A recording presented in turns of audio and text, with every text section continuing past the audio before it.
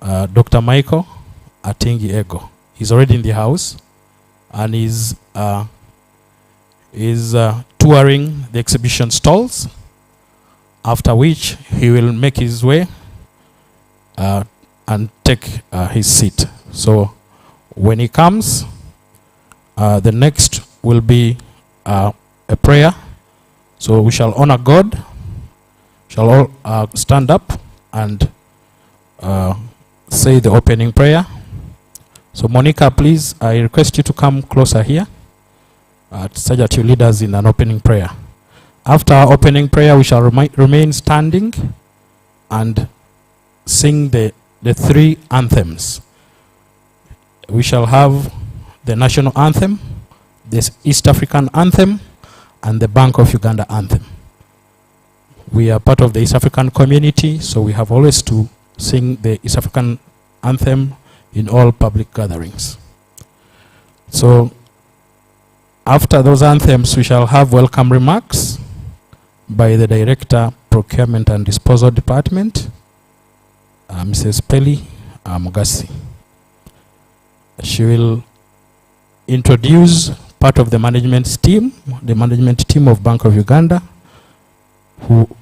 that is present here today. Then she will welcome the guest of honor to make his remarks. God blessed us with a heavy downpour or rain this morning. We are very grateful to God, but it's what has affected it has affected our program a bit. But all in all, we are so grateful to you for making it to this place on time, irrespective of the challenge that we all face. So when the guest of honor makes his way in front and takes up his seat, we shall all rise up to have an opening prayer, and that will mark the opening of this 7th Bank of Uganda Supplier Conference, which is organized under the theme COVID-19 Supply Chain Recovery and Management. I also request you to keep your mask on because COVID is still with us. We don't want you to get this disease from this place. So we want you to be safe, have your mask on, do not touch the hands of your neighbor, and if you have a sanitizer, please sanitize your hands. Thank you very much. I can see the guest of honor and the Bank of Uganda management team. I can see them touring the exhibition stalls. So this is the 7th Bank of Uganda Supplier Conference, and we thank you for being part of this event, because without you, this event would have not made it to the 7th year. Last year we had an online supplier conference that took place at Kampala Serena Hotel, and some of you had the opportunity to attend this event online. The purpose of this event is to update you on how the bank procurement procedures operate, to get feedback from you, our suppliers, and to discuss key issues. I can see the guest of honor is making his way to the podium. So thank you so much.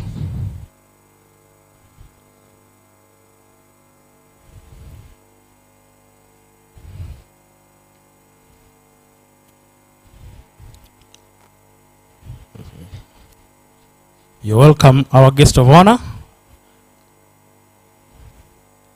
Welcome to the 7th Bank of Uganda Annual Supplier Conference.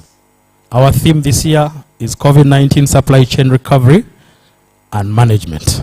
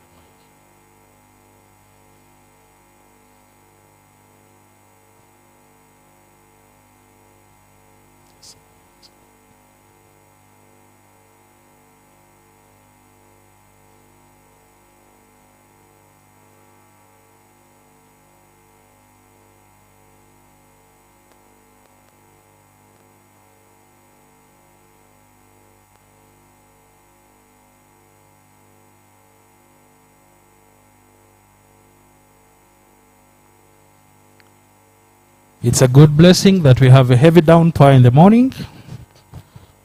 It has been dusty. Now the dust will disappear. And as farmers, we shall be able to grow our crops. I want to request all of us to stand up and we open this 7th Bank of Uganda Supplier Conference with a prayer. Let us all honor God. Monica, please lead us. Good morning, everybody. Let's humble ourselves and pray. Heavenly Father, we thank you that we are gathered here again for the 7th year in a row. We thank you that despite all challenges, this event has successfully been prepared for, and we know that it is going to successfully be held. We pray, Heavenly Father, that once again the deliberations that come from this day are taken into consideration at all levels, that they may foster the success of businesses, and that in turn the businesses may grow the economy of this country. We pray for all those that are gathered here that have taken the time out of their busy schedules, from the guest of honor, the panelists, the management of the bank, our exhibitionists, and our special guests. We thank you for them all, Heavenly Father, and we're grateful that you have led them here today. We pray, Heavenly Father, that you may watch over us as we do all that we must do today. We pray that it is a success. Through your Christ, I have prayed. Amen. Thank you very much, Monica. Let us remain standing and let's have the anthems.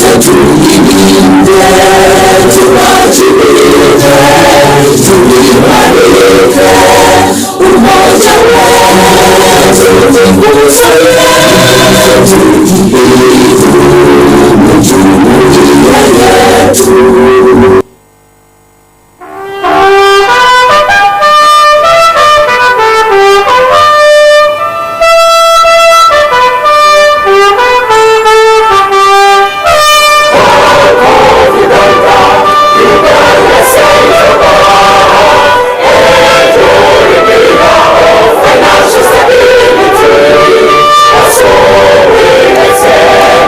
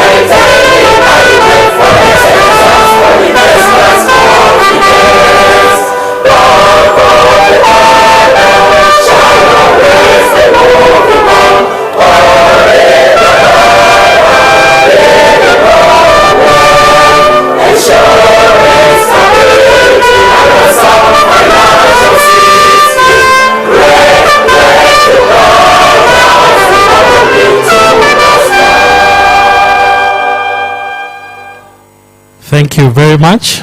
Let us take our seats, and I want to welcome the Director, Procurement and Disposal Department of the Bank of Uganda to give us her welcome remarks and to officially welcome our guest of honor. Director, Mrs. Peli Mugasi, please give us your remarks.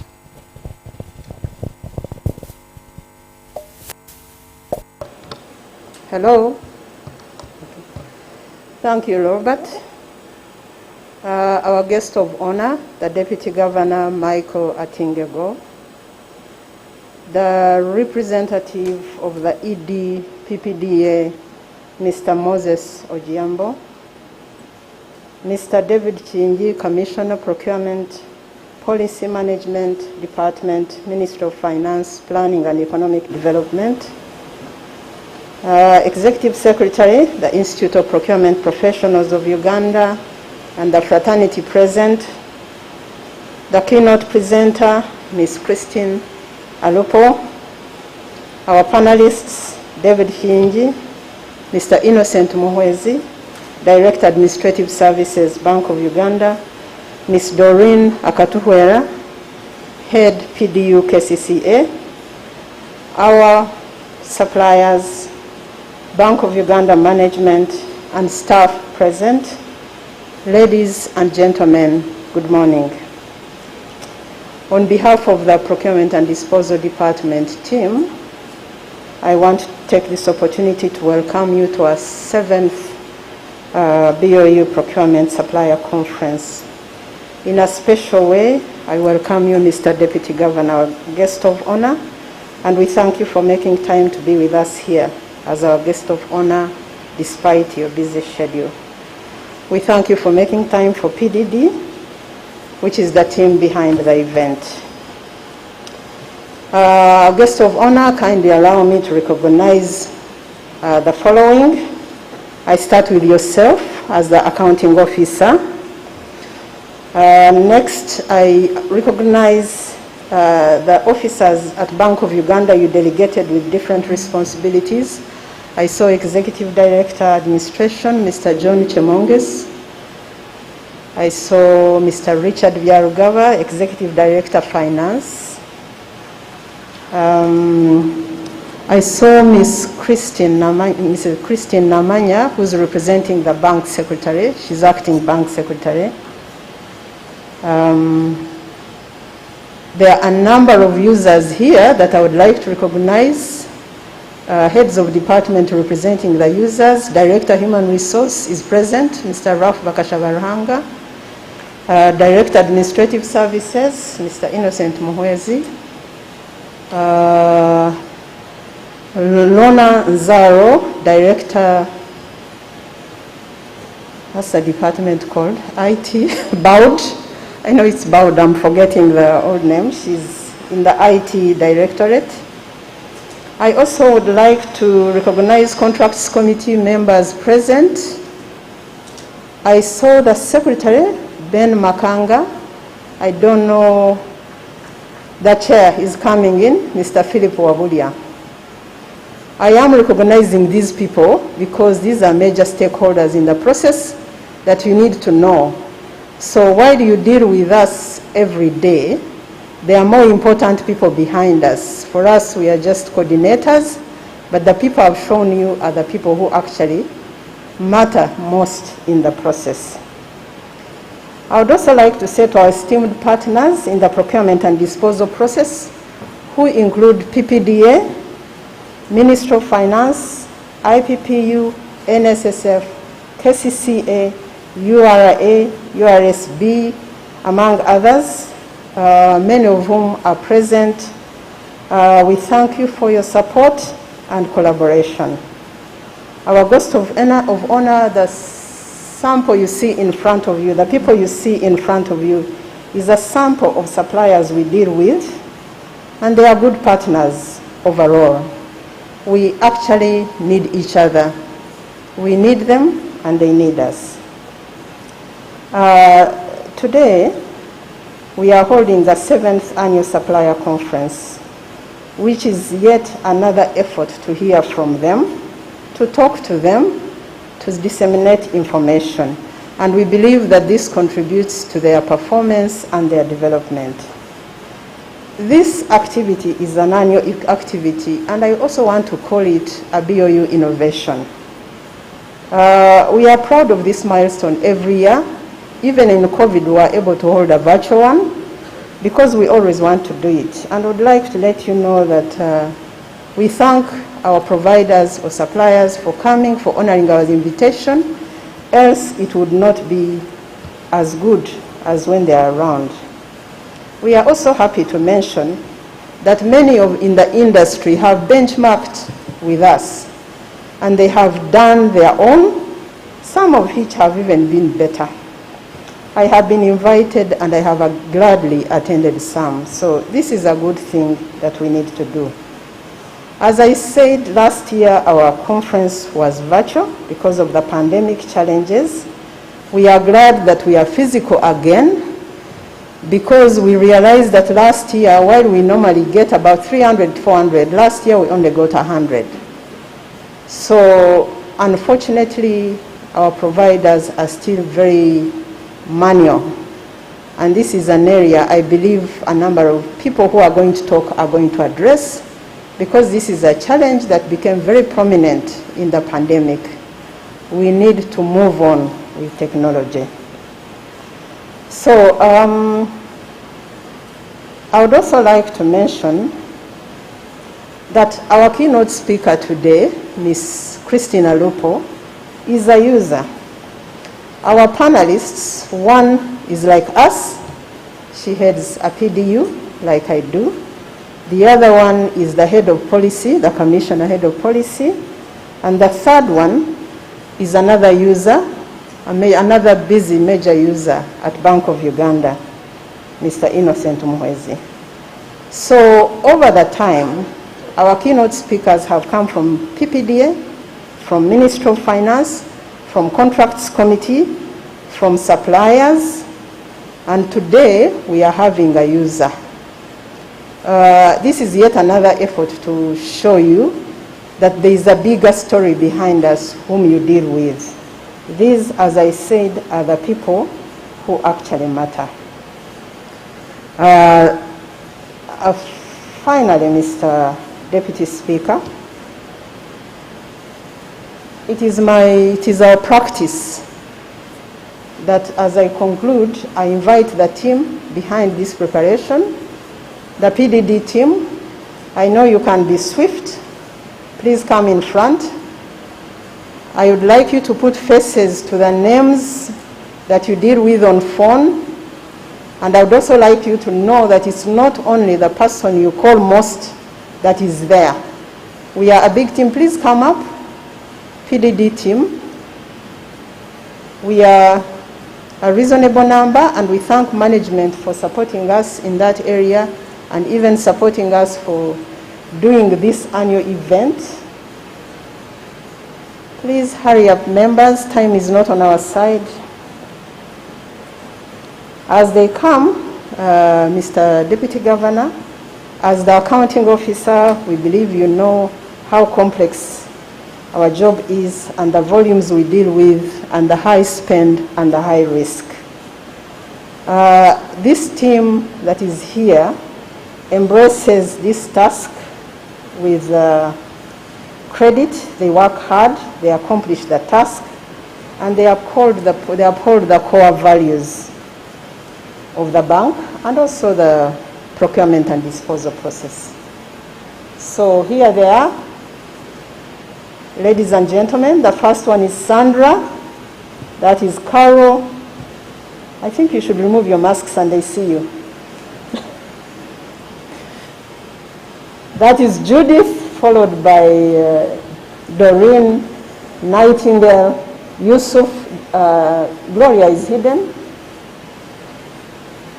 Josephine, Fred, Lawrence, John, Robert, Bash, Michael, Monica. That's Sharon. Who was there? I called Sharon.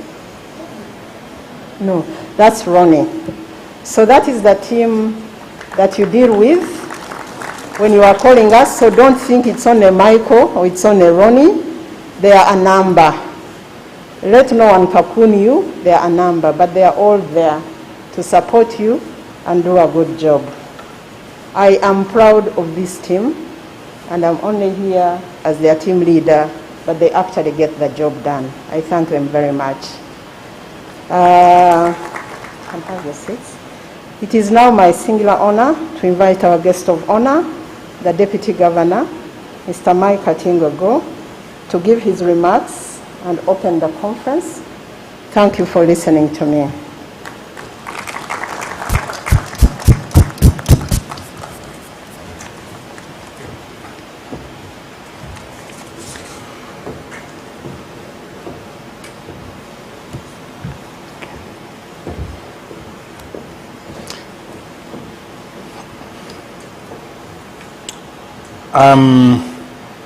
The representative of the ED, Public Procurement and Disposal of Public Assets Authority,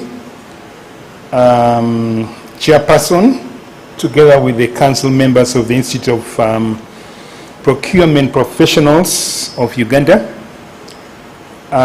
Executive Secretary, IPPU, the Commissioner of Procurement, Policy Department, Ministry of Finance, Planning and Economic Development, and our very own keynote speaker, the distinguished panelists, invited suppliers and stakeholders, ladies and gentlemen, a very good morning to all of you. And I really want to thank you all for sparing time to come and participate in the 7th Annual Suppliers Conference under the theme, COVID-19 Supply Chain Recovery and Management. Well, let me begin by saying that with the strict observance of the pandemic containment standards operating procedures, what we normally call the SOPs, this conference is taking place in person, perhaps as a signal that we are coping or we are learning to live with the pandemic still with us. The COVID-19 pandemic, as you are all aware, did bring about untold disruptions. It wreaked havoc, and it also brought the world to a halt at one stage, particularly in the second quarter of 2020. And this is nothing like before. The smooth running of institutions was interrupted, and Bank of Uganda was no exception. We experienced cases of delayed or failed delivery of goods and services by suppliers. And as you know, Bank of Uganda is a pillar of the economy. We had to maintain service delivery amidst the challenging circumstances, such as the failure of some service providers to fulfill the contractual obligations. Having lived through that very serious COVID-19 crisis period for over 2 years, the widespread availability of vaccines, treatments, and the SOPs is enabling the world to embark on some kind of resumption to normalcy. However, it might be unrealistic to expect a return to the pre-pandemic world. So, this conference, therefore, is intended to explore ways and means of surviving and thriving in a new norm that demands the evolution of business processes, operations, and models for the current and future crisis.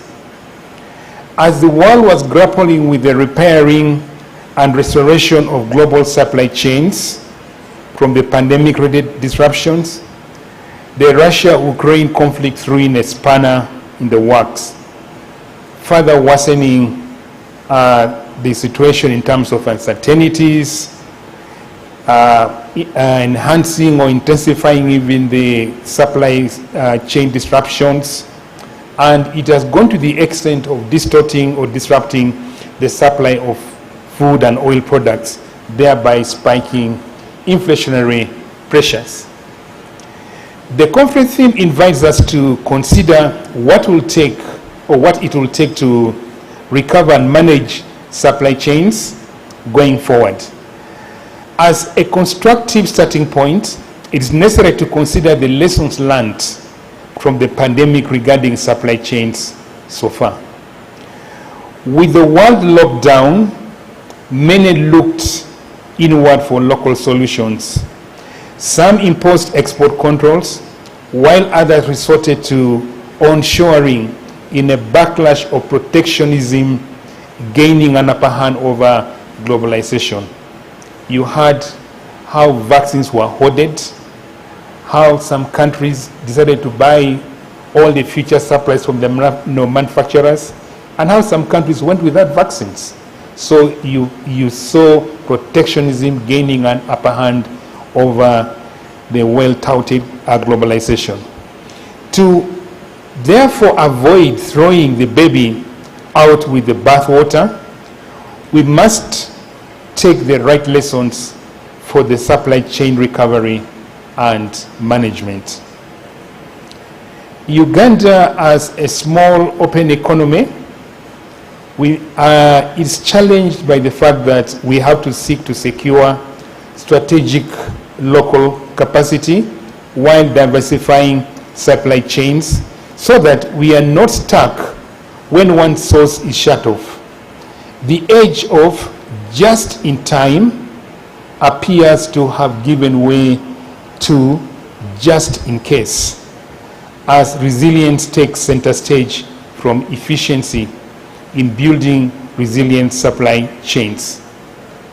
It's worth building some supply buffers to smoothen the transition from one source to another or from imports to local production. As a food for thought, I would like to pose some questions to the bank suppliers and potential suppliers alike.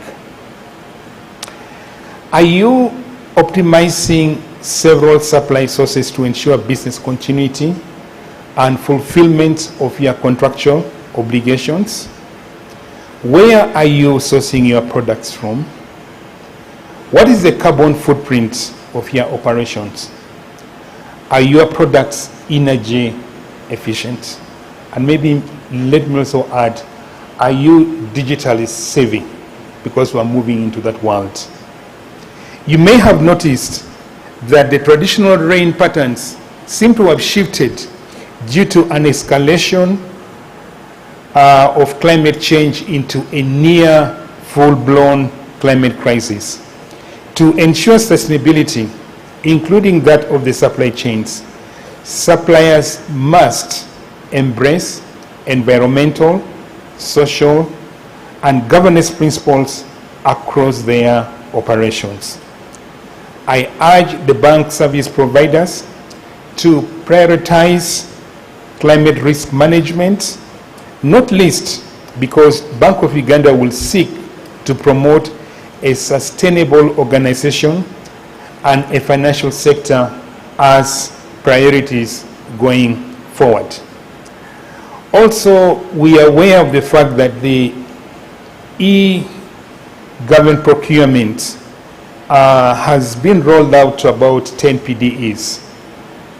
And it means that we need to think seriously for how we're going to change from our manual processes to something that is digitally driven. A number of the supply chains are thinking of using artificial intelligence now. So the challenge that we have as local providers or local suppliers is, do we have the capacity to change given the fact that the world is becoming technologically driven? Of course, there are risks that are associated with a technologically driven world. One of them is in the event that there's a disruption of the technology, what do you do?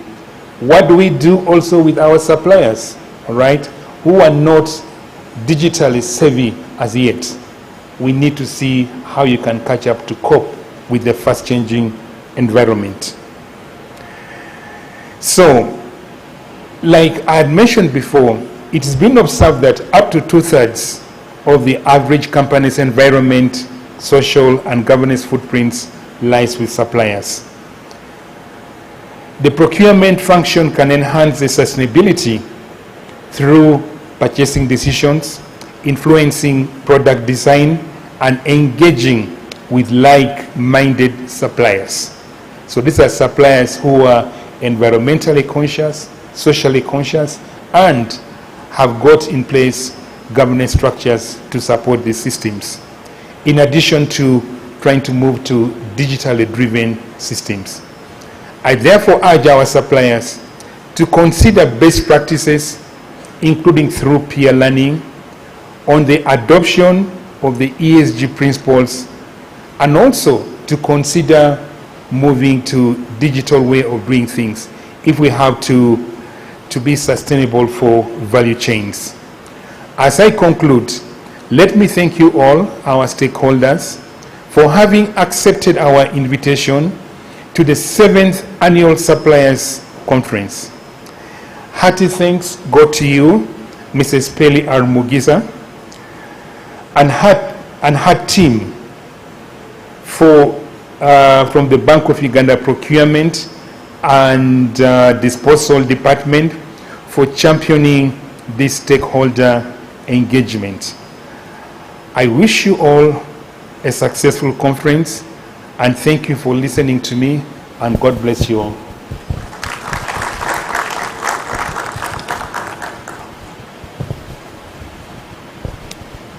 We are going to have a photo session. There will be 2 photo sessions. Invited guests and panelists with the guest of honor, and members of the procurement team who were introduced to you. So the first photo session will be for the invited guests, the bank leadership with the guest of honor. And there is a backdrop the other side. I don't know whether it's in order to use it. If it is very far, we can use here. So let me ask all the bank leaders probably to, can we stand here?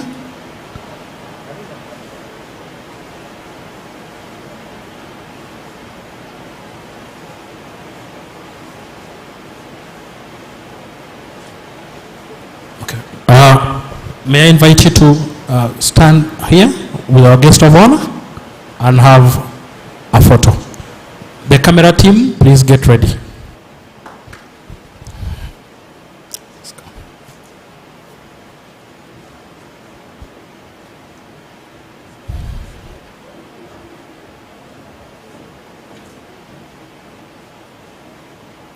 The camera team should help organize this.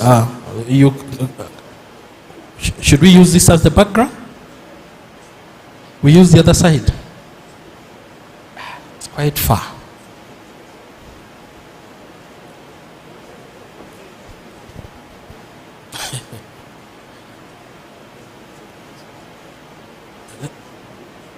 The camera team wants us to go the other side. Yes.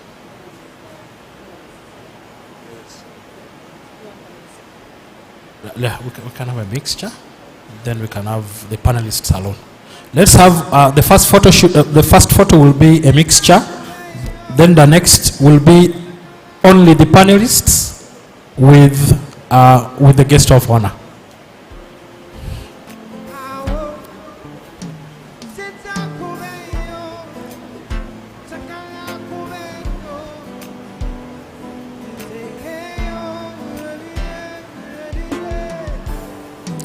Camera team, please do your work. Thank you very much. Kindly remove your mask for a few seconds.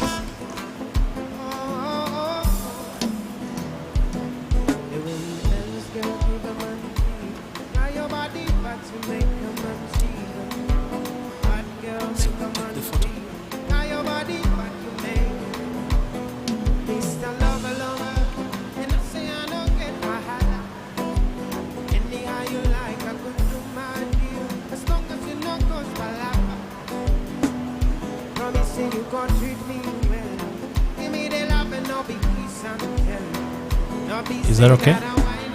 Can we have the panelists with the guest of honor? Then members of contracts committee and delegated authority will have also with the guest of honor. So the panelists first. Let the panelists first have it. Camera team, please.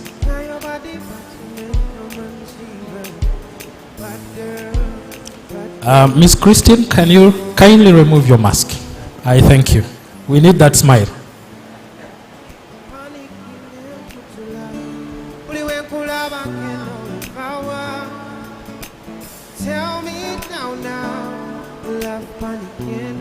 Our members of contracts committee and members who play delegated authority, our guest of honor, please, you have kindly stayed behind. I'm sorry. Members of the contracts committee, all members of delegated authority, EDA, bank secretariat, and EDF, with members of the contracts committee. Kindly remove the mask. Director PDD, kindly join us. You are a coordinator of all this. Kindly, please. Thank you. The camera team.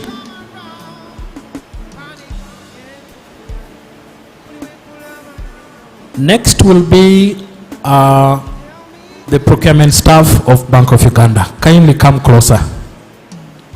Procurement staff of Bank of Uganda, come and have a photo with the guest of honor. Camera team, the smiles are flying. What are you doing? Please. Let me give you a secret check. If Mr. Mahart is the safest place on baby, turn to me and say, Members of Bank of Uganda procurement team with the guest of honor, our guest of honor, this will be the last photo shoot. You know, when we have an opportunity to meet you, we want to maximize that opportunity.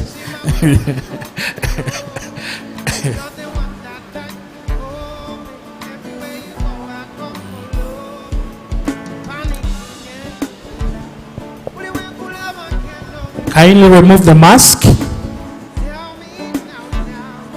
Some should stand. Okay. There's a request for some to stand on the podium behind.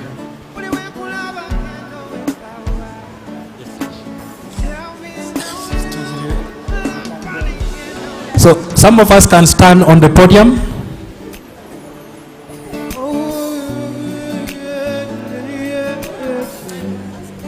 Sharon, come up.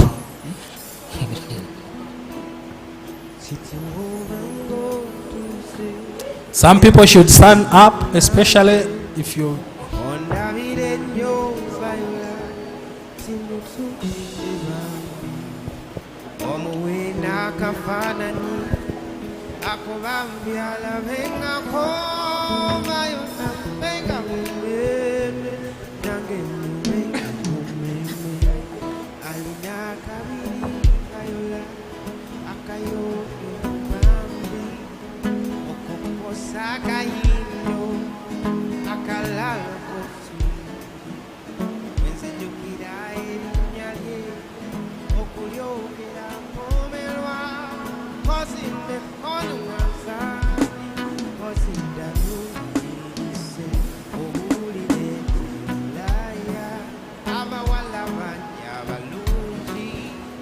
Okay, thank you very much.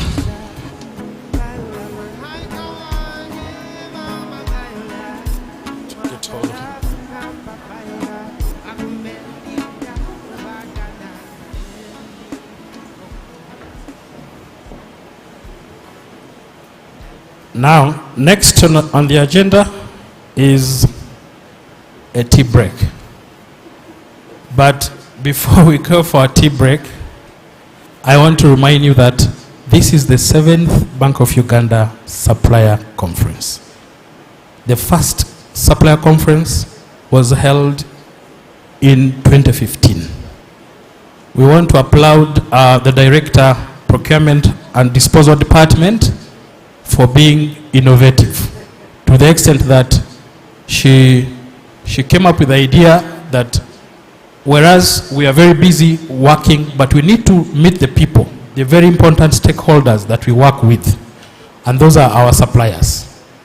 So with that, we were able to have the first.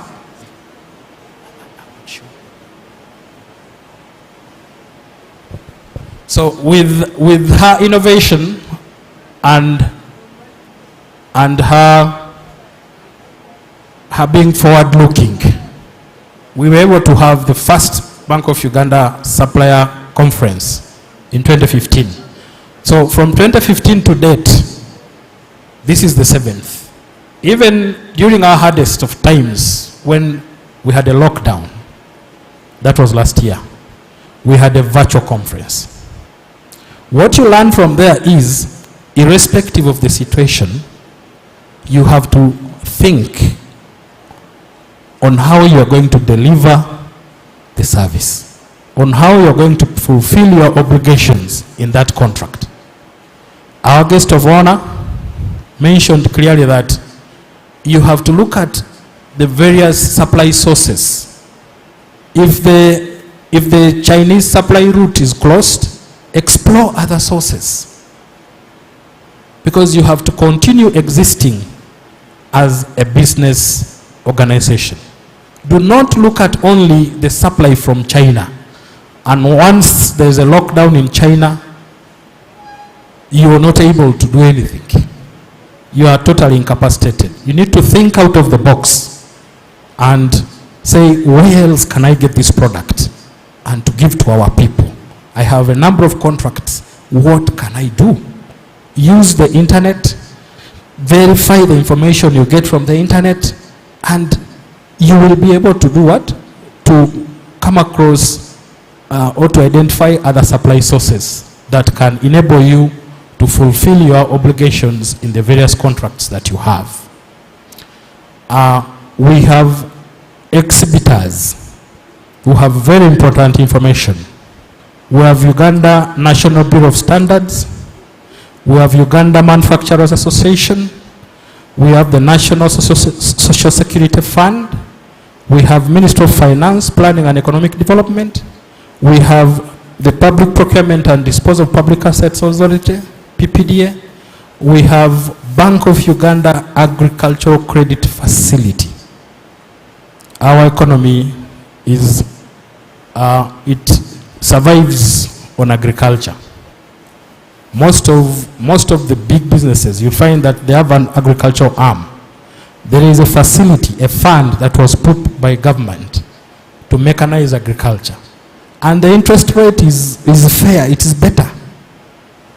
All the leadership of the fund is here. I can see the Executive Director of Finance of the Bank of Uganda and the head of this fund, who is Mr. Alex Rwanja, is in the house. There is an exhibition table on the right-hand side where I'm pointing. You can go there and get more information about the agricultural credit facility.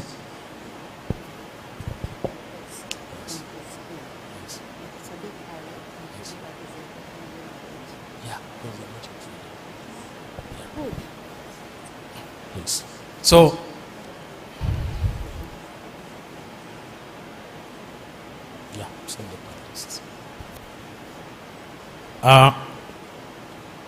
the tea is not yet ready, so tell your enzymes to delay a bit. Now, we want to get into one of the agenda items, which is to hear from the keynote presenter. Ms. Christina Lupo is the Director, Currency Department of the Bank of Uganda. She is going to give us a keynote speech on supply chain management and sustainability. I want to request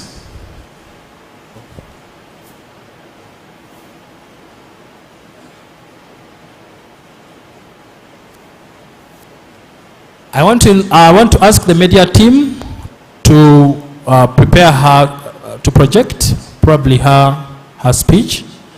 There was a pointer that she had. Can we have a pointer, media team? She has the pointer.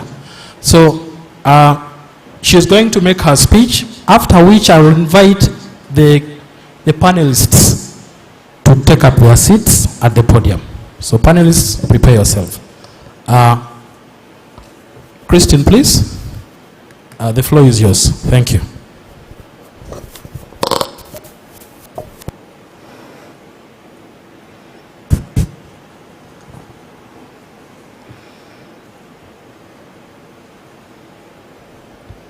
Thank you very much, Robert.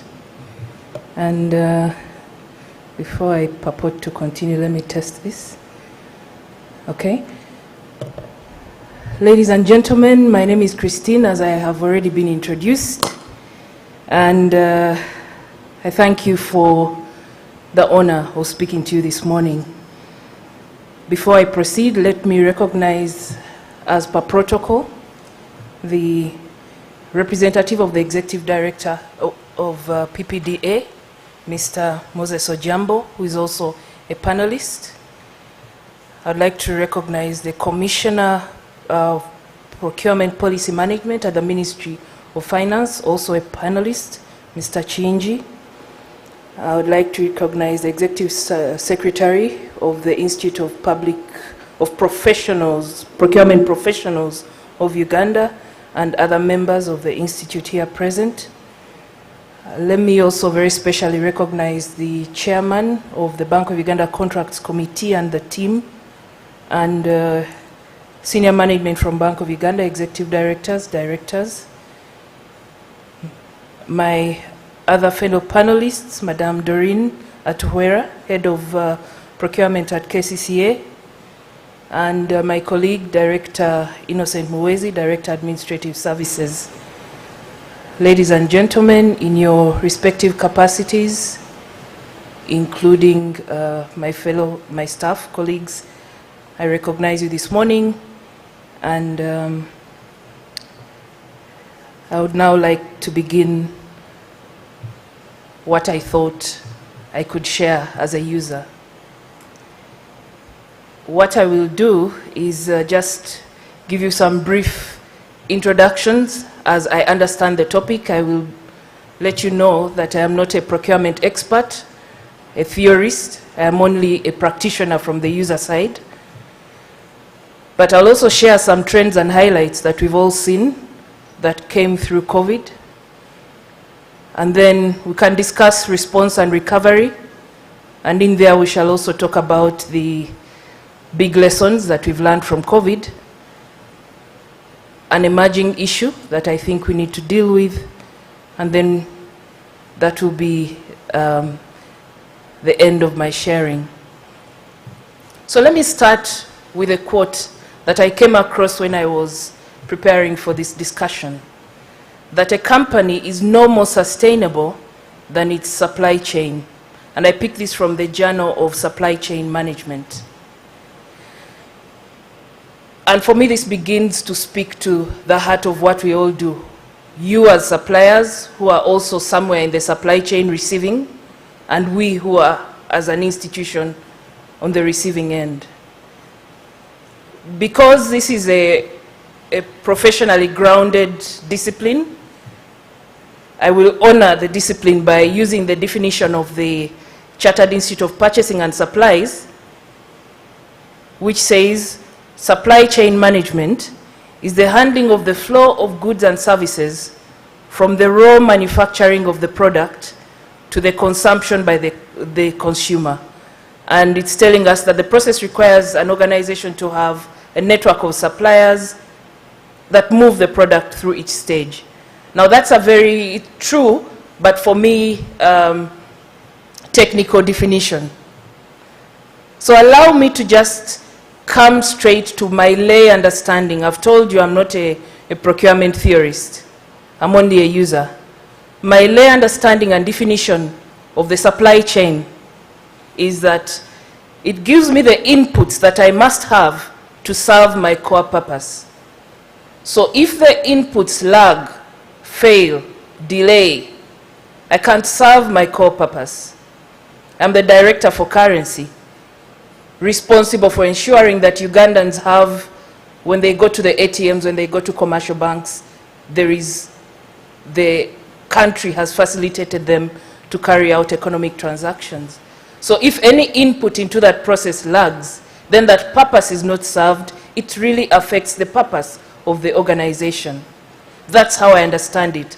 And so I'm going to beg all the experts and theorists to allow me not to purport to be technical and just speak as a user from experience. Now, it has already been mentioned that I am the first user on the podium of the 7th, appearing at the 7th. I don't know why they took this long to bring users to the podium. Nonetheless, it is an honor for me, and I hope that I represent the perspectives of all users here.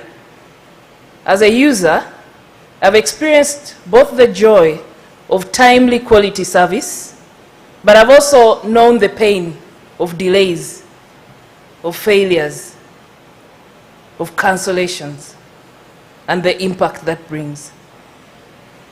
Before I became very active as a user, I used to think PDD was the important, the only.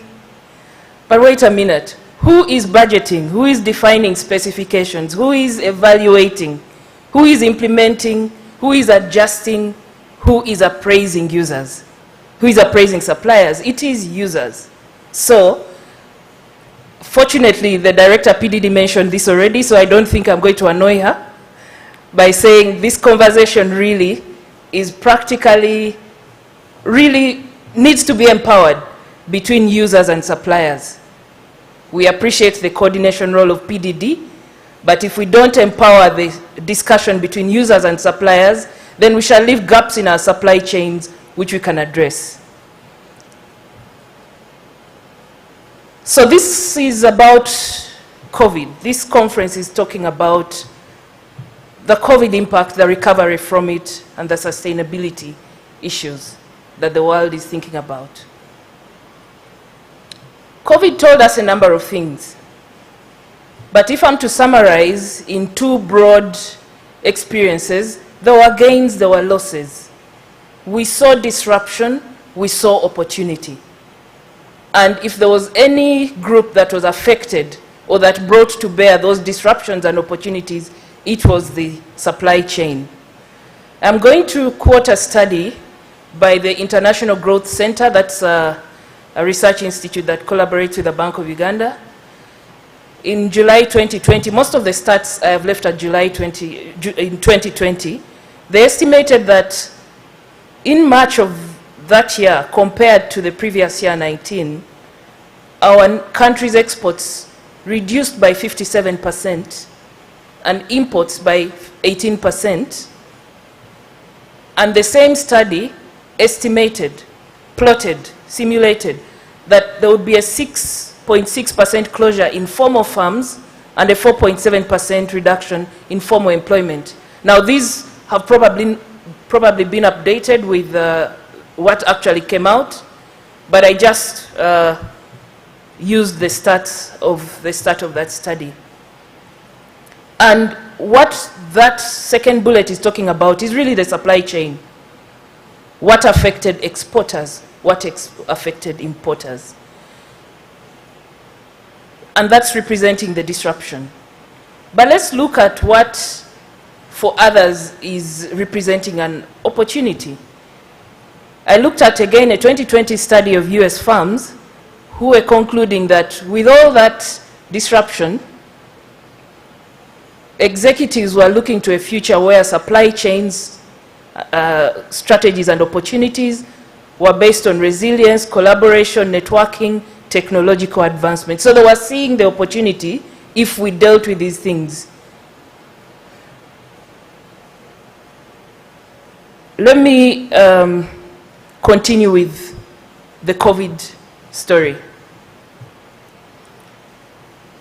and how it relates to supply chains. One of the things COVID taught us was what is important and what is not. One of the defining things that came out was the concept of essential to existence. We learned what is a must to live with.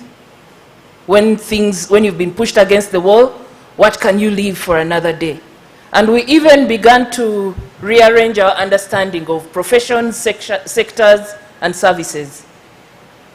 It must have been strange for all of us to see the law society and the legal fraternity, I don't know whether there is any of them here, being very unhappy that they were given a very small number of slots during the lockdown, but free movement was accorded to people like those who are dealing with cleaning services, removal of companies like Binit, for example, you know. So where did we think that the legal fraternity and garbage removal services, garbage removal, in which world does it occupy a higher pedestal? So we learned to separate what can we do immediately when pushed against the wall, what can we defer to another day. And for purposes of supply chains, we separated essential, desirable, non-essential. And it's only this year that the opening of the full economy finally showed the accommodation of the last rung of the non-essential. So production and consumption of desirable and non-essential became constrained. We saw reduced demand, lower incomes in these sectors, and we felt that impact as a country from macro level to the household.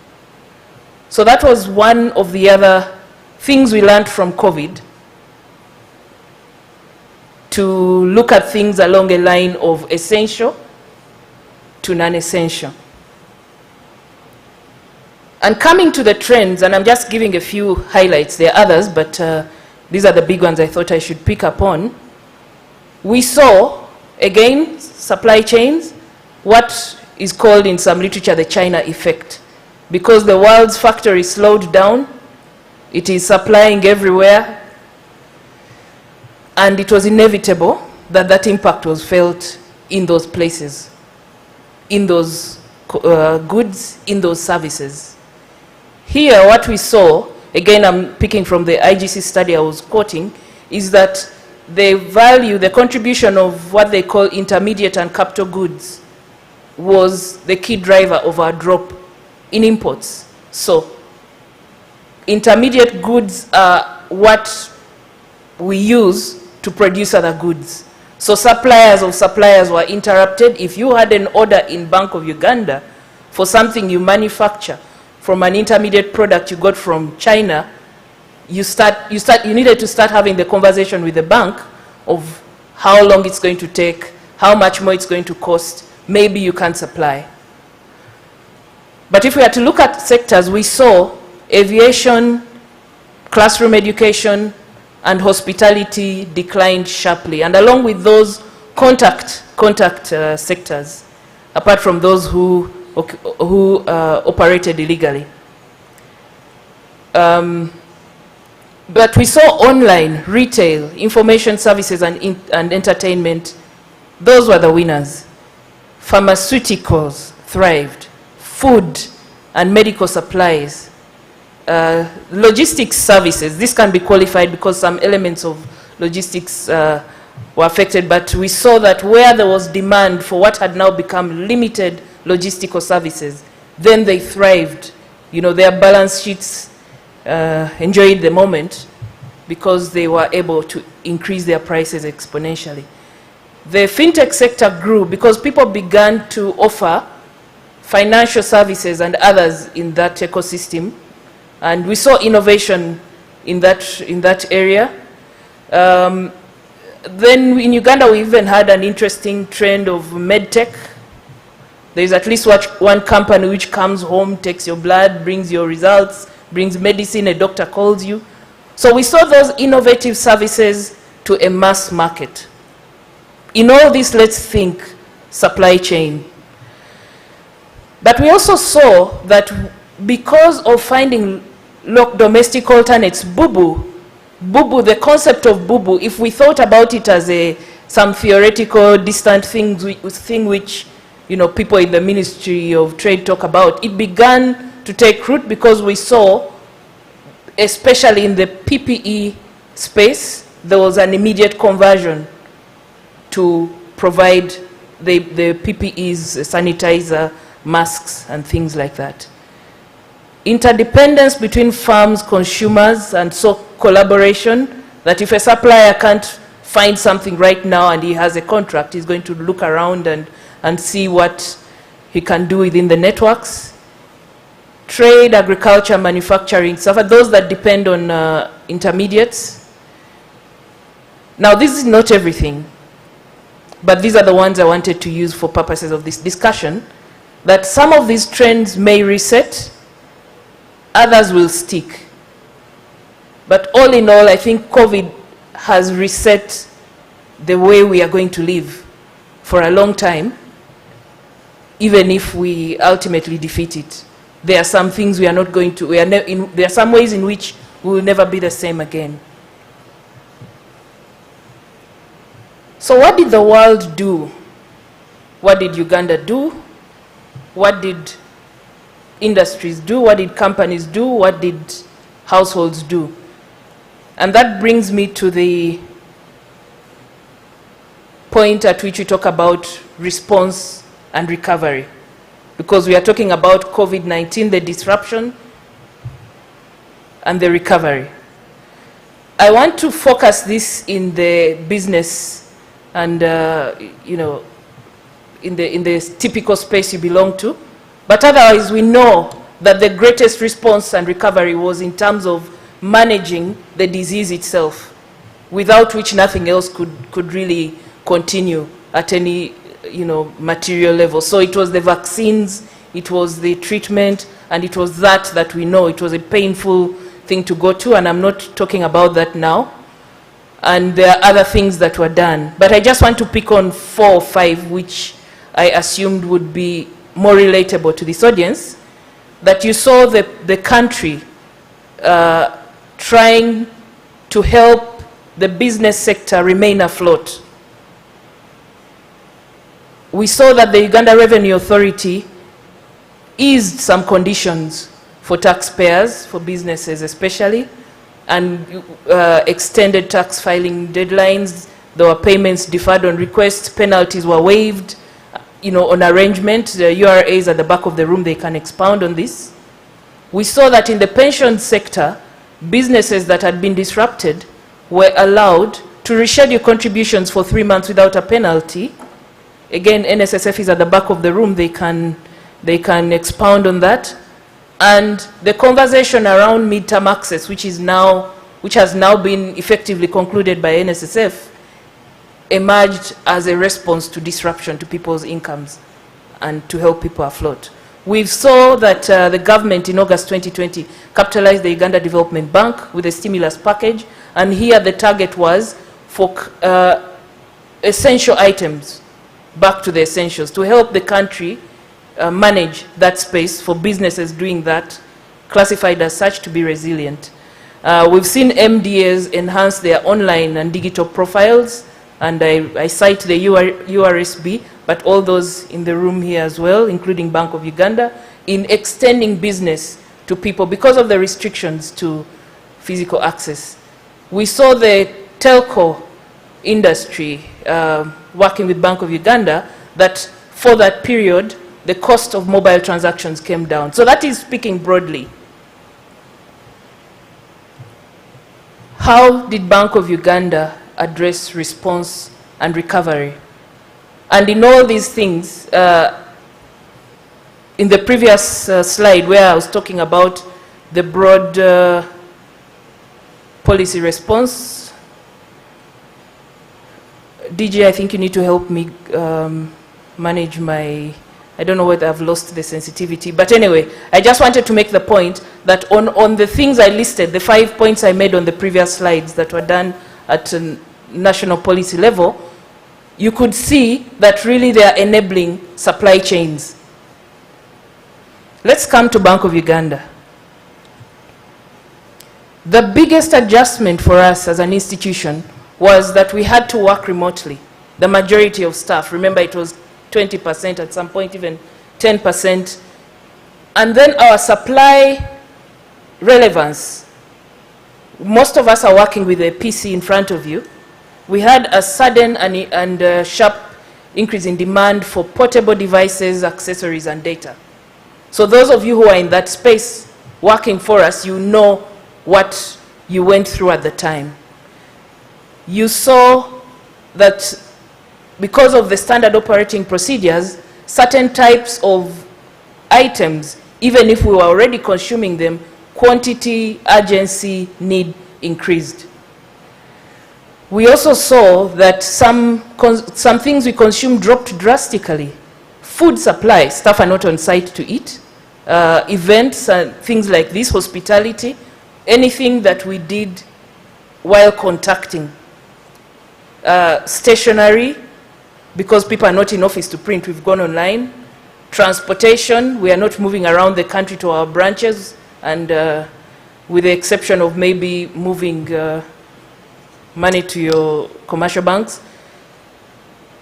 Air travel.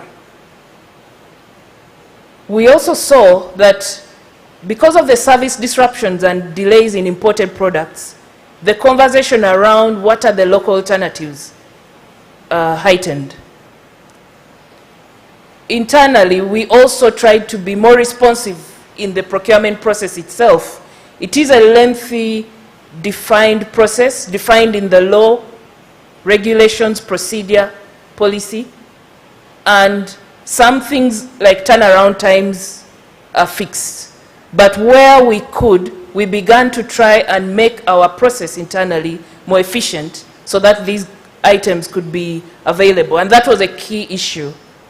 And touches the next one as well, the expedited process for supply chains. So all the things that I was talking about here, you can see that it's impacting supply chains and shifting, showing what are the shifting needs, what are the habits, responsiveness, speed, urgency. We shall discuss that later when we begin to talk about the lessons. And I wanted to summarize them into four key lessons and not to overly segment them. So again, I told you I'm speaking as a user, and this is really from my experience as such. What are the big lessons, if we are talking about recovery and management, coming out of what COVID taught us? One, in my opinion, technology occupied its place. It showed us that it is king.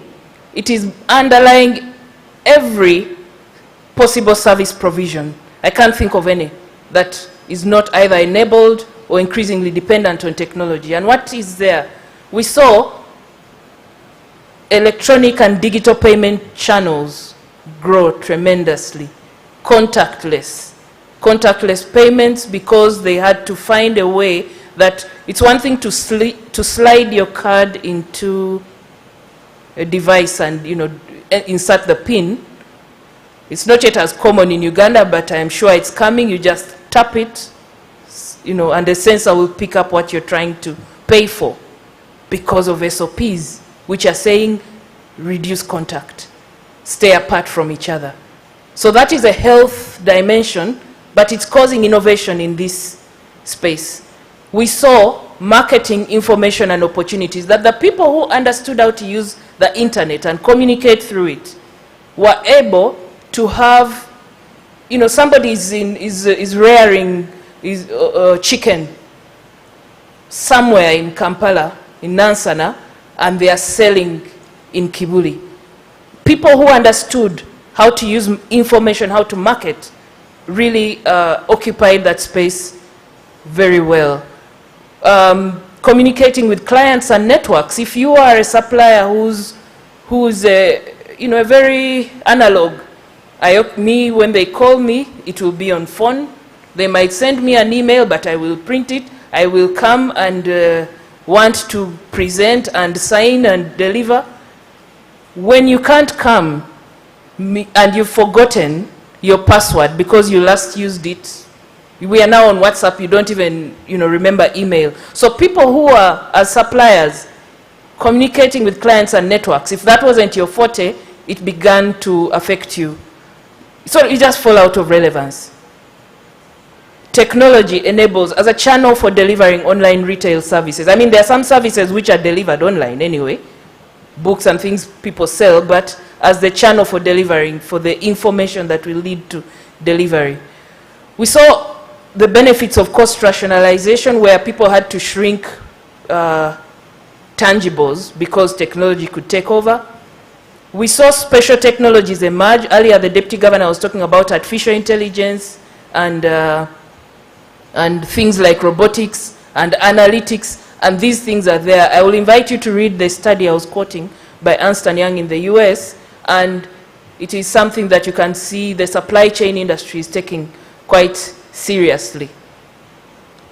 E-government, I am not competent to talk about this at depth, but Uganda government was ahead of the curve because the e-government project was already there before COVID, and to my knowledge, there were 10 public institutions on pilot.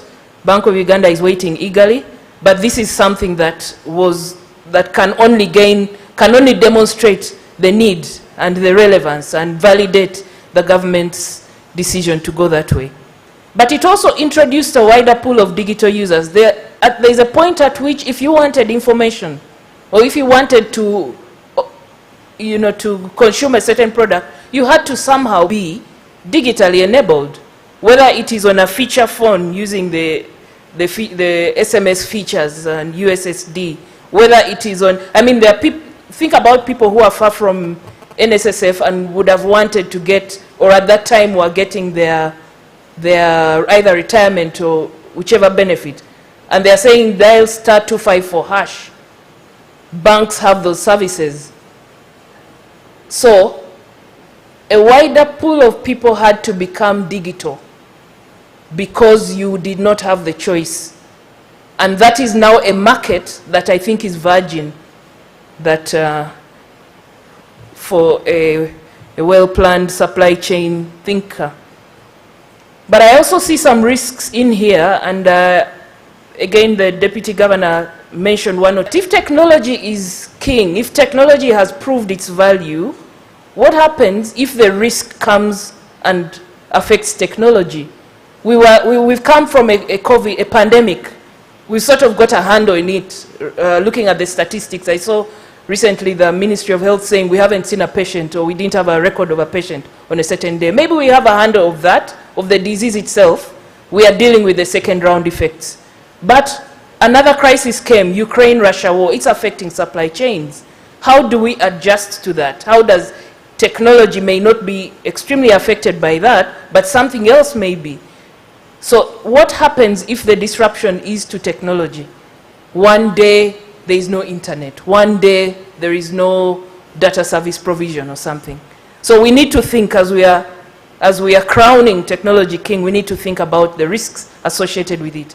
The other one is technology, great and quickly impactful as it is, has the capacity to exclude, because there are some people, I mean, there's a generation of people who are digital natives. They were born around now. They have no understanding. If you handed them a typewriter or a phone, the ones we used to dial, they don't know what you're talking about. It's a museum piece. They are natives, digital. There are others who had to be onboarded, migrants. But then there are those who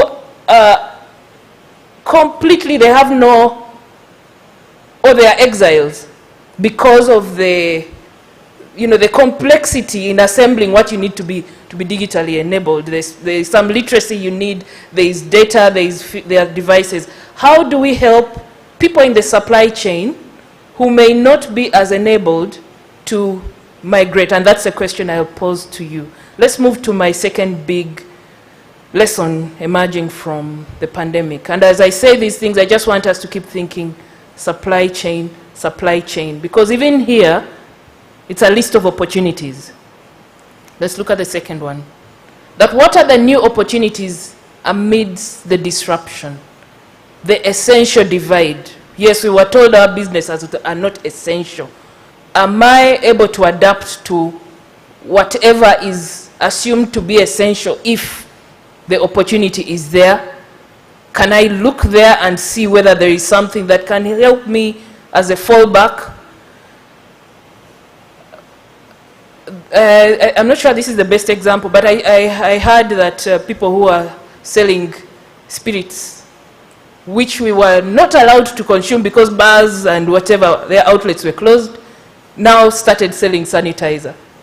Where is the essential opportunity? Where can you adapt? You are the people in business. These are questions for you to answer. But what are the needs of some of the big nutrients? People are working from home. They are going to eat and do everything at home. But are we supposed to leave them alone? Is there absolutely nothing we can do for a work from home environment, if it entrenches? We've largely gone back to normal, but I know that organizations either have a hybrid or there are some which are intentional about it. What trends are unlikely to change? You know the market better, you would read these signs better than I would. What new skills must I adopt? And this last one here, I'm trying to coin a word to say, can we Uberize the service? What I mean here, the concept of Uber, as I understand it, is that you can take a bite-sized item and pay for it and consume it at a commensurate level. You don't have to think about the cost of hiring, for example, a special hire, what it used to be, and what you can get out of Uber. It's seamless to achieve, but also the payment plan is cheaper than it would be normally. So if we can take the concept of Uberizing our services, that what can I slice into components or offerings that people can consume at a price for the money that they have? How can we even we as users, how can we enable the supply chain? Normally we have requirements. We need a certain advance payment guarantee in some areas. We need deliver so much percent and I pay you, I'll start paying you after 50%, or something like that. So can we find ways of making the supply chain, and this is a question for both the givers and takers, that it is cheaper and easier within commensurate to the available service delivery. So I am just using the term Uberize, and what I am asking for there is simplicity. What are the opportunities to simplify to the extent that supply chains can actually be responsive without needing to look for the entire picture of what they were supposed to supply? Business continuity is my third big lesson. How can I shorten my service provision for customers in emergencies? Are there closer alternates? Do I only have this one supplier? So is there another way of delivering what the suppliers ask for? Are my risks mitigated? Do I have insurance? Do I have buffer inventory? DG was talking about moving away from just in time to just in case. Can collaborations and networks help scale and fall back? And can I pre-plan these? Can I map myself on, if I have an emergency, where can I go in order to not lose or to diminish the bad impact that comes with failure to supply? What innovations can I bring on board? How can I serve the underserved? When I talk about underserved, I'm talking about people who don't know and who you don't know that are potentially our customers.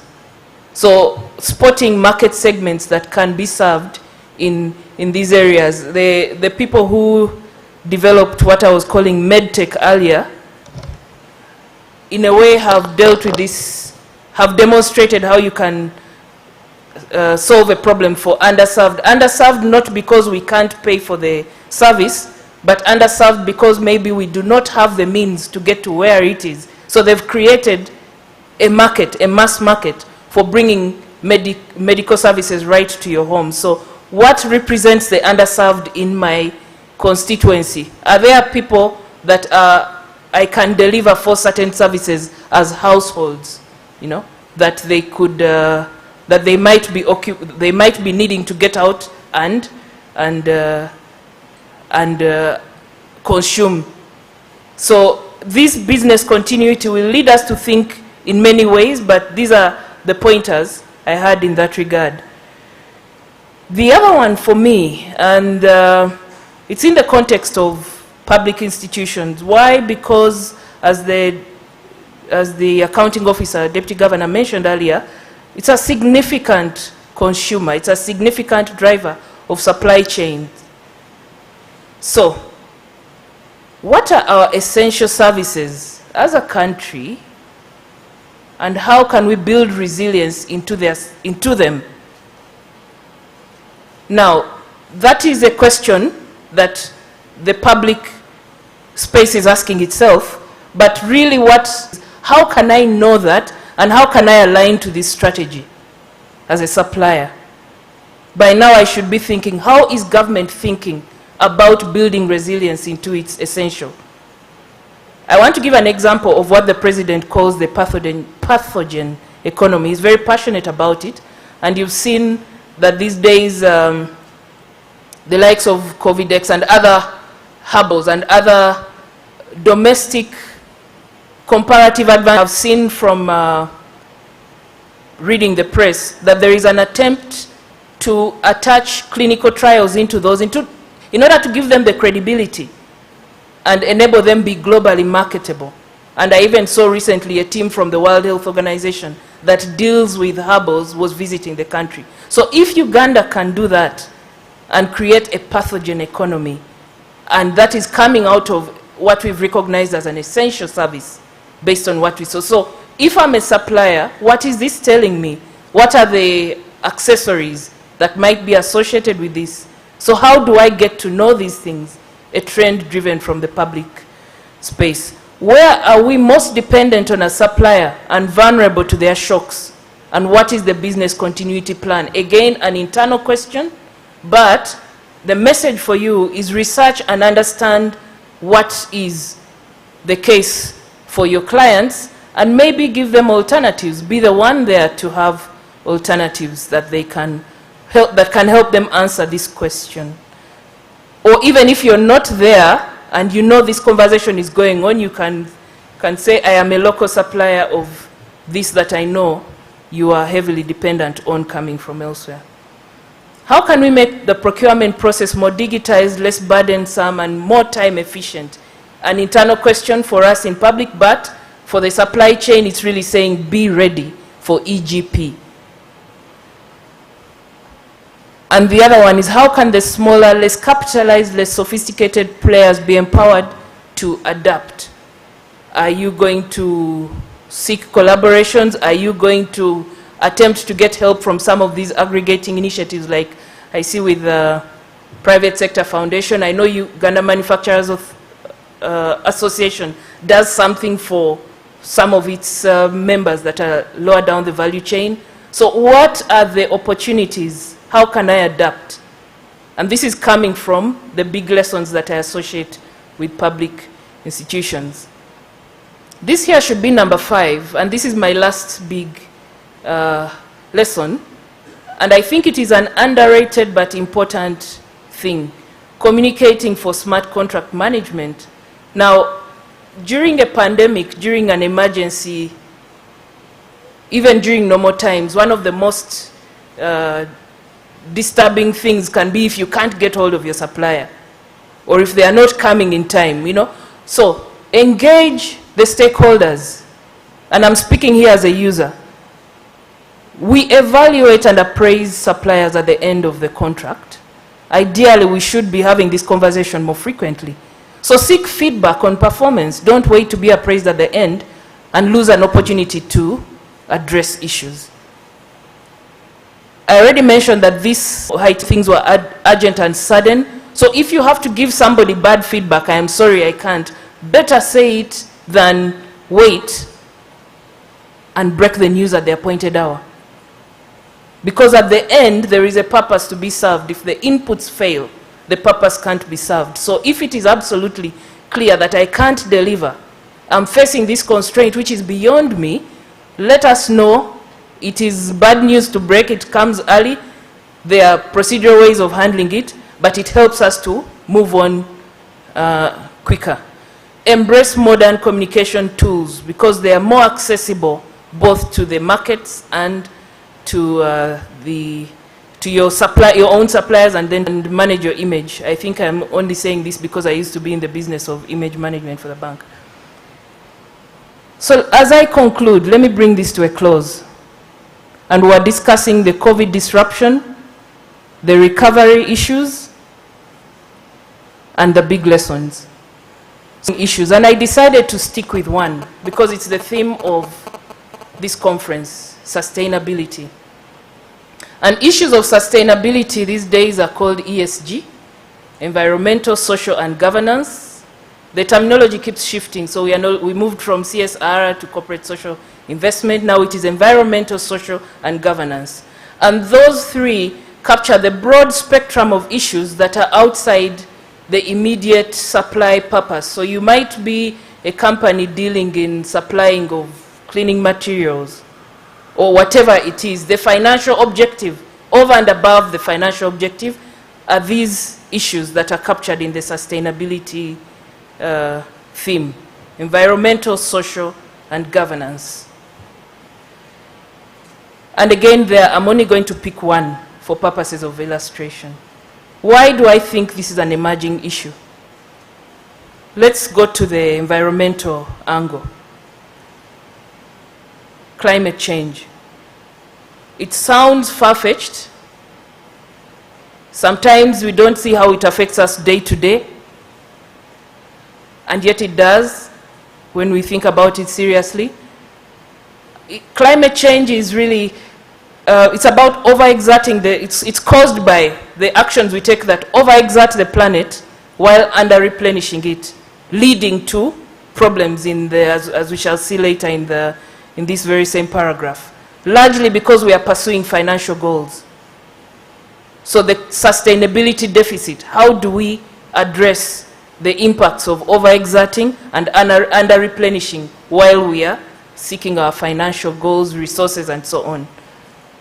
So, sticking with the one of climate change, and that ESG is a very broad issue. The consequences of extreme weather conditions, rising temperatures, floods, affect all of us, affect the planet, affect the future. Again, at this level, it might be something abstract. How does it concern me? We saw, and let's begin to bring in the supply chains, that during the lockdown in 2020, I'll refer you to a report called State of the Global Air Report. When ships, planes, vehicles, all means of delivering through the supply chain ground to a halt, cities around the world reported improvements in air quality. And the irony is, does it have to take the key enablers of the supply chain to fail before the planet experiences good air? Should we be at a position where should we hope for supply chain logistics? Should the environmentalists begin to advocate for supply chain logistics to be reduced because of the climate change challenge? I think for the supply chain industry, that gives us a very clear motivation to be relevant to this discussion.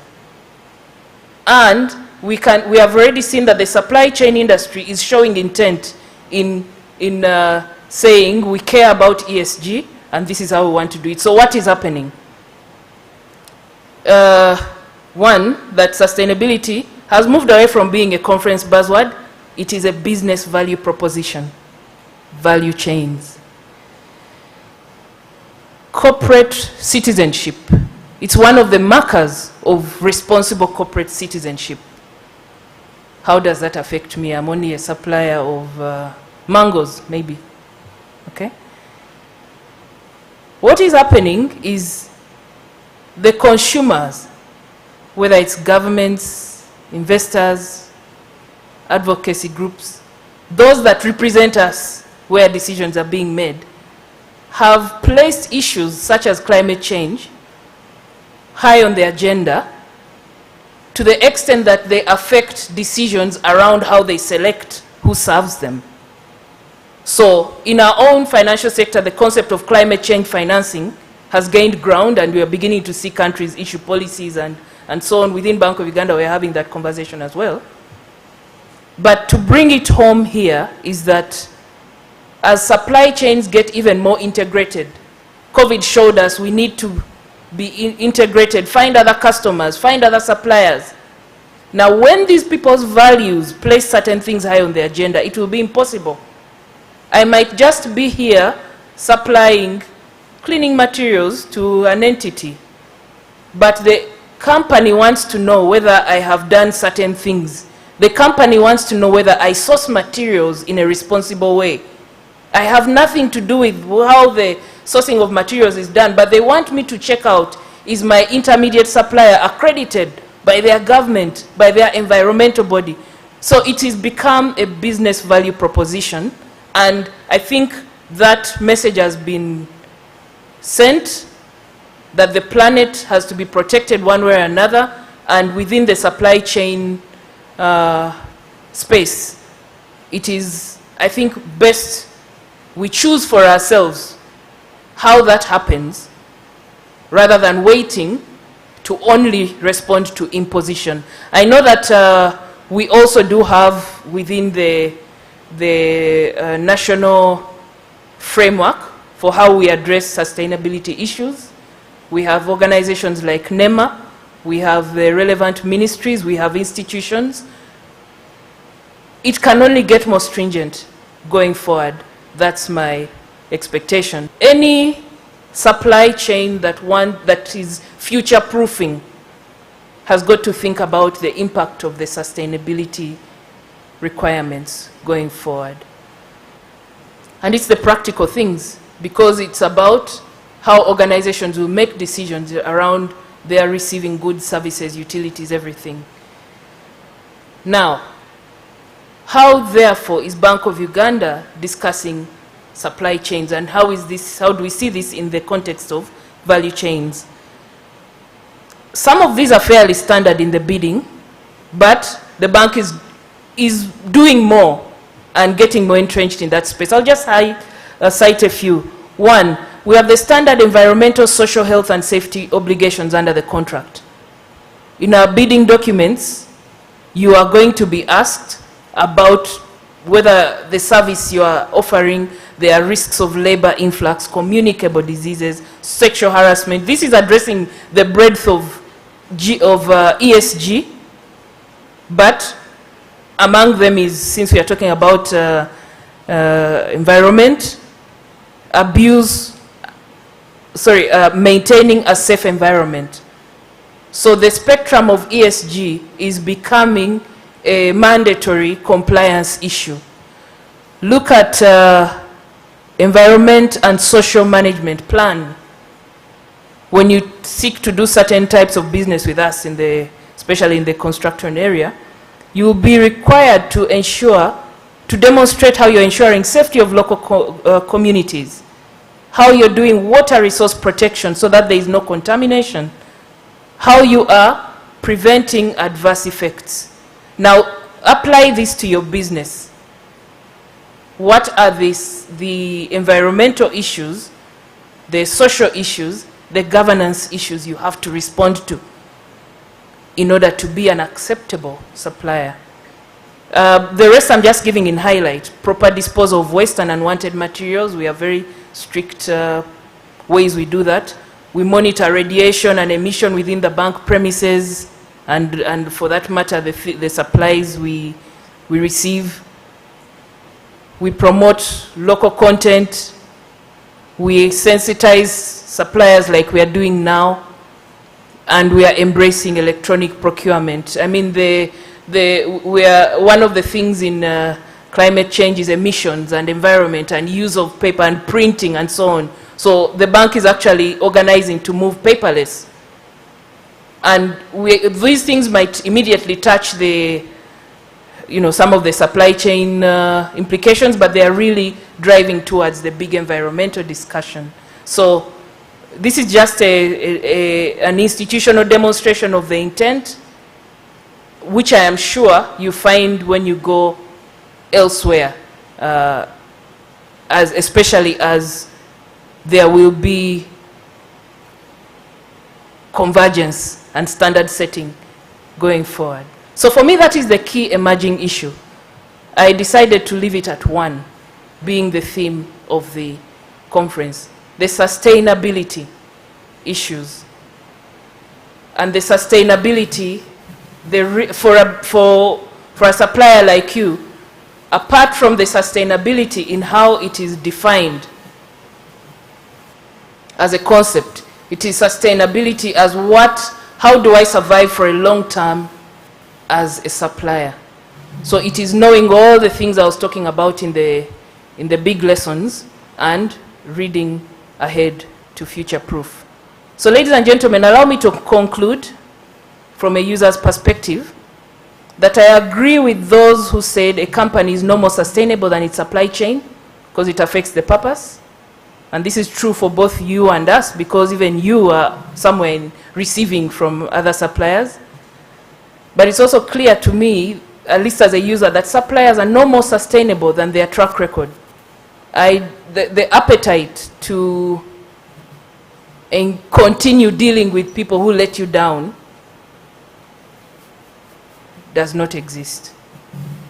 So the track record of a supplier contains many things, as I've talked about, but it is really about the experience a user will have with your reliability, with your cost efficiency, with the quality of your service. That is your greatest asset. Build that track record as a member of the supply chain. You will not be more sustainable than that track record.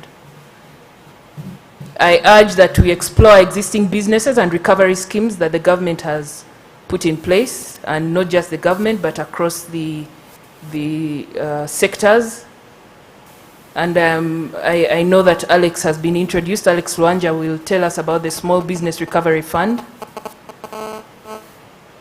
And I'll end by saying, let's be innovative and seek new opportunities. Ladies and gentlemen, thank you for your kind attention.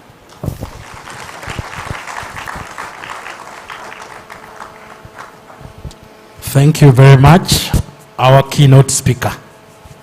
Can you give her another hand clap?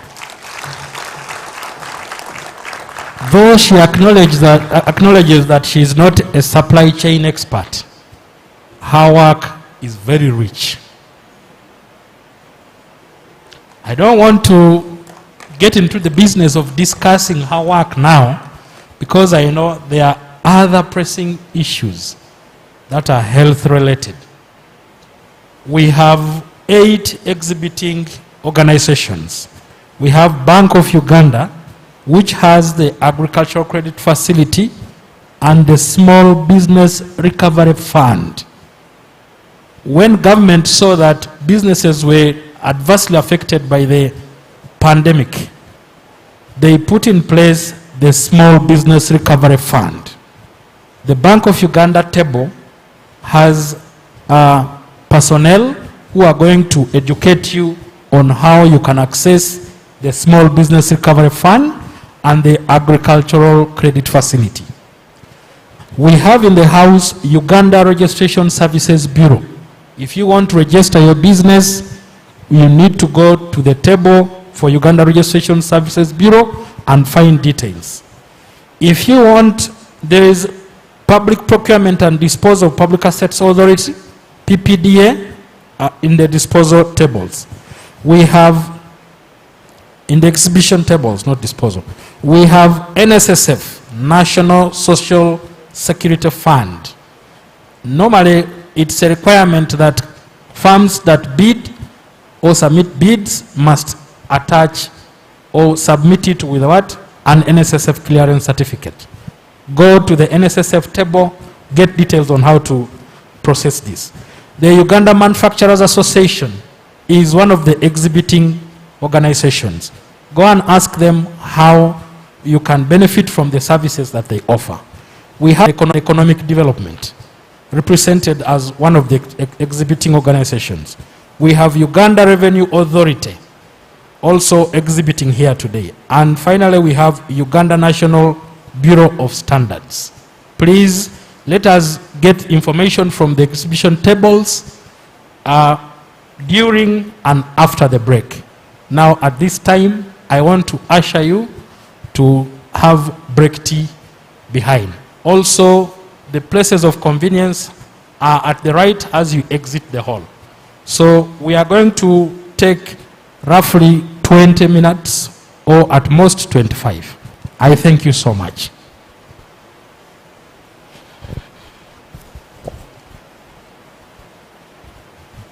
Somebody, if you misplaced your telephone, come with information that will prove that the phone is yours. I thank you so much. And be honest. You will tell me the brand name, then I will know that it's yours. Somebody's asking that, is it a Samsung? So if your phone got misplaced, please, you will contact me. So kindly, let's go slowly and have break tea or breakfast.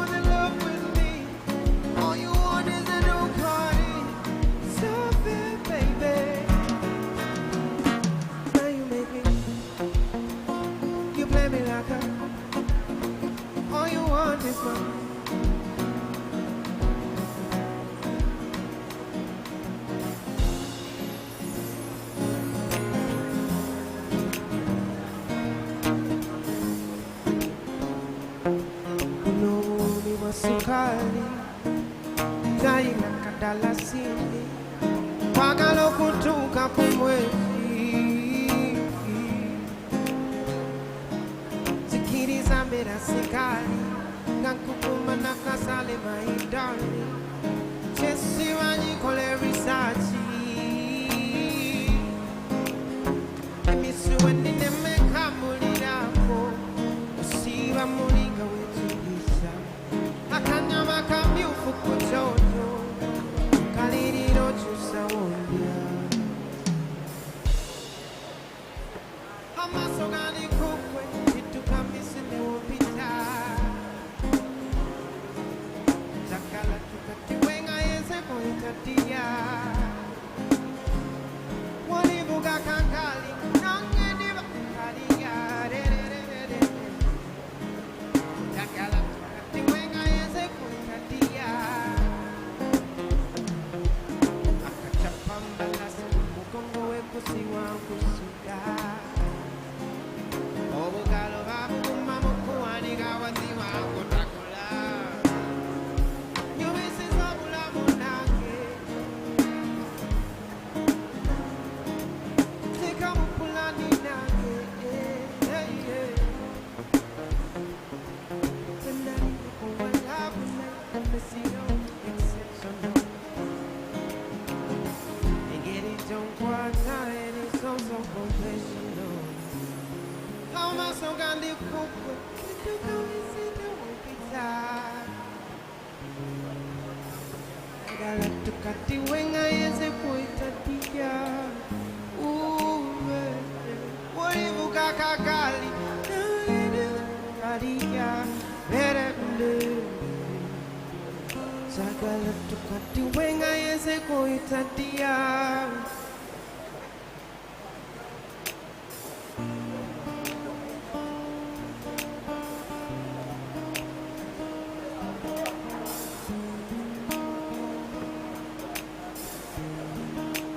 tugende muchachi wafuke my baby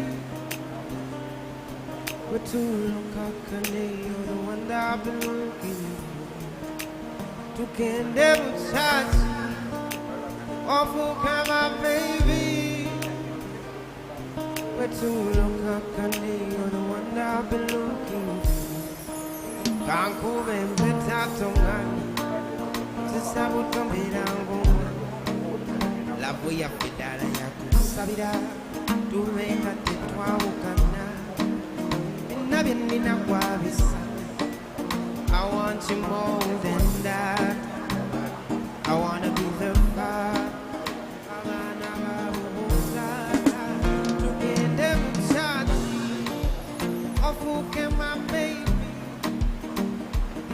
but too long you're the one that I've been looking for together with touch ofuke my baby but too long you're the one that I've been looking for together with touch ofuke my baby but too long you're the one that I've been looking for together with touch ofuke my baby you're the one oh love love love one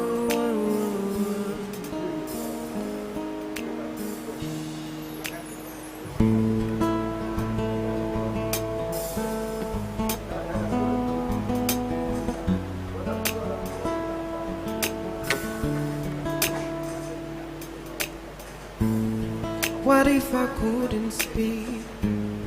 What if I couldn't eat? What if I couldn't move? Will you still love me? What if my body aches and always it made you late? What if I couldn't wait? Would you love me when it's hard? When the lights falling apart? If the things that we was you are long gone, if the blue skies are so gray,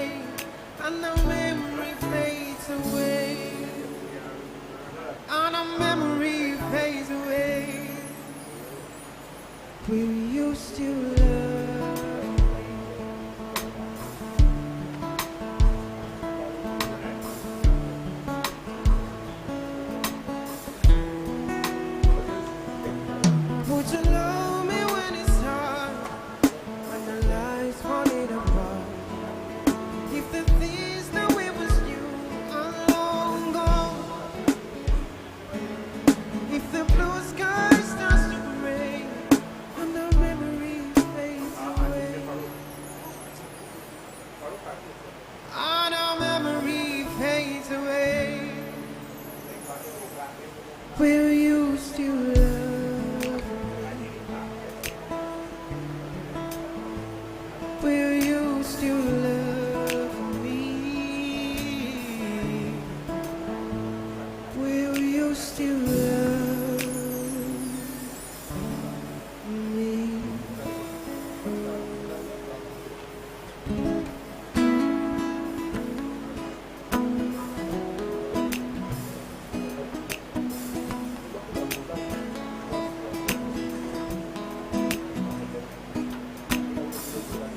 But girl, you are nice. Kontakte mukasunda basi. Oli wape itoli walais. Ulete Gucci over Versace. Oli quality. Toli Gucci put it over China. Kali quality. Wabulon chamula. Wakala nyoela umusai. One time lalu jikere kukagali. Olusi na nene muzatino sali. You brighten my day. Only one time ulon chamula mupano inside. You come my way. Only lo sembe up. Only lo inside. So let me wire away. Sakala kumanya my things alright.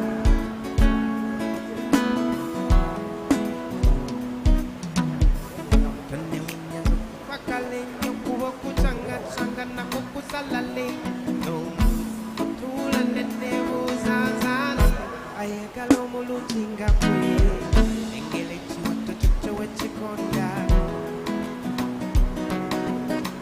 nieva zakatone ya bunonda. You brighten my day. Uli watamula chamula kwando inside. You come my way. Uli usembera uli. It's alright. Let me wire away. Yes, I get up on my own. It's alright.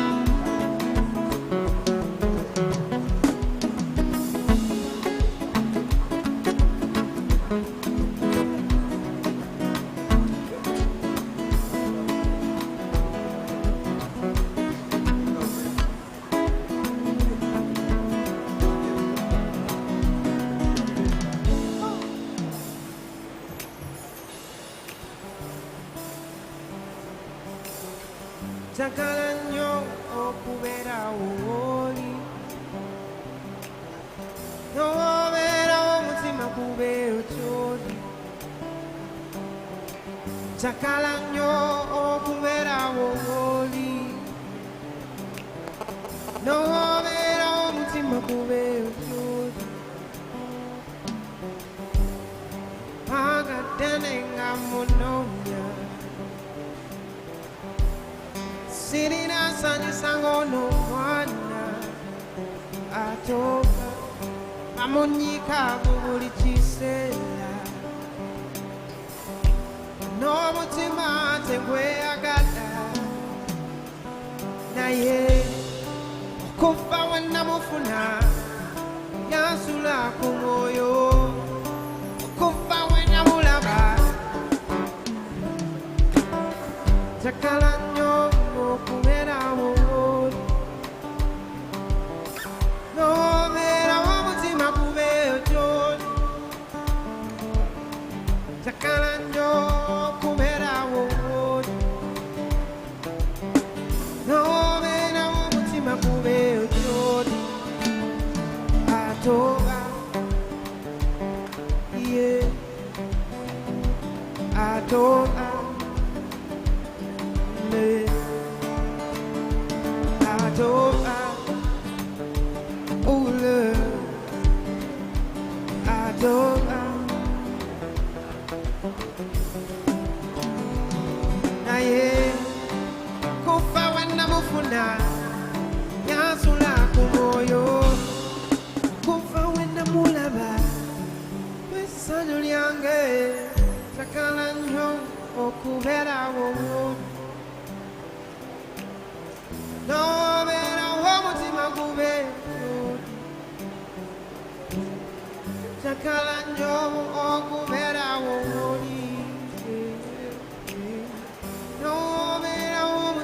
ube ojodi.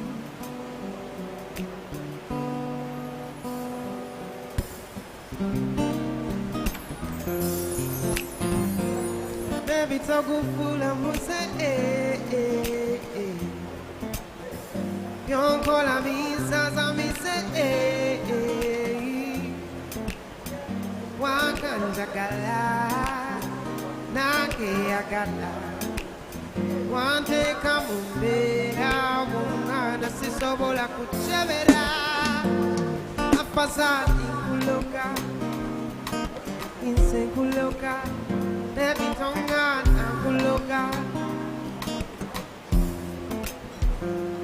Afazali kuloka Inse kuloka Baby tongana kuloka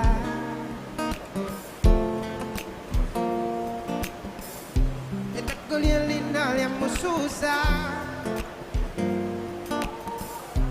Ninga edilisa mususa Wakalama kechuchusa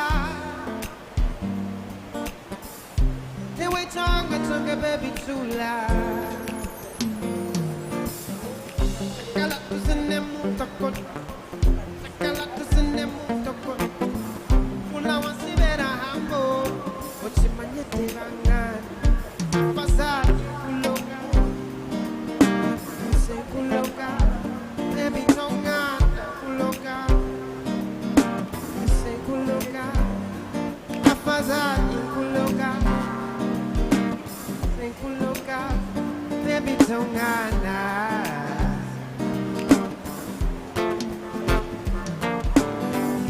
I don't drink coffee, I take tea, my dear. I like my bed done one by side. You can hear it in my accent when I talk. I'm an Englishman in New York. See me walking down the Fifth Avenue. I'm walking cranky by my side. I take it everywhere I walk. I'm an Englishman in New York.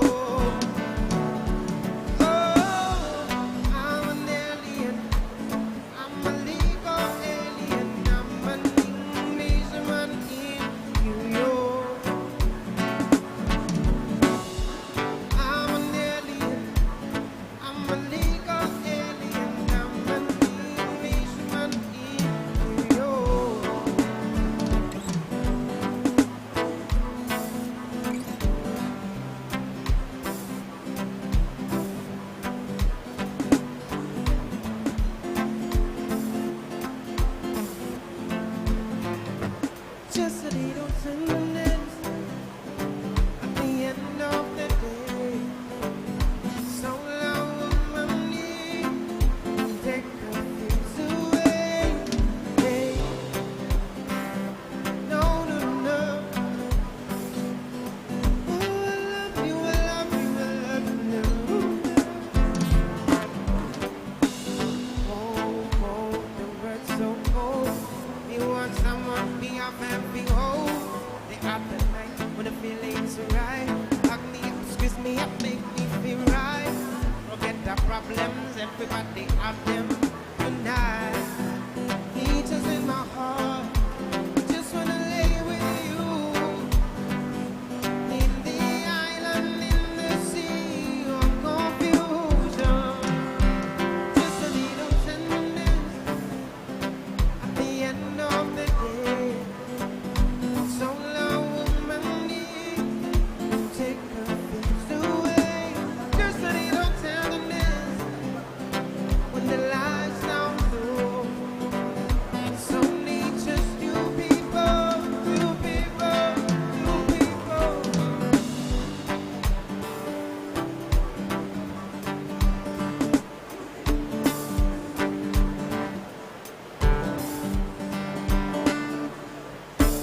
Davidawa,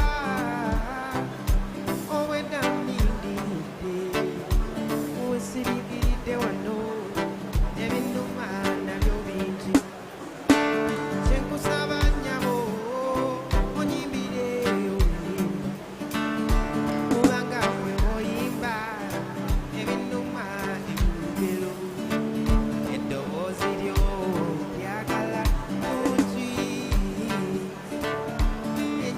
mugaso lidagala eriponye naku nyabo imbira oluyimba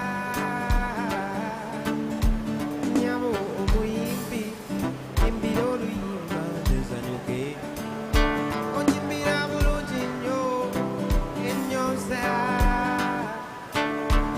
nyabo omuyimbi imbira oluyimba nezanyuke waliwo atolusi ogenda tosinaye ndongo nempuliranga muli essanyu linzijjudde nensituka nzenga nyenye nambagali bijole ebigambo byo byamagezi nnyo byebimu kwebyo ebiwonya ebyoye byalwala ndi muntu w'abantu mundeke kusaba onyimbira oluyimba yimbira oluyimba nyabo omuyimbi yimbira oluyimba nzizanyuke onyimbira bulungi nnyo ennyoza nyabo omuyimbi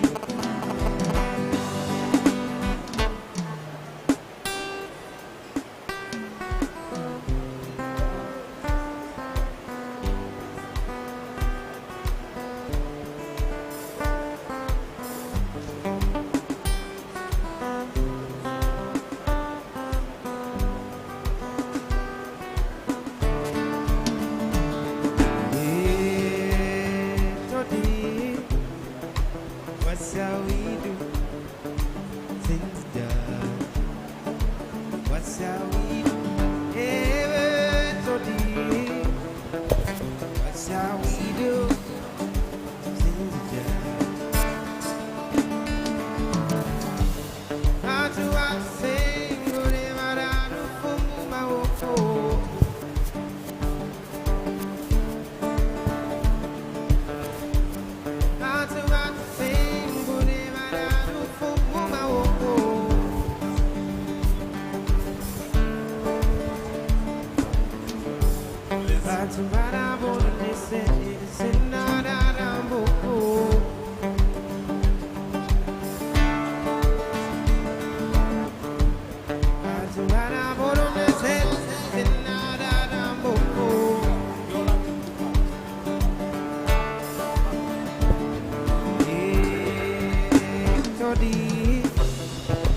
What shall we do?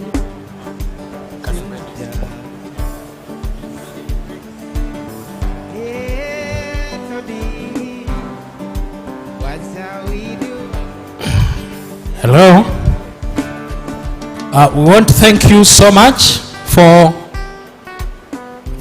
keeping time. I hope everybody has taken a cup of coffee. So I want to invite those who are still at the tea tables to wind up and join us here in the conference hall such that we can continue with our program. Remember, this is the 7th annual Bank of Uganda Supplier Conference. The word annual means it takes place every year. I will also remind you that the Director, Procurement and Disposal Department of the Bank of Uganda is the person who came up with this innovation of wanting to have a conference where we can talk to you, where you can give us feedback, where we can hear something from you, and where we can discuss a topic that is relevant or important to both suppliers and all other stakeholders. We are going, after this, when you come back here, we are going to have a panel discussion which will be moderated by Mr. Lawrence Malay. Mr. Lawrence Malay is a colleague who works with me in the Procurement and Disposal Department of the bank. My panelists, I request you to get ready. We have Mr. David Chinji, who is the Commissioner Procurement Policy at Ministry of Finance, Planning and Economic Development. We have Mr. Innocent Moezi, who is the Director, Administrative Services Department of the Bank of Uganda. And we have Doreen, Mrs. Doreen Akatuhera, who is the Head of the Procuring and Disposal Unit at Kampala Capital City Authority, that is well known as KCCA. These are the panelists and the moderator, and after that, after the panel discussion, we shall have the question and answer session. Then we shall have a supplier satisfaction survey. We want to hear from you. What do you say? What are your thoughts? How are we working? And how can we work better? So you will need feedback. We shall give you a questionnaire, which you will fill. You respond to a few questions. Then I also request you to prepare 1 or 2 questions that you will precisely ask, and they will be responded to. Yes. So after the Q&A and the supplier survey, we shall have closing remarks delivered by the representative of the Executive Director of the Public Procurement and Disposal of Public Assets Authority, Mr. Jambo Moses, who is the Director, Capacity Building, PPDA. He will give us the closing remarks. After those closing remarks, we shall go for lunch and networking. Do not leave this hall or this conference when you have not known your neighbor, or when you have not known at least 4 people and what they do. One of the ways in which we can ensure sustainability as an organization is through joint ventures. A joint venture is where 1 or 2 or more organizations decide to work together and they submit a bid to provide a service or to supply goods or services. So the other way you can work is through collaboration. You can collaborate and do not work in isolation. You have to know the professional body, the body that brings together. If you're a manufacturer, you have to know what Uganda Manufacturers Association does. What services do they offer, such that you operate when you're together with them. So we shall have lunch and networking and departure. Do not leave the conference when you have not gone to the exhibition area, because we bring these services like URA, NSSF, URSB, UNBS, Bank of Uganda, Agricultural Credit Facility, Bank of Uganda, Small Businesses Recovery Fund, closer to you. In one room, 8 of these organizations have come to give you information that you need in order to operate. So I invite everybody to come back, and even those who are at the exhibition tables, I request you to come this side. You will go back later, probably as we close, as we go for lunch. You'll have an opportunity again to go and get all the information that you need from the exhibiting organizations. The keynote speaker's speech was very rich.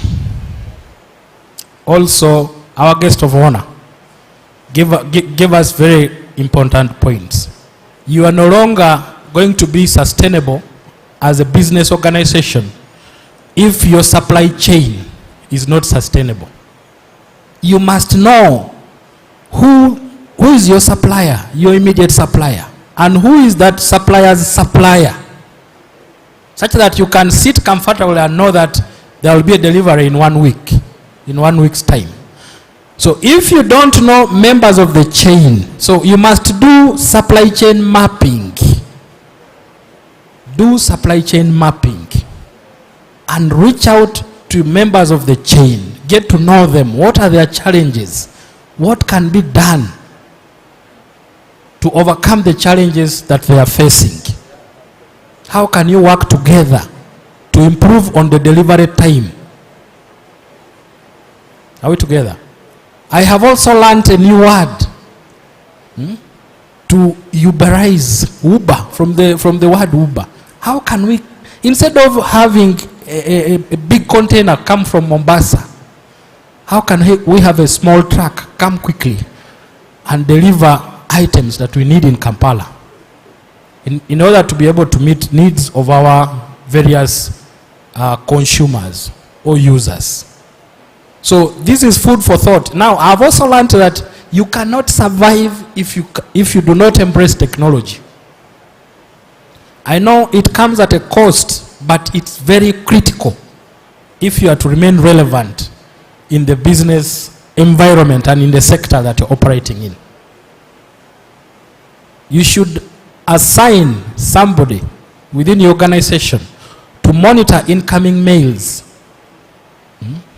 and to acknowledge that we have received this communication, we shall get back to you. Then those emails are forwarded to the responsible persons in the management team, and the responses are prepared and feedback is sent. You should also think of electronic invoices, because if you cannot deliver an invoice to Bank of Uganda, you should be able to send an electronic invoice. You should be able to send an electronic invoice. You also have to think about electronic signatures. You should be able to send an invoice that is signed. So I want to invite Lawrence to, first of all, Lawrence will invite the panelists to take up their seats, and they will preside over the panel discussion. Lawrence, please. Thank you.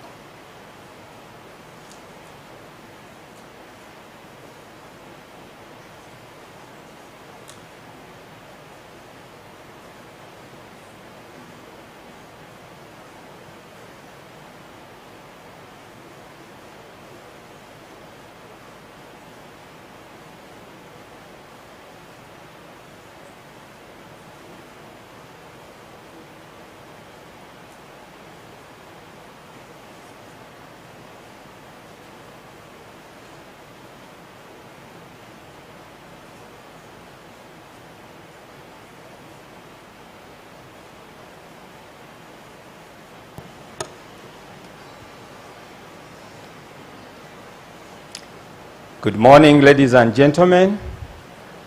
At this juncture, as the MC has clearly mentioned, we are going into a panel discussion, and I want to call upon the panelists to join me, starting with Mr. David Chienji, Commissioner Procurement Policy at the Ministry of Finance, Planning and Economic Development. Please give him a hand clap. Mr. Chienji is a seasoned procurement practitioner, and at the same time now is in policy. Mr. Chienji has close to 20 years experience, because he has been around since PPDA started. In 2003, he was practicing procurement. He's actually correcting me that he has 30 years experience in procurement. Mr. Jambo, I think PPDA should be arranging for 20 years celebrations. We are making 20 years next year, isn't it? 20 years of existence. And people like Mr. Chienji have been working in procurement under your guidance. That is Mr. Chienji. David. The next panelist is Mr. Innocent Muhwez, Director, Administrative Services, Bank of Uganda. Mr. Muhwez also has a lot of experience in procurement. He's a procurement professional. 35 years of experience, 25 years of experience in procurement and the contract management. You are welcome, Mr. Innocent Muhez. Next, Madame Doreen Akatuhera, Head PDU, Kampala, Capital City Authority.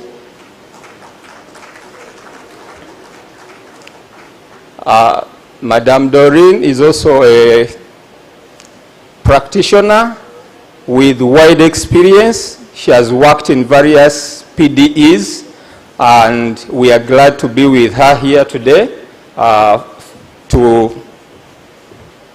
hear and get her experience in procurement. Before we start off with our discussion, I want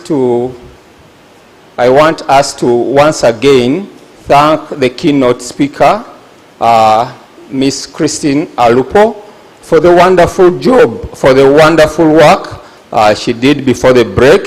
Her presentation was excellent. There was some technology hiccup, and there is a slide she would want to share with us again. I want the MC to give her the opportunity, the mic, and she presents that slide before we have the panel discussion. Thank you, Lawrence. If it's okay, I can do it from here. This is really just for transparency, because I'm going to share this, and I didn't want something that had not contextualized. At the time, I was fidgeting with the what do they call that gadget. I skipped over this. I thought it was necessary to represent what the Bank of Uganda had done in terms of response and recovery. We had talked about what was done more broadly when I talked about the general policy response. So at the Bank of Uganda, given its role in the economy, dropped the central bank rate to its lowest ever, that is 6.5%.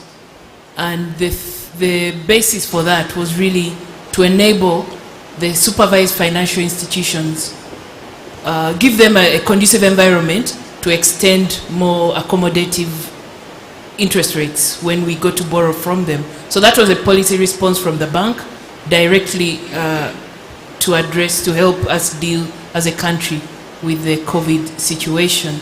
But beyond that, and never mind that some of these have lapsed, the bank, for the first time in the country's recent history, applied what were called credit relief measures. Now, these ended in September last year, but the purpose then was to maintain the stability of the financial system as a whole, but also reduce the economic impact of COVID-19 on businesses. So how do we work through the institutions we supervise, the banks, to enable businesses stay afloat? And the ingredient there was to reschedule debt. You could go and reschedule your debt as we hoped for the economy to open and for business to resume. Now, in here, the two sectors, hospitality and education particularly, which were most hit, had their credit relief measures extended up to September this year. And again, this was to enable viable businesses to recover, to say, look at what happened with education. People were losing all their investment in brick and mortar. So now think about what this is doing to the private schools and those that are involved in the supply chain for schools. And that is going on up to September this year. The last one is the Small Business Recovery Fund, and I know Alex has already been introduced to provide affordable loans to small businesses. Now, this is more generalized than the agriculture credit facility, which is addressing one specific value chain. So I thought it was necessary just to bring this back, because I think I was going to be dismissed for not saying what, of all places, Bank of Uganda itself had done. There are other things like the work that was already being done on enabling the National Payment Systems Act, which is now bringing mobile money and financial technologies under the direct supervision of Bank of Uganda. You have 13 licenses. So we are beginning to see services that are cheaper and more accessible to people and somehow can be relevant to your value chains in that regard. So thank you, Lawrence. I thought I should just complete the story and let my apologies, and let the panelists finish the rest of it. Thank you. Thank you very much, Christine, for giving us that information. Very important information for our suppliers to take note. More especially, the last bit of the Small Business Recovery Fund, which is still ongoing. Please take advantage of that opportunity. Visit our store, get more information about the Small Business Recovery Opportunity Fund, such that you can, in case you need to revamp your business, you can get the required assistance from BOU. Ladies and gentlemen, we start our panel discussion first by telling you that the topic for today's supplier conference has 4 sub-themes, and Christine has discussed all the sub-themes. One being the recovery measures. She has re-emphasized them. 2 being communication in contract management. She talked about that during her presentation. We have sustainable procurement measures. She addressed that as well. And last one being use of technology in the supply chain, where she talked about the electronic government procurement and other platforms that providers have been using, more especially during the lockdown, to improve on their supply chain activities. Now, before we start the discussion, again, I want us to have a flashback. I want the DJ to play for us a video that can take us a bit back during the lockdown period, how the situation was like, such that we can pick it from there. Uganda has been steadily rising over the years. The country is now a key supplier of eggs and chicken in East Africa. However, the COVID-19 pandemic has drastically changed the outlook for poultry farmers. They are struggling to recover after the nation went into one of the continent's strictest lockdowns. CGTN's Leon Senyange now reports. Anthony Serunjoji lives and works on his 1-acre farm on the outskirts of the capital, Kampala. From his 13,000 birds, he sells eggs and chicken. But it has been a tough 2 months since the COVID-19 crisis began here in March. We've been hit by inaccessible markets, lack of feeds or insufficient feed ingredients that does not allow production to flourish as it was before. The crisis has put a crack in his earnings. He has lost more than $20,000 every month. With the restriction on transport, Serunjoji has not been able to offload thousands of birds, and that has greatly affected his production plans. With many hotels, restaurants and fast food establishments shut, the crisis pushed egg and chicken prices down as well. A tray of eggs now costs $2, half the price before the crisis. The buyers are in their homes. We need to access them, but we cannot because we are not allowed to drive around. So we are stuck with stock that no one is willing to buy at the moment. So it goes down to the prices dipping. It's actually nosediving. That has been the concern for over 500,000 intensive poultry farmers. While the crisis has exposed major unknowns in the sector, there is already a push to get back to business as usual. Poultry having a short payback period in terms of birds, we are going to recover so fast because, for example, when people come to town to work, they must eat. And one of the things they eat is chicken as fast as possible. When fast food restaurants start working, people are going to start. When they open universities and schools, the Uganda government has started easing its lockdown restrictions, and farmers like Serunjoji hope that will mean accessing feed and medicines more easily, putting them back in business. Leon Sanyangesi, GTN, Kampala, Uganda. From that clip, there are quite a number of supply chain issues which have been raised. And I want our panelists to pick it up from there as well as from where Christine left it. I want to start with none other than Mr. David Change.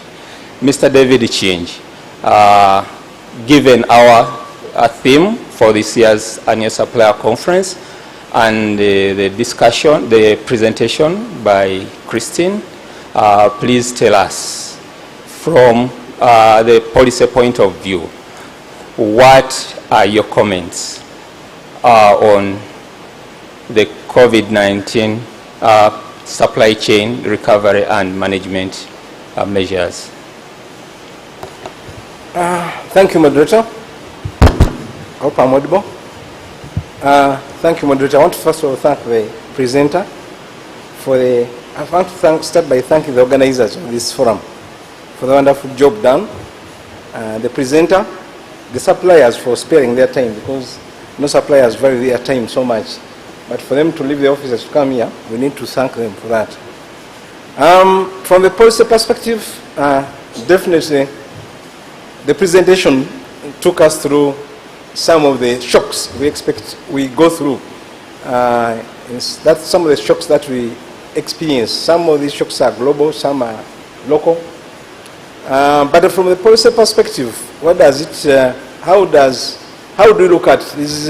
How does the policy look at such kinds of shocks? In 2019, Government of Uganda launched the National Public Sector Procurement Policy, where we've put the intents, the direction where we want public sector procurement to focus. The traditional perception has been that procurement departments, offices are gatekeepers. People just bring their things and they're just supposed to open gates, operational. But the policy government has come up on procurement has a different perspective. Actually, it is introduced what we call a paradigm shift. Paradigm shift from looking at this function as an operational to a strategic. Because if you look at the paper that was presented, you find that as a user department, she cannot operate, or they cannot operate apart from other user departments. They need inputs to do their work. They need inputs. So the way how we look at this function, I think we need to look, the policy actually advocates that we must elevate the function of procurement from critical to strategic. Because any failure, she will use the word lags, any lags in the supply chain causes failures in their operations, isn't it? So the policy we have today advocates to move away, by the way, from procurement concept to the supply chain management concept. That's what it advocates for. In fact, the institute that Madam Ferry chairs, she's our chair, IPPU, we are even changing the name from Institute of Procurement Professionals to Institute of Supply Chain Management. So the policy is advocating that we need to move away from looking at your supplier as a first-tier supplier. We need to know beyond that first-tier supplier.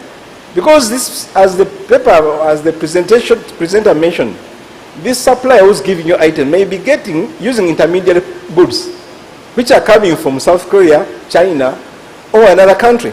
So the policy we have today is, by the way, one of the key characteristics of a good policy. It must be forward-looking. Apart from being relevant, it must be forward-looking. So our policy today is forward-looking. It advocates that we need to move away from procurement to supply chain management concept. Because gone are the days when you only have to know your immediate supplier in Nkrumah or in Naguru. You need to know beyond where this person is getting goods. This policy is also advocating from a move from looking at the price alone that you are getting, that is the moment you get the cheapest price, that is value for money. No, we need to move beyond that and incorporate sustainability issue. Because as our paper mentioned, we are over-exploiting, we are picking a lot from the environment, from the natural resources, but we are not plowing, we're not plowing enough. In what? So our policy is forward-looking. That's why it advocates under Chapter 5. Chapter 5 of the policy. It advocates for sustainable procurement. And that's where these issues of sustainable procurement, we've pushed it to the legal framework. Now it's by law. What the presenter mentioned in our paper to the suppliers who are here, it's now a legal requirement that today, don't get a bit surprised when Bank of Uganda start demanding some of the things she was talking about. Because now it has moved out of our policy document to the legal framework. So it's now by law. You must now be, the suppliers, you must also be sustainable. So Bank of Uganda must walk the talk, not just talk about it. We must walk the talk.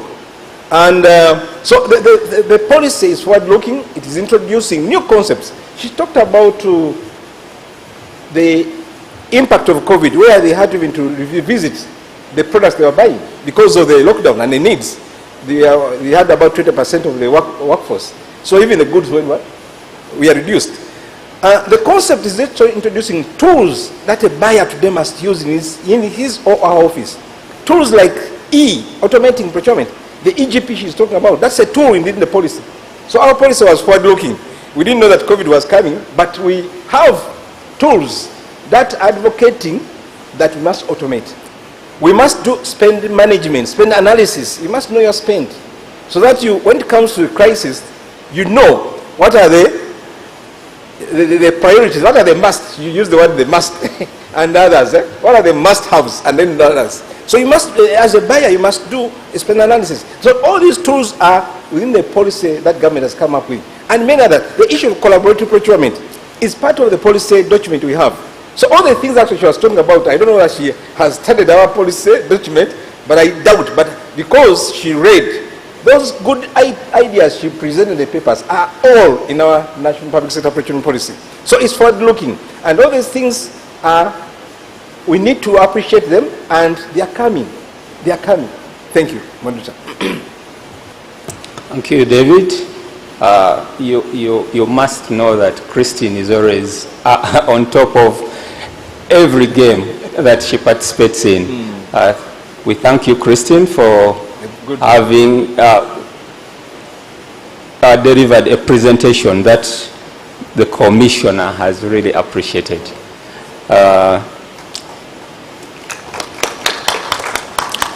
I want now to hear from Doreen. Doreen, KCCA is a big entity. You deal with a number of suppliers. You have many users at divisions, at head office. What was your experience like during COVID? How did you go about the procurement activities during the lockdown, particularly? Thank you, moderator. Let me first of all add my voice to thank you for organizing such high-level forum and also selecting such high brains to really give us a keynote presentation. I'm surprised you really challenged most of us, but it's good. That really shows that the supply chain at Bank of Uganda works well with their users, because you get information from them and you use it in your everyday operations. COVID and KCCA. KCCA is such a big organization. In fact, we call it a mini government. It has works, it has health, education, environment, governance, talk of anything. It's down there. We thought we were a proactive entity. We had put in place talk of what my commissioner is saying, doing spend analysis, having gone through some epidemics of Ebola and Marburg and all those when it comes to health, having been hit by floods and all those, we thought we were prepared. But man, COVID was real.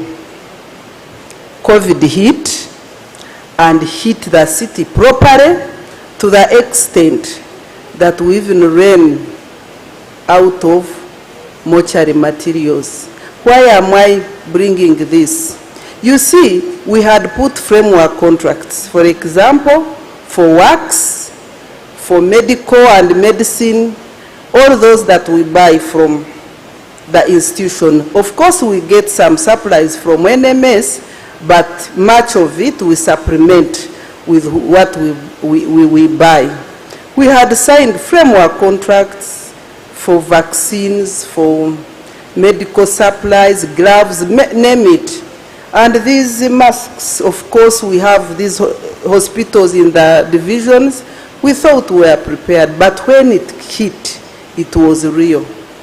Everything ran out of stock. Of course, you would press a call of order to the existing framework contracts. They are telling you, we've run out of stock. These private hospitals made orders. Some of the required items, for example, these sanitizers, were not among the items that were in our list of supplies for medical supplies and sundries, so that we had to amend contracts to incorporate. Then we reached out to look for it. You could press a call of order today, 2 weeks. You've not received any supplies. It was tough. This resulted into stress, both in PDU, the institution, and the communities we were handling. And we had works ongoing. If you recall, you people, Acacia, that road, Ntinda stretcher, all those had just been awarded. All people, the contractors were still mobilizing.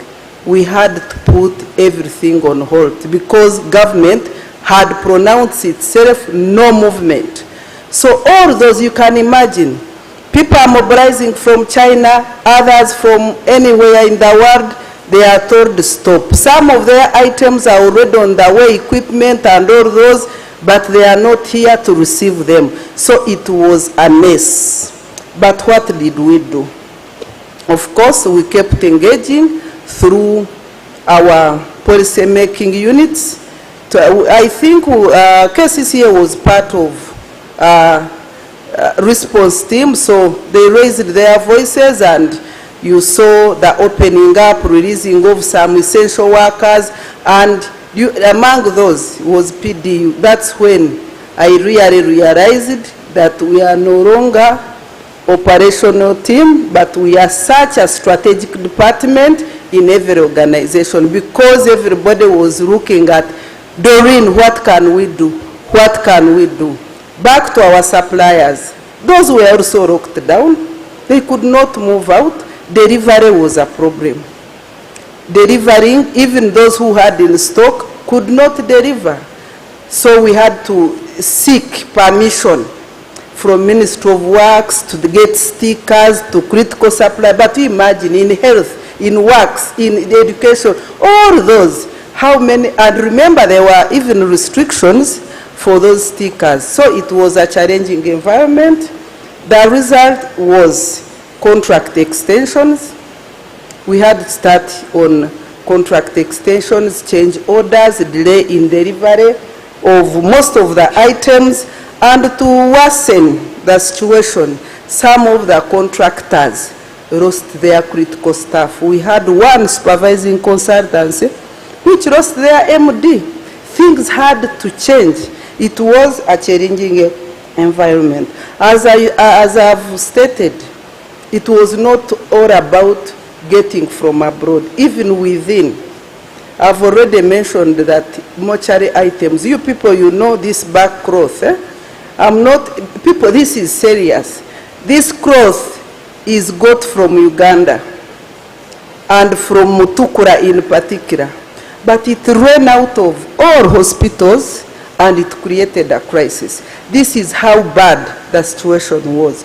You could find us getting exception permission for someone to travel to Mutukura to load such an item.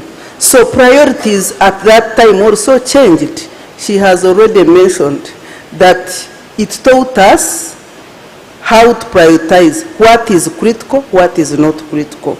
That was the situation during COVID and our operations as KCCA. But of course, we kept engaging, securing permission for those that were critical for us, such that we can keep on receiving these deliverables. During when the lockdowns were a bit lifted, there was also scarcity of now. People had started traveling a bit, but there was scarcity of vaccines. Yellow fever vaccine, we had 3 providers on our framework contract. We pressed orders, they pressed orders, they could not get. So it is critical that we really map and know our supply chain, tires, whatever strategies we are laying, we do beyond our first tire, second and third. Thank you, that is my experience. Thank you, Doreen, for that wonderful and detailed experience. We now want to hear from Innocent. From the user perspective, how was it like? How were the suppliers responding to the challenging environment, the supply chain disruptions? How agile were they?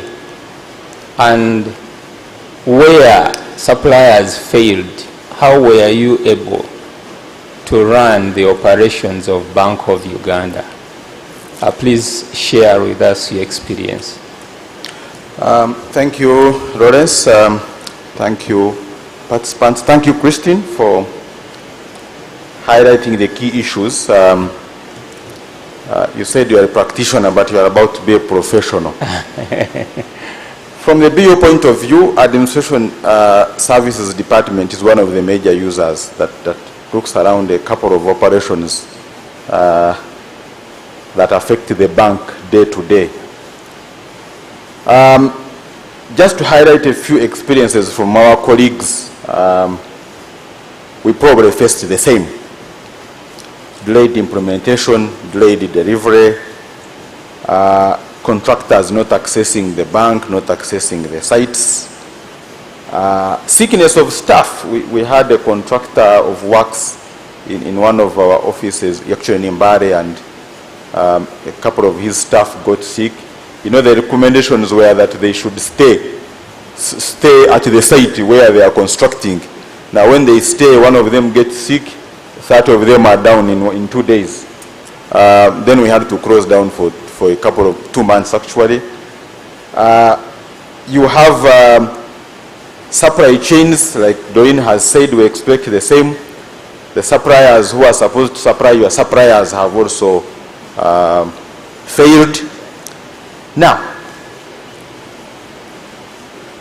we then come to challenges of working from home, because we were saying, you know, people can work from home. So the supplier is working from home. The technical personnel of the supplier are working from home. The supervisor doesn't know what the guy is doing. He cannot get out of his house. And then price increases. All of you know what happened to the prices of masks. At some point, you start wondering, budgets. So if you are a user and you have a budget and you are sending your requisition and they're asking you, did you do a market survey? what is this estimate that you have provided? And everything has gone weird. Now, what have we learned, or how do we manage? Number one is we had to look at what are the critical processes of the bank.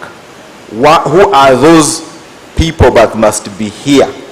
Then run to General Katumba to look for stickers. Who are the suppliers that you definitely need and you can't do without? In that category, we learned one thing. Foreign suppliers who don't have agents here created a bit of a crisis. You have a very critical item that you need to service or maintain, and the supplier has been locked out. And he has no agent here. Assume it is a machine, which are some of the things we have. We have our director of automation here. You have IT systems and the data center. We couldn't get someone. So it taught us thereafter that now for such a critical supplier, he must have a local agent here, so that if we ever get that situation, we have a fallback. What are our processes as a user of bringing the critical services to work? Okay? How do we able to bring simple things? We handle logistics. How do you bring stuff to work? For example, who are needed. If you have got a health worker, not everybody has a car, even if you give them a sticker. The border borders are not allowed. You can't walk. So as users and operational departments, what contingency plans do we have in such scenarios? We had to find logistics of how to bring services to work. And then we needed it for our suppliers. For example, you have security services. Security services must be there. Now, the challenge is that there's actually like 2 days when security services could not do shifts, because there is no way you are moving people to and from work. But they have another critical need. How do those guys feed? Very simple things. Sometimes you think this one I can outsource. So we used to have our core principle. Be careful when you are outsourcing something that affects your core mandate. We have to guard money. I mean, we have to make sure that your currency, wherever it is guarded. Now the situation even becomes very porous when you have the whole town abandoned, and even the thief will now walk. But we have a security guard who has to be fed, and he cannot leave the premises. And there is no single restaurant open in town. And your supplier is telling you, I couldn't get food from Nakawa because I can't move. So we had to go into all that of how do we actually feed someone who has to be at work 24 hours. We managed through linkages, through collaborations with suppliers, with sister organizations that affect our operations as an institution. Buffer stock. I think every organization, we all know that stock is a cost. But at some point, stock is an inevitable cost to certain operations of an organization. You probably shouldn't do away with it 100%. Everybody wants to have just in time, but I think there has to be something for just in case. Of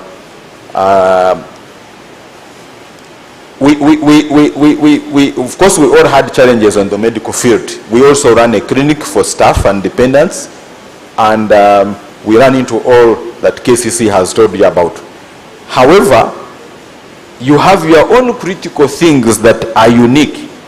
Every organization is unique in its way, and we also have unique supplies that you won't get at the fingertip. Now, we've learned that you need some minimum stock. Lastly, is wherever there is a supplier, we are in the habit now of getting an alternate supplier. Have two, have one in redundancy. Of course, they complain.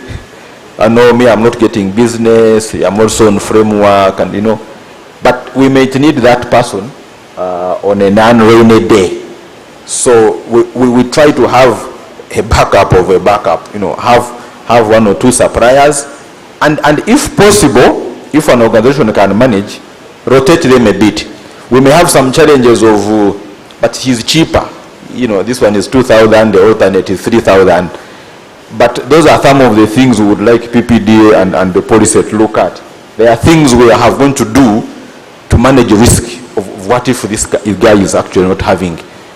There is an opportunity cost of risk, and that may be paying a slightly higher price, but to keep 2 or 3 suppliers for a very critical item that I actually need. Thank you. Thank you very much, Innocent. And I want to say that some of the key issues you've raised should be the suppliers should take keen interest in them, because you have a lot to pick out of them. For example, when he talked about organizations looking at critical stuff or critical items that they needed to continue running, you as a supplier now, you should also be gauging where you fall. Are you supplying a critical, unessential product? Because you can never know if we have a similar pandemic or lockdown. Will you still be in business? Are you among those that will be locked down at home, or are you among those that will be given permits to continue operating and therefore earn income? You have to make that decision. You have to, think about that. Secondly, Innocent and Christine both raise the issue of stock. Suppliers. We know you also have your suppliers, and your suppliers have their suppliers. I noted, and as Innocent has said, that those suppliers who had stock during the lockdown, they were in business during that period. So you also have to think about how much stock you should be keeping if you are to continue operating under all circumstances. Having an alternate supplier, you also have your supplier, your supply chain.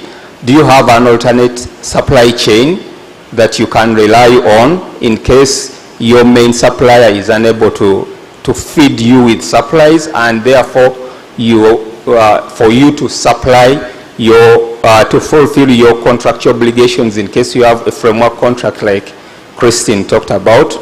So those are key points which we should now be noting, and that is the purpose of this discussion.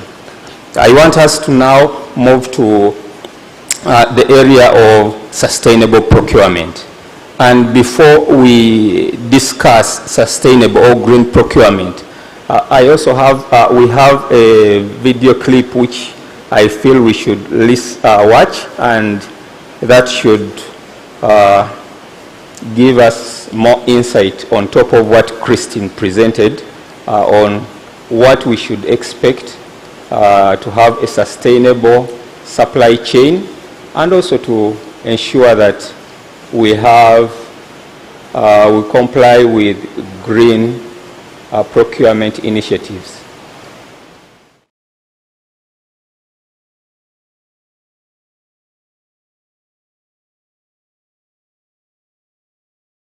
Apple, Microsoft, and Amazon taking a look at how sustainable and green their supply chains are.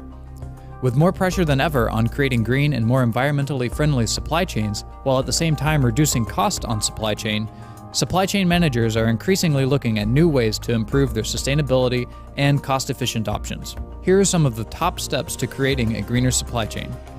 1. Packaging is key. Think of how your products are packaged. This is one of the first areas of focus for firms that are seeking to reduce not only supply chain carbon emissions, but also freight costs. consider using paper products and cardboard instead of plastics, and when you need to use plastics, use recycled materials. This will require talking with your packaging providers about potential options, but will result in a much more environmentally friendly supply chain. For shippers that are holding inventory in third-party fulfillment centers, such as Amazon FBA, reducing packaging volume is a great way to also reduce inventory holding costs. 2. Mode selection and transit time. This is one of the easiest and highest ROI areas for any individual activity within your supply chain to reduce cost and carbon emissions. Proper inventory level and demand planning give your company the ability to reduce its use of expedited shipping, air freight, and put more long-haul freight on intermodal trains.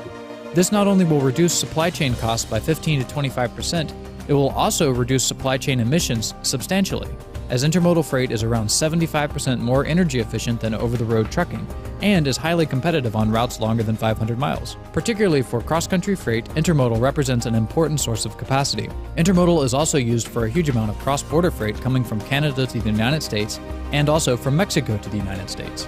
Cargo is also more secure aboard trains than in trucks, with a lesser amount of cargo theft experienced by intermodal shippers.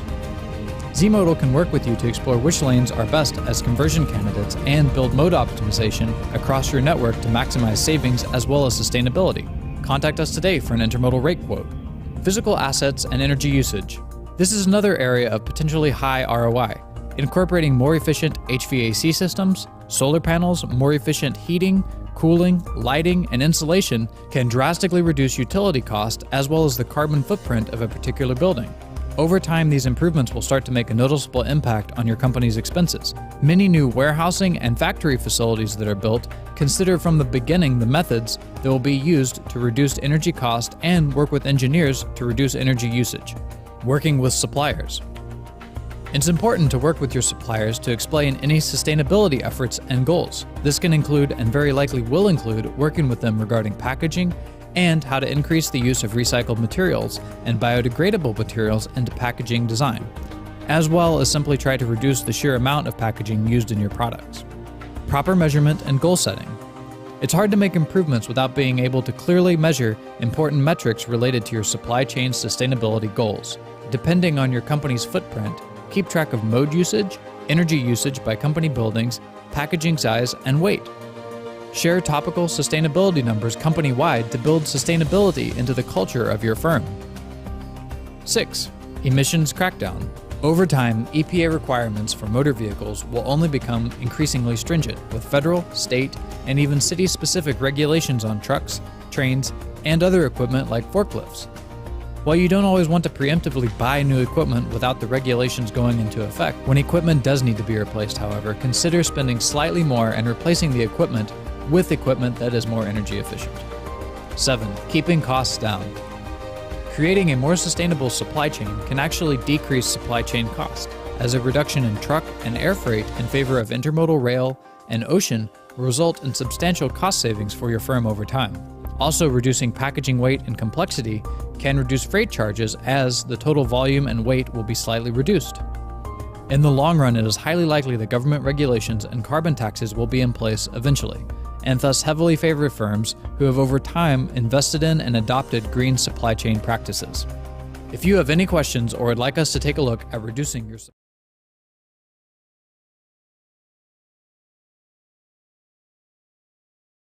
clip. At this point, I want to get back to Mr. David Chienji. You hinted on quite a number of issues which have been in that video clip as part of our procurement policy. Anything more you want to add on what you said in as far as sustainable procurement is concerned? What should suppliers expect in as far as ensuring sustainable procurement and implementing sustainable procurement? Thank you, moderator. As I mentioned that, am I audible?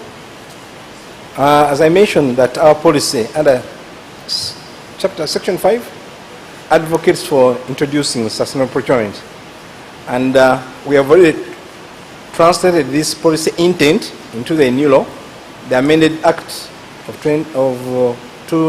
they are made act as incorporated sustainable procurement under Section 61. So it's now a legal requirement.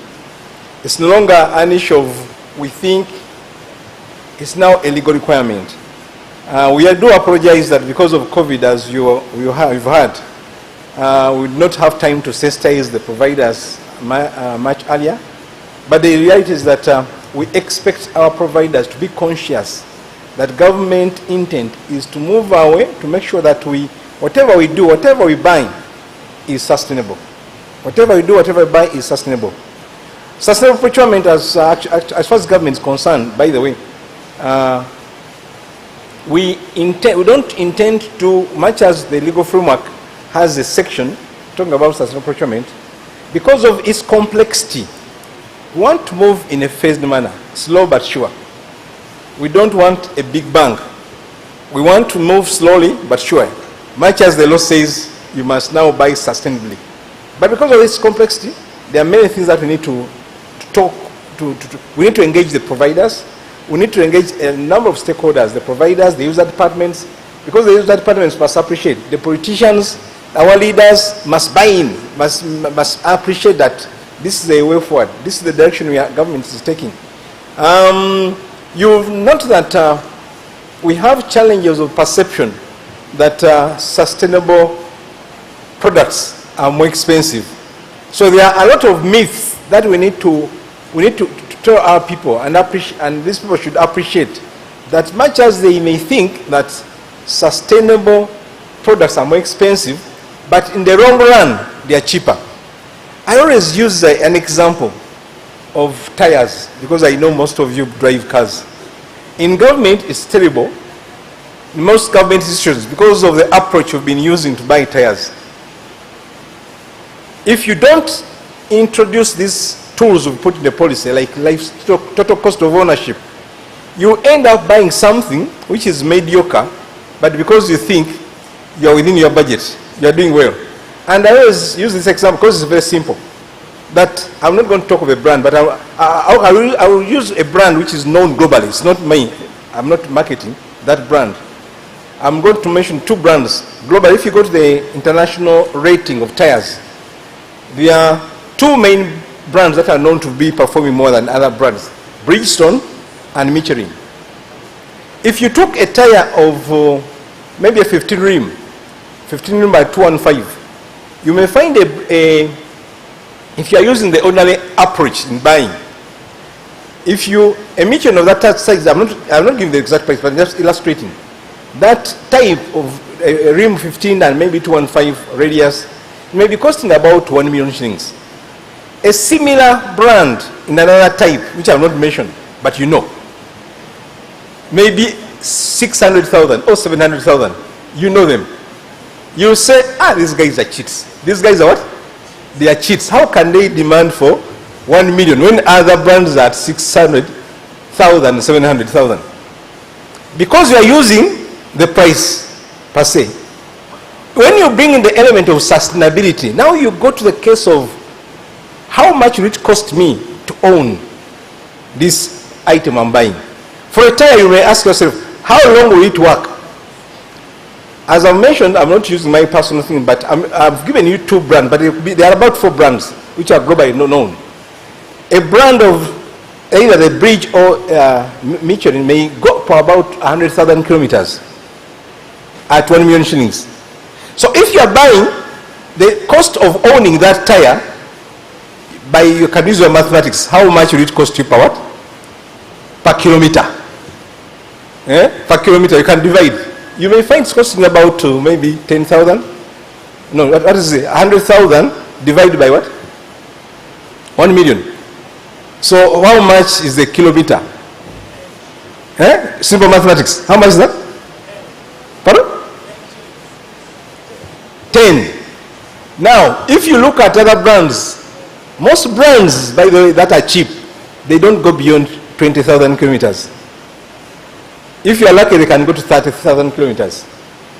So if it's 30,000, let's put at 30,000, and the cost is 600,000. What is the cost? Simple mathematics, that's 20,000, isn't it? So at the end of the day, which is cheaper?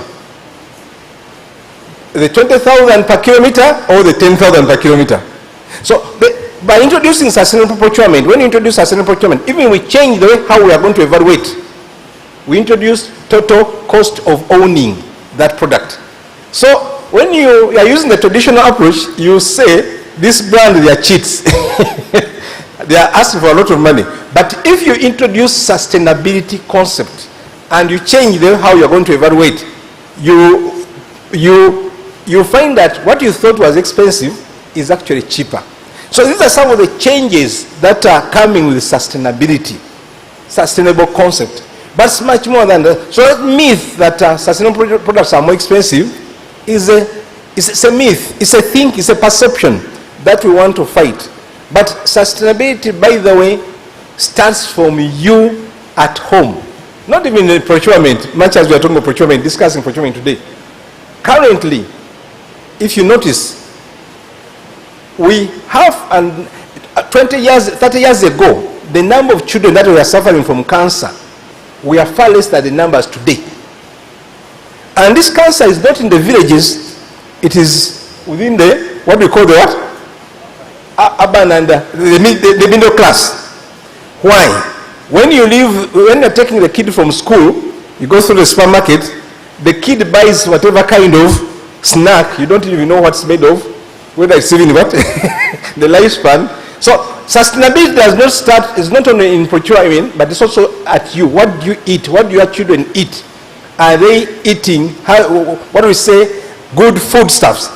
So sustainability is a concept it's not only from what, on procurement, but even at what you eat at home. You want to feed your children on chips and chicken because you think that's the most, the first, those are the good foods. But maybe you are buying diseases for your kids. Thank you very much, moderator. Let me stop there. Thank you, Mr. Chienji. I think you have hit all of us when it comes with that last bit on what we eat. I think not all of us are really minding about sustainability of our health when it comes to eating. And for the children, they are unfortunate because we buy for them and yet we put their lives in danger. I want to hear from Doreen. How are suppliers coping with sustainable procurement initiatives? Or how are we as procurement practitioners implementing sustainable procurement initiatives, and how are suppliers coping? They are here, they need to hear from you whether they are understanding these concepts and they are ready to adopt to this wave which we must embrace. Thank you, moderator Lawrence. Thank you, Mr. Chienji. Sometimes we call him Tata Sustainable Procurement.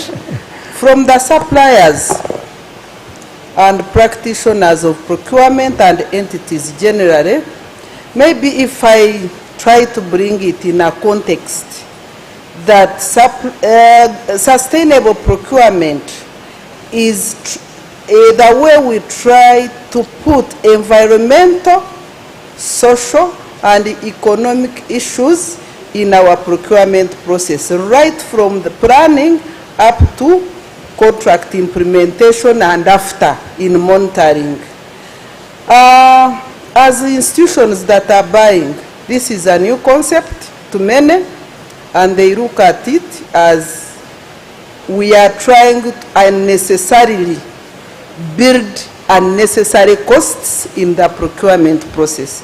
Beginning is that we have to deal with that because we have our treasury team which will say this budget you are putting because we want to buy a sustainable procurement, you are looking at total life cycle, for example, of a motor vehicle. So when you are budgeting, you are looking at acquisition, operation, and maintenance, then potential after use. It is not necessary that you will award at the cost of total life cycle, but when you are doing evaluation, you look at, yes, initial cost, I'm likely to pay this. But during use, what is the consumption capacity? How easy can I get the spare parts and at what cost? How easy will I dispose of this item? As we are planning like that, we are selling it to the users, but to a budget person, this is a challenge. We must tackle that when it comes that time. That makes poor planning. I've brought an example of a supply. That is the negative perception from us as buying institutions. How about the supplier? The suppliers are competing. They want to hide some of the costs. They want to put their purchase price. Of course, if you compare the brands, I will not compare them now, you'll find, for example, one is less at initial cost, but during the use, you incur a lot of cost. Some brands are already here. To get a spare part of a certain brand, you'll have to maybe wait or pay out of this world. So they try to hide, well, especially in supplies, they try to hide the total life cycle costing of their products, and they stage the initial purchase price. But we are engaging them, we are sensitizing them the way BOU is doing today, that it is a way to go. So the area you disclose your cost and the area you partner and maybe you work out your cost to meet our need of sustainability, the better, and the better for continuity of your business. When we go to works, I wanted to give these examples because this is a new area, and as our moderator has stated, we've been there a bit, we haven't perfected as KCCA, but we know what is involved. When it comes to works, we are looking at environmental issues that are associated with that road we are constructing. We are looking at social issues. I think people look at social media and they see trees refusing to go because some people, some spirits have not been settled. I want to give a live example, by the way. These things happen. We had a project, I think Rukurnanganda. It's a recently done road, Rukurnanganda. We had to change the design because Muwafut tree had to stay. Muwafut tree, if you know people who live in that area, there is a Muwafut tree that had to stay. So as KCCA, we did not want to disorganize society. We respect the society we work in, and we want them to accept our projects. Yeah? So social issues, we need our society protected from dust, from, we call them sexual abuse. Our young girls and ladies are vulnerable when we are implementing these projects. What are we seeing to be sustainable? We do not want to disorganize the society setup. This is what we are saying. When you reach, how is that project benefiting the community? It is being put, the road. We have women who are cooking. Are those people getting business? We have shops.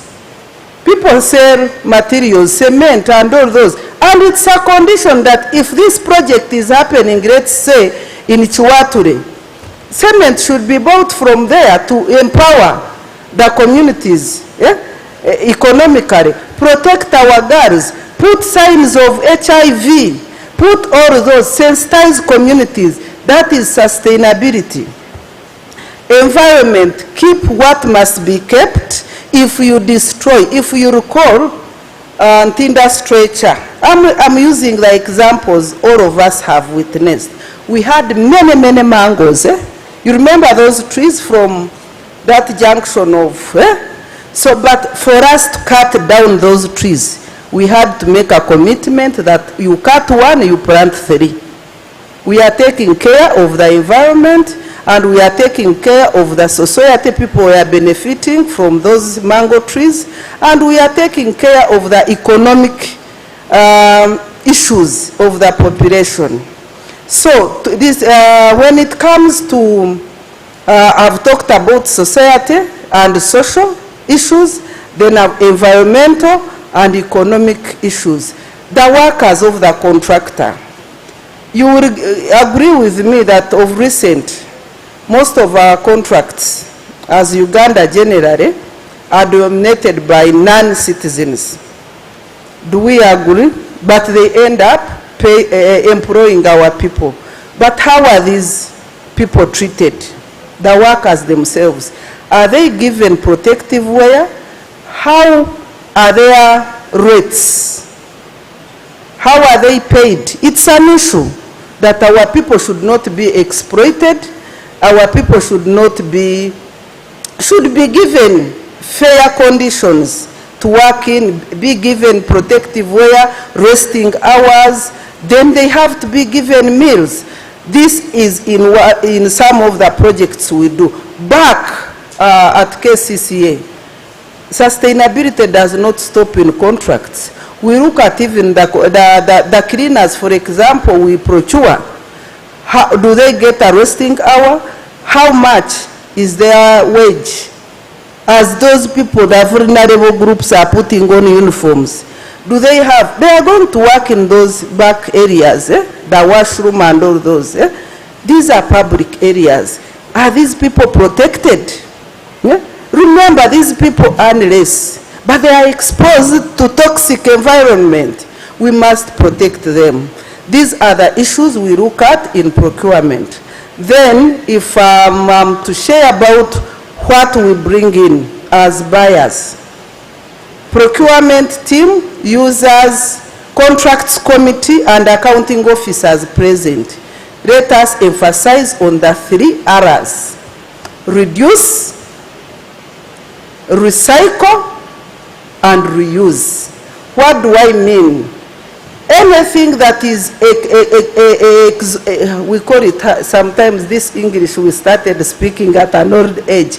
If you are exploiting, for example, forests, what paper is got from forests?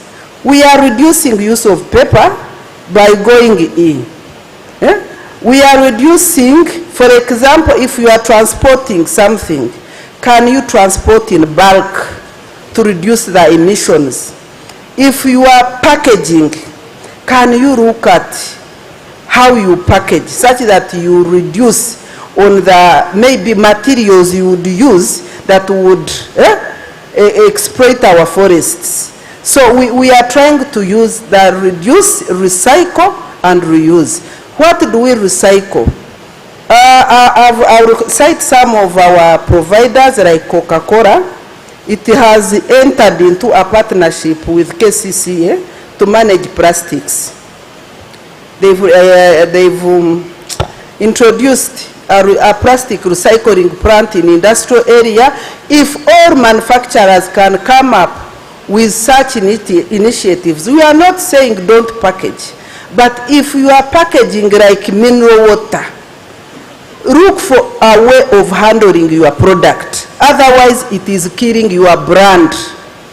You will think you are killing KCCA drainage channels and you are creating a lot of litter in the city for KCCA to be identified with litter, and it is called a dirty city, but yourself, you are killing your brand. You imagine Rwenzori, Rwenzori bottles floating on top of Nachivubo. Do you think that is right? No. We must come up, us and you manufacturers and suppliers and distributors, we must work a way of reducing that kind of litter. Then reuse. Most manufacturers have opted for that. We shall cite examples of what we use. I know when it comes to sustainable procurement, yes, you will speak. Okay, let me summarize. Let us reduce, recycle, and reuse. I wanted to cite beer bottles, Coca-Cola. Those are good examples. And if we are buying, you people, I think it's high time, if someone does not have a policy of recycling that bottle, we shouldn't be buying it. Thank you. Thank you so much, Doreen. I like your passion when it comes to issues of sustainable procurement. This is not the first time the fact that we have you here is an indication that we knew how passionate you are about sustainable procurement, and I want all of us to really pick interest in this area because it is what will protect our planet Earth.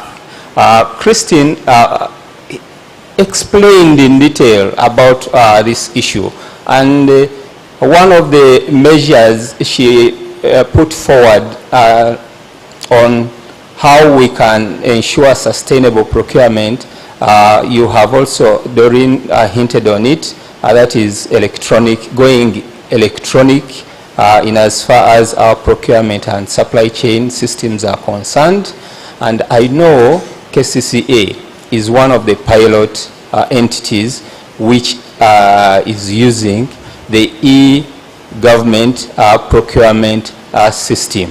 I want to again request you to tell us how are suppliers responding to electronic government procurement. Are they in position to submit their bids, to respond to requests for clarifications? Are all your old suppliers in position to supply now, given that you transited from the other system, the manual system, to the electronic government procurement system? Thank you once again, Lawrence, the moderator, for giving me an opportunity to share this. Like any other change, e-government procurement is still suffering a bit of some resistance, but it is slowly being taken up by or adopted by the suppliers and our user departments. As I speak, KCCA, other than donor-funded projects, all our procurements are taken through electronic government procurement. Suppliers are picking up. I will not say that all are happy with it, but they must comply. So slowly, they are looking for information on how they can use, which means that is a positive on their side. They are interested. We've sent bidding documents through the system. We've received responses. We've sometimes also failed to get any response, depending on the suppliers that we invite. You, as you are aware, most of our suppliers are in informal sector. Those are hit hard, but slowly, I think they are picking up. EGP is here, and we are seeing benefits from it. First of all, the level of efficiency. As we are working here, I think you, in this workshop, you saw me on my phone. I was busy clearing requisitions and allocating work to my team. So you imagine a system where you can work, whether in a meeting or in a wedding or anywhere where you can access your phone. This is a very good system.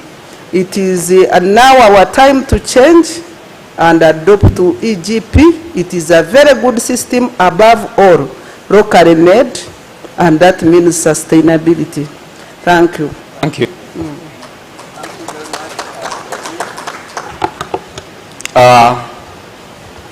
A hand clap, a big hand clap for Doreen for that insight.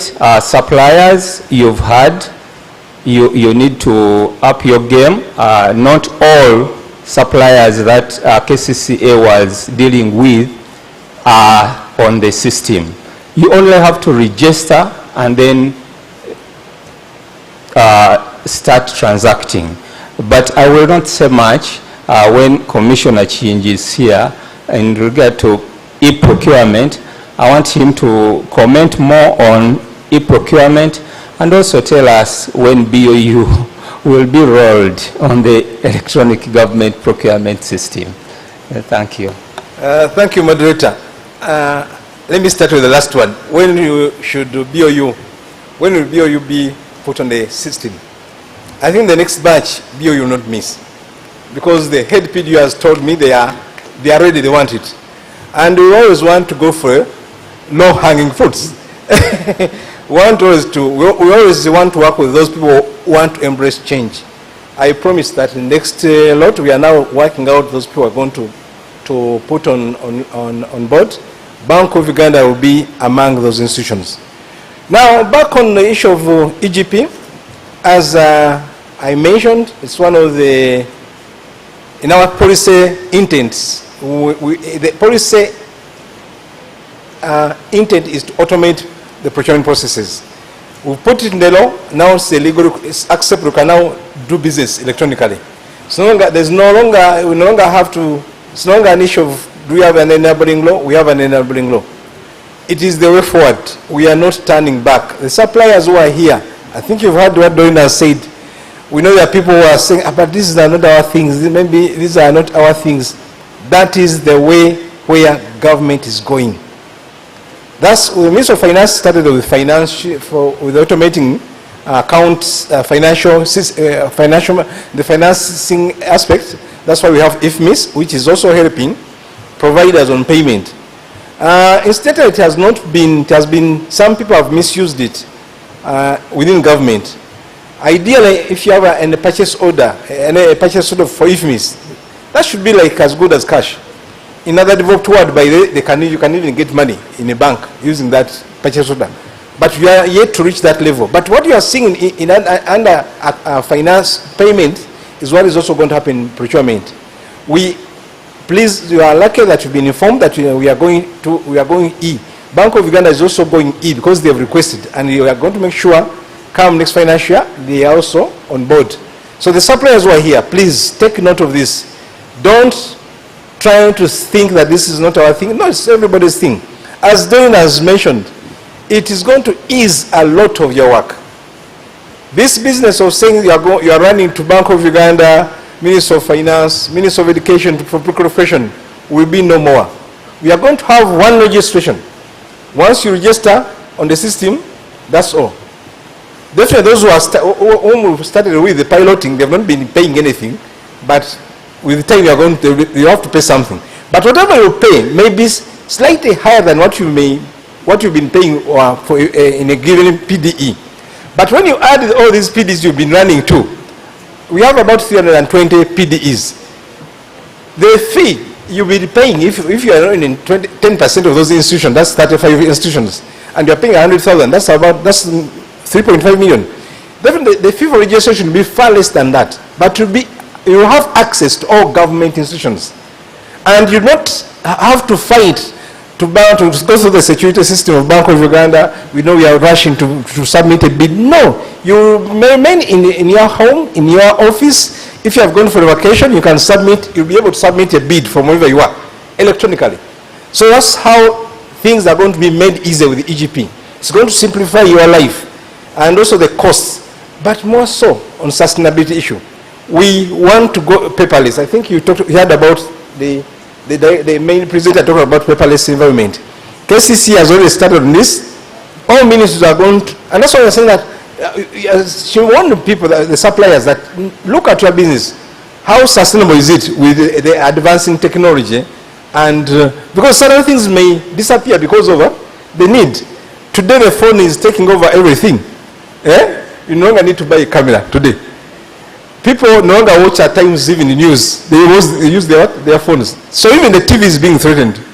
The newspaper industry is being threatened because of technology. So let's be on the lookout. So EGP is coming to help us. What has the government done on this issue of for the suppliers? Every Friday between 11 and midday, there's a virtual training to guide suppliers how they can register. Definitely for Bank of Uganda, you may not be able to register because you are not yet on the system, but you can learn what does it involve. We'll try to simplify this business of procurement. We want to make sure that we simplify it, we make it less costly, more user-friendly, and more so we get real value for money, and that is what we call sustainability. So EGP is actually contributing to sustainability. Thank you, moderator.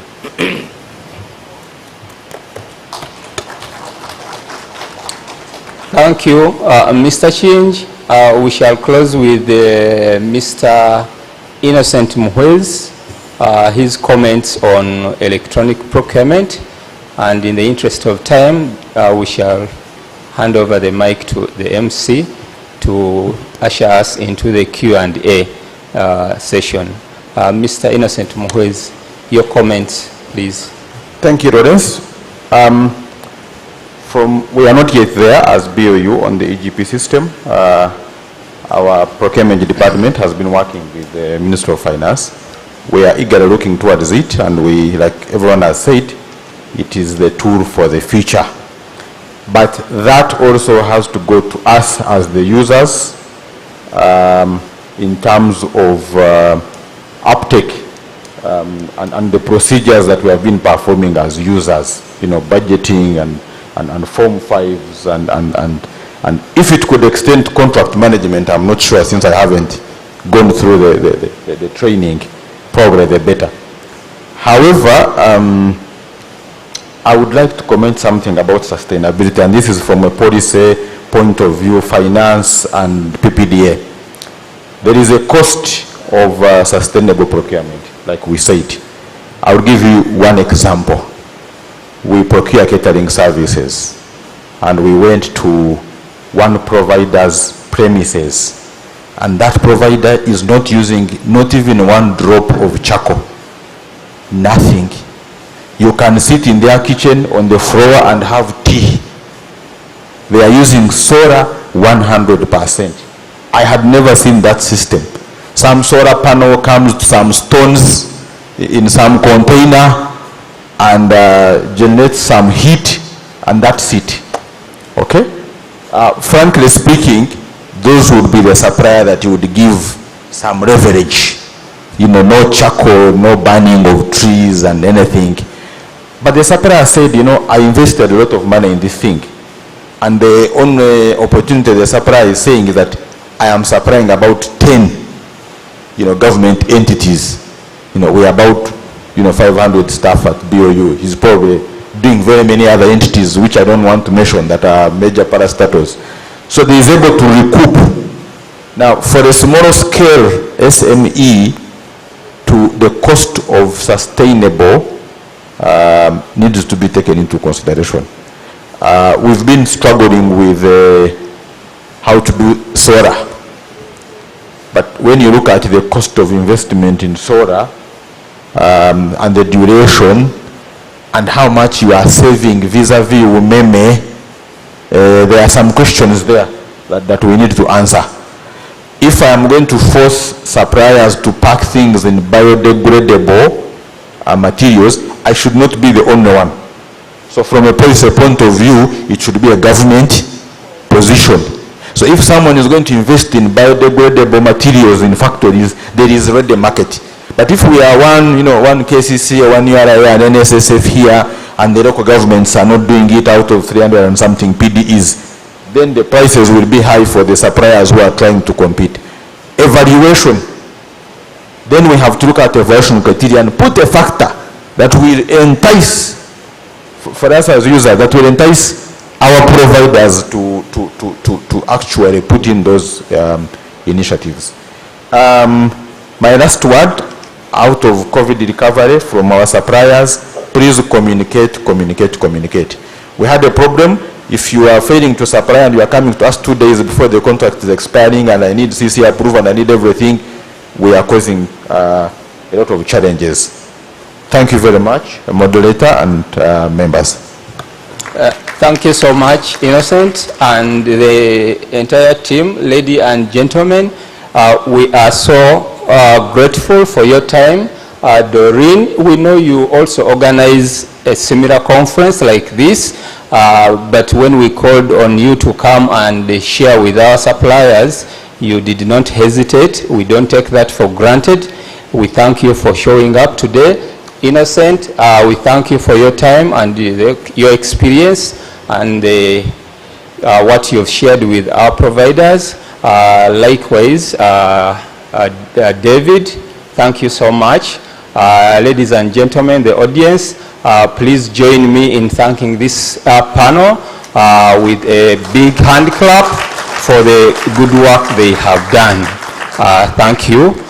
We now hand over to the MC to take us to the next session. I will request the panelists to remain here, and I will ask Mr. Ojambo to join this team for the Q&A session.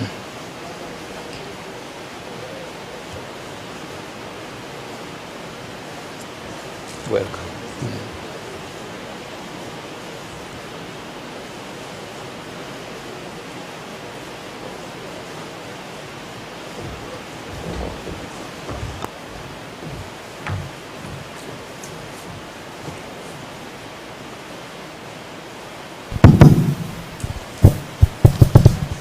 Thank you very much, Lawrence, and our panelists for discussing issues related to sustainable supply chains. Suppliers, we thank you so much. We have got just 2 or 3 items in the program, and we shall go for lunch and depart at leisure. Earlier on I had requested that if you have a question or 2, you have to put it forward. I'm going to request members of the Bank of Uganda procurement team to help move the microphones, and members of the media team as well help us move the cordless or the wireless microphones to these suppliers, those who raise up their hands and have a question. I want to request you to be precise but to the point. Don't give us a story, because we shall take very long time here. The other item is going to be a supplier satisfaction survey, and this item is going to be done online.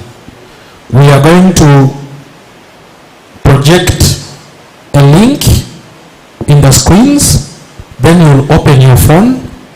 This hall is connected to wireless internet, which is free of charge. So I'll share with you the password, and in a few seconds or a few minutes, you'll be done answering or giving us feedback about what you think about the conference. I want, by show of hands, if you have a question, I request you to raise up your hand, and we give you the microphone, then you're able to state your question. Let me give the gentleman right here. Be very precise, but to the point. Thank you. Thank you very much. I am Nicholas Katumba Dumba from the Copycat. We are an IT services provider. I have 2 comments. One, I don't know whether it's PPDA or Minister of Finance or both, who probably would respond. We are one of the major suppliers to Bank of Uganda. December, I think around that time, we had an order to supply certain items which were required for people to work from home, or mobile and all that. And we had some challenges. Now, I was asked by Bank of Uganda that I should be able to deliver within a week. It was quite tricky. But guess what? I contacted my guys, the supplier was coming from the USA. Actually, within a week, the supply was at Etebe. But here was the challenge. Whenever you importing something from out, there is what they call a COC, Certificate of Conformity, that has to be looked at by National Bureau of Standards. We use our distributor who is in South Africa, okay? So basically the consignment would have gone to South Africa, we get COC, then to air. But because of the urgency we put these guys under, they delivered it. And actually I was in touch with the user department. Tell them, it is here, but now this is the challenge. Now the challenge following us, we had to fly the consignment to South Africa. And when we went to South Africa, it took us about 3 weeks. It was challenging.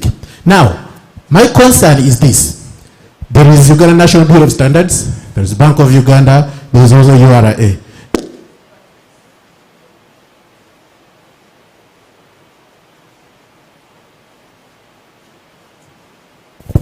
These departments, they are all government departments, and I think work hand in hand. I reached an extent of talking to Bank of Uganda. Can you talk to your department before we shipped the consignment to South Africa? Can you talk to them such that there is a way we can maybe do the COC thing, and we have the, because I was under pressure from the user department to deliver those units. People are not working. That's one. Two, Mr. King talked about sustainable procurement, and effectively I picked out where, and it always happens actually in most of the bids, that the bank is not obligated to take the lowest bid. Now we get so many of these from so many procuring departments. Actually, like Mr. King said, I want here to ask, can the PDEs actually walk the talk? Because decisions majorly are still made, and not by Bank of Uganda in particular, but by so many, are still majorly made based on price.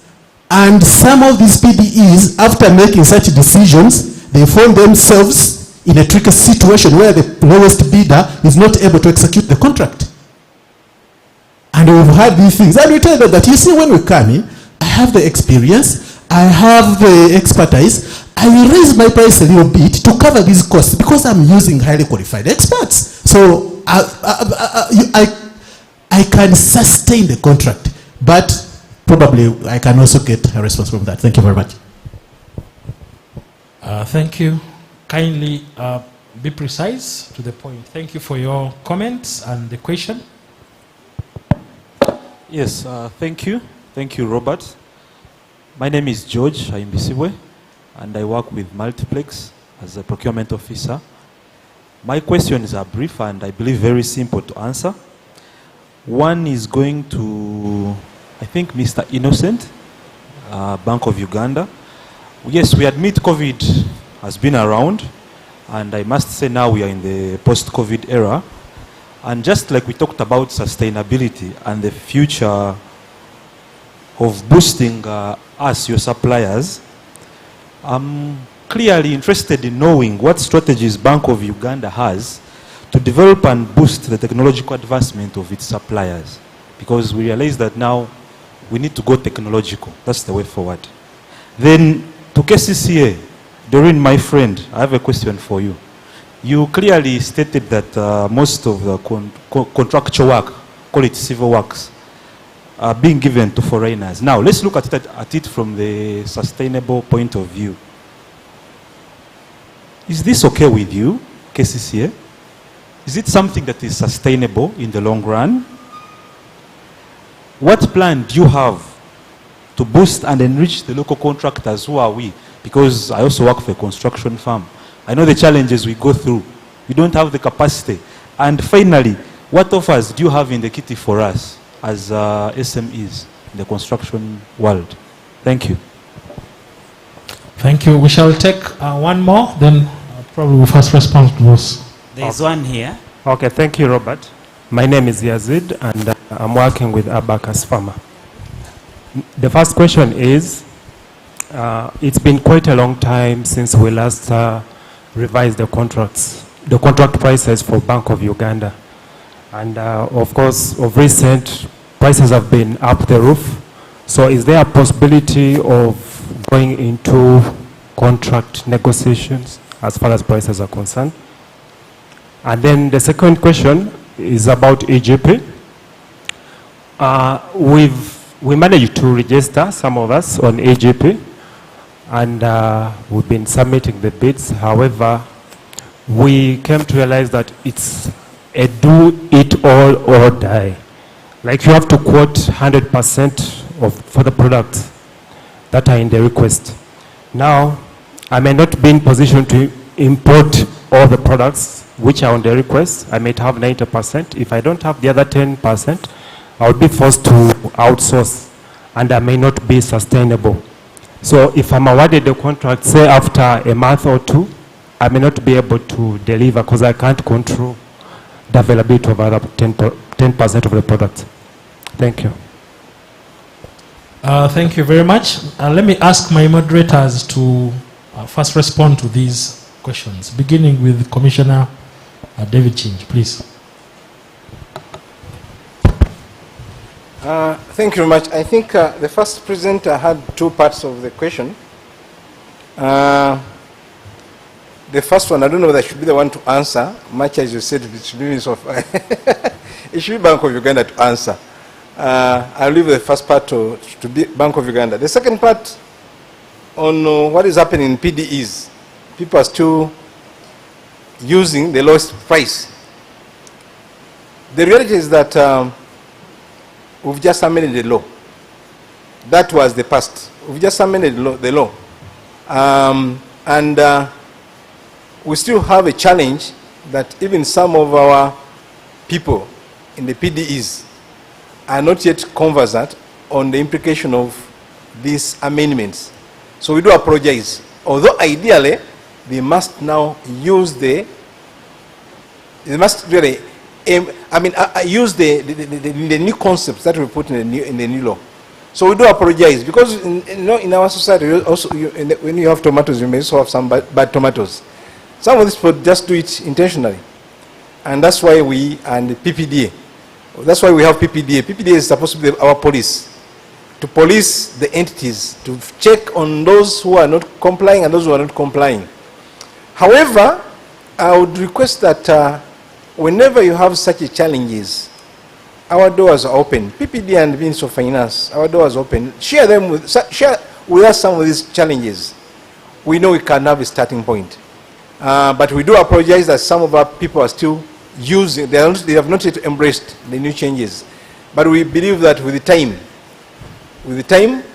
we believe that by building capacity amongst our stakeholders, because all the stakeholders from the user department, contract committee, they must all appreciate these new concepts. Otherwise, you may blame the PDU when it's actually the contract committee which is saying that no, this is very expensive, you go with the cheapest one. So we have a lot of work to do. But we apologize that some of our people are not yet, have not yet embraced. But as I've said, we just amended this law last year. We hope with time, by the time we come back here, I believe it will be a different case. But if you still continue, please don't hesitate. Our doors are open. Our doors are open to listen and to help you. There was something, I think number 2 was for Bank of Uganda. Number 3 was why not allow partial quotations on the system. Incidentally, as we've told you, we are just beginning the system. And what we've put there, according to the PDE, you know, this system was designed, when they are designing it, they ask all stakeholders. Now the PDUs, in many cases, insist that we want full what? Full 100% quotes.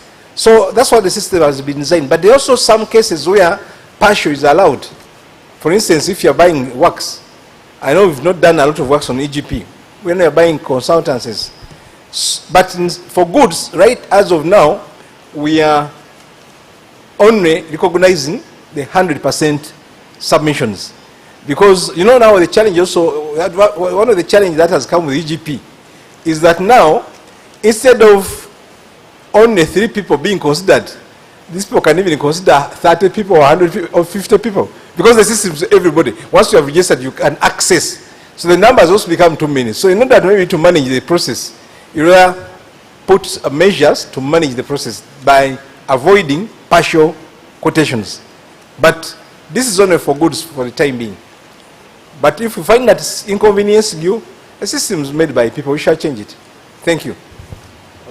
Thank you very much, Mr. Chinj. May I invite Doreen to? I think.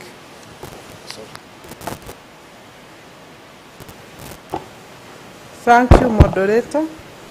And my friend who asked the question about most of the works projects being done by foreign companies. This is really an area of interest to all of us. It is not sustainable, but the government has done its part. As you are aware, government provided for local content policy, so our contractors, please, help us to be able to have you do this work. What do I mean? Please put your house in order, build capacity in all. Have equipment, have personnel, have finances, such that when we give you these projects under preference and reservation schemes, you are able to perform. This is not to say that all government work is taken by foreigners. As I stated, I said majority of the works, especially that being funded by donors, because for them, they look at capacity at that side, and our borrowing conditions have been a bit weak, but of recent, we are trying to emphasize that local content policy should be put in these financing agreements, and we hope to realize this go through, and this will benefit you. Thank you. Maybe if I may add that much of GOU, Government of Uganda funded projects are being done by our local contractor. If I might cite, we have over 32 framework contracts doing road maintenance, so don't lose hope. Build capacity from those as we upgrade to handle bigger projects. Thank you.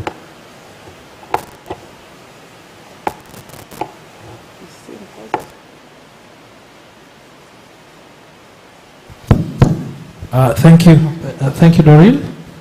Innocent is the contract management expert, and he manages very many contracts. His department has almost half the contracts that the bank signs with providers. Innocent, please, I invite you to make comments pertaining to those questions. Abacus farmer, I'll begin with the last one. We have, prices have gone up. Can we negotiate? Yes, the regulations provide for how a contractor can increase prices. Okay, we have thresholds of how far we can go according to the regulations. Okay, so please contact your contract manager. Our staff from procurement are here. Bash, please stand up. If in case the Abacus, please talk to this gentleman. He's heading the division that does with some of that work, and he can advise you how you can write to the bank, and we look at your price increase request. We are not guaranteeing that we'll accept it because there are conditions on how we treat price increases, but yes, it is possible within the law. Copycat, I know they are a very big supply of ours. He asked one question about how government departments can work together. I'm not sure whether there is someone from UNBS here who can be given a microphone, but their challenge is about the certificate of conformity. As far as I know, and now, you know, when you are a leader, you lead a team. So once in a while, you have to keep calling a few names here and here. Now, Karo Nankabirwa and Bash, I understand there are two provisions. One, we can get a waiver from UNBS, not so. So we have the possibility of getting a waiver for the certificate of conformity for urgent goods. Two, we can engage them. So it is unfortunate if you had to send your goods back to South Africa for the certificate of conformity and back, but we were happy we received the goods, and in future we will make sure that we exploit that window for the waiver. You also asked a question about PDEs put, we are not obliged to award to the what? To the lowest bidder. But somehow we end up awarding to the lowest bidder. Now, you will have to study the method of evaluation that is mentioned in the bids.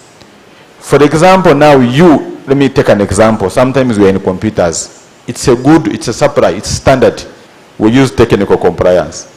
Once everybody has passed all the technical requirements that we need, all of them, eventually it is what?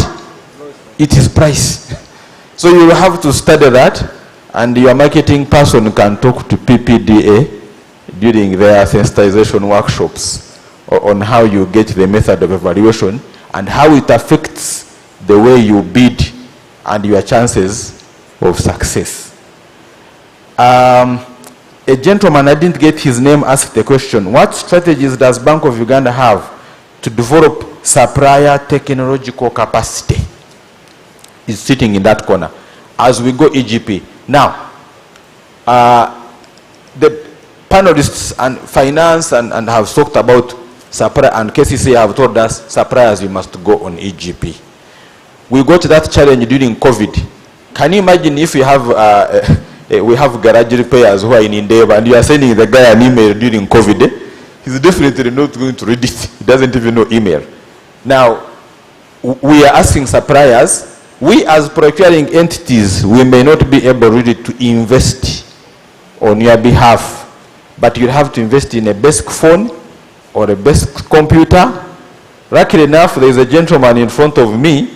This small business fund can assist you with some capital from Bank of Uganda if you are an SME, of how you acquire some of these gadgets that will enable you to register on EGP, because you need internet and you need some sort of computer access. But that leads me to a question for policy, PPDA and Mr. Chinji. Supplier development.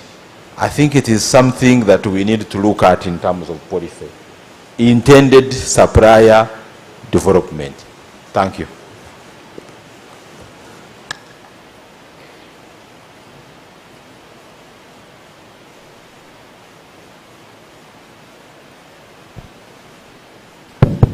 Thank you very much, my panelists. Thank you, Innocent, for responding precisely to those questions. Let's take questions from the other side. Then we come here and we go there. Yeah, gender balance. Can you give it to that lady? Thank you so much. I'm Christine Najuma from BNet Services. We are a garbage collection company. We are one of the companies that were lucky enough, or suppliers that were under essential workers.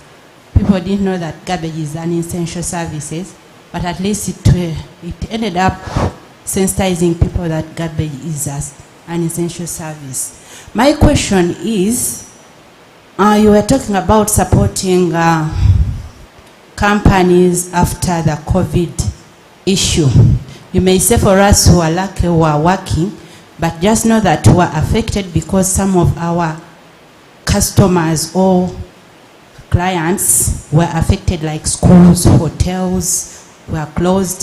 So even for us, we found challenges here and there, which I may not go into nitty-gritty. So it so happened immediately after the lockdown, some of our contracts had ended with Bank of Uganda and they had to be renewed.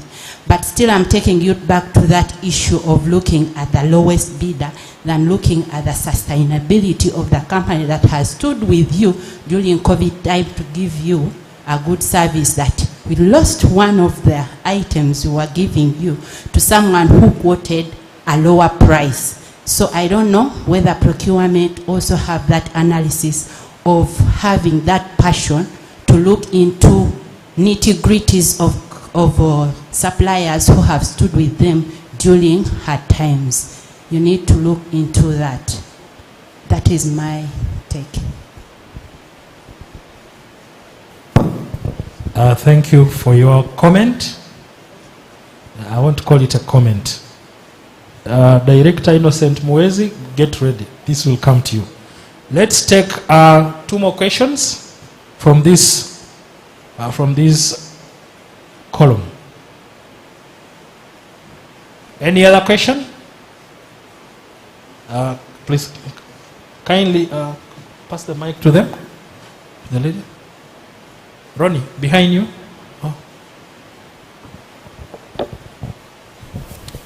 Good afternoon, ladies and gentlemen.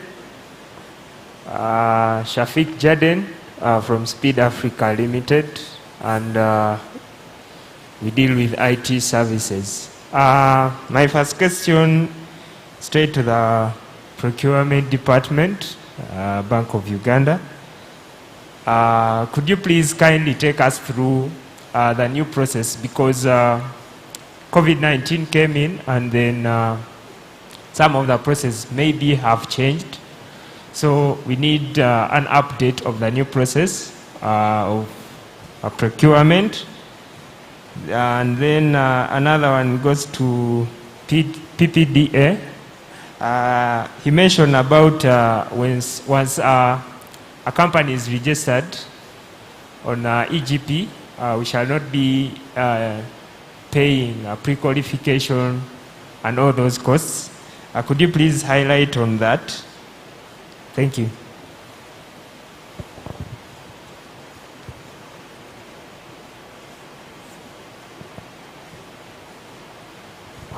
Thank you. Hello, everyone. I'm Daphne. Okay, mine is more like a complaint. Bank of Uganda, you have a tendency when you're making your tenders, you don't give chance to some of us who are new entrants to the market. You give us a tender and you give us an experience of 20 years, like seriously. Then you find you're multiplying one person, you keep working with copycat, because he has 20 years in experience. You don't give us a chance to work with you because we are just entered the market. So what are you going to do to try and help us also develop, so that we can show that we have the capacity to also give you what the company you've been working with for the last 10 years can also give you. Thank you. Thank you very much. My role is not to respond to questions or comments, but if it is not a fact, then we have to state it straight away. It's not true. There isn't any tender in Bank of Uganda that requires experience of 20 years. It's not there. The tender document goes through several stages. And in each stage, we are looking at, is it realistic? In fact, we reduce some of the requirements to enable new people. At least you must have undertaken one assignment, because we don't want you to try with us. You need to have the basic experience to be able to execute. Innocent will shed more light on that. Can we have another question? Hello, everyone. My name is Kendrick from Four Corners. I want to add on the lady's comment. My issue is evaluation. Normally, on the bid documents, there's always a date stated for evaluations. But sometimes, it may not be Bank of Uganda, it may be any other government entity.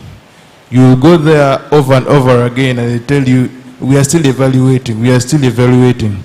So I would rather want to know, how long does evaluation take? Thank you.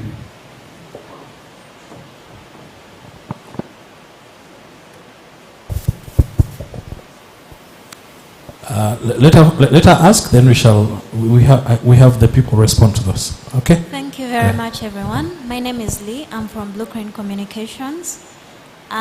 Maybe to add, that 20 years was metaphorical, and usually you find not Bank of Uganda necessarily, but most government entities, they'll say the bidder must have 5 years of experience, or maybe they should present maybe an LP of like 220 million. Then you find all these other people who have similar experience and capacity, but are like 3 years old, 2 years old. You find they are all kicked out because of that one statement. So we are kindly inquiring how PPDA can help us to have more like a leveled ground. Thank you very much. Moses, get ready for that. Yeah, now that it's not Bank of Uganda, it's true now. Thank you. I want to ask my panelists to first respond to those issues, then we shall get back to you. Thank you. Let me start with Innocent. You've given me the hard questions. Now, let me try, and I'm asking any member of our procurement unit to supplement. Binit, how do we support suppliers who have been with us in bad times? I feel you, I feel it. You were with us during the bad times. Now, unfortunately, COVID was not declared a force majeure situation by should I say PPDA or finance? So the contracts had to keep running for the period that they were running. If your contract was 3 years and it expires and the law says we have to retender, then we had to retender. So it is unfortunate that when we retendered, you were not able to be selected for some of the services. Now, for every supplier who is here, you are entitled to a debrief, okay? You can come to us and find out from us reasons why you did not win. So maybe you need to get time, and maybe the time period may have passed already, but there is always an opportunity for you to write to the bank and they will debrief what happened. So you need to find out. But no bad blood exists. Unfortunately, the current law, okay, does not have a provision for us to put in marks for very hard work during certain times. We don't have that. So the policy makers have had, they will probably look at how we capture supplier performance. Now, when you capture it, you see every good thing comes with a bad one. It now takes me to the question of the new person. Then the new person says, so you are giving marks to only those people whom you have been with, who are working well. What about me who is new and you have never tested?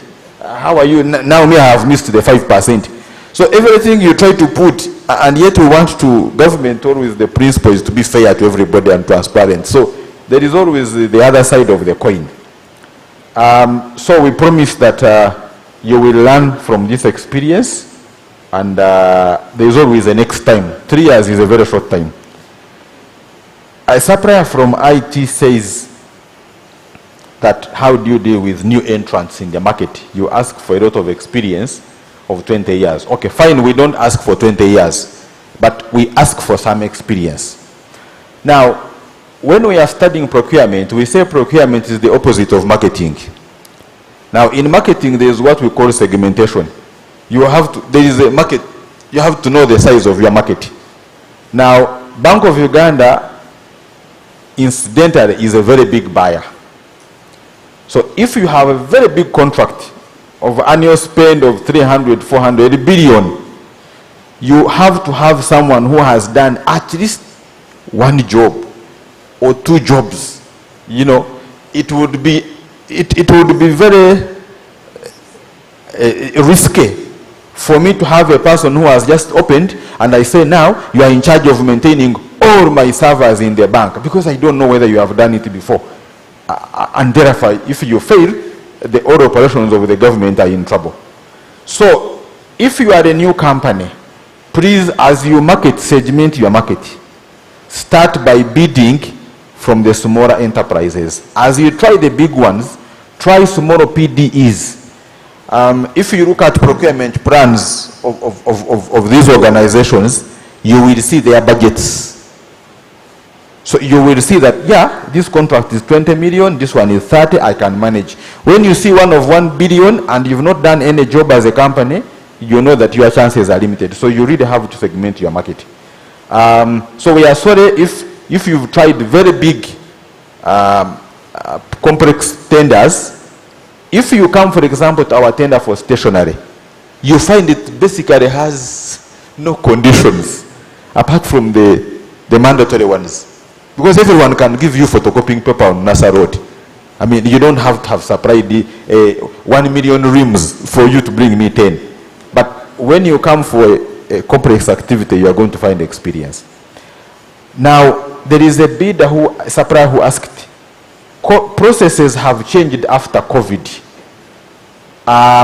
Ideally, not much has changed, so you may have to get in touch with us at procurement.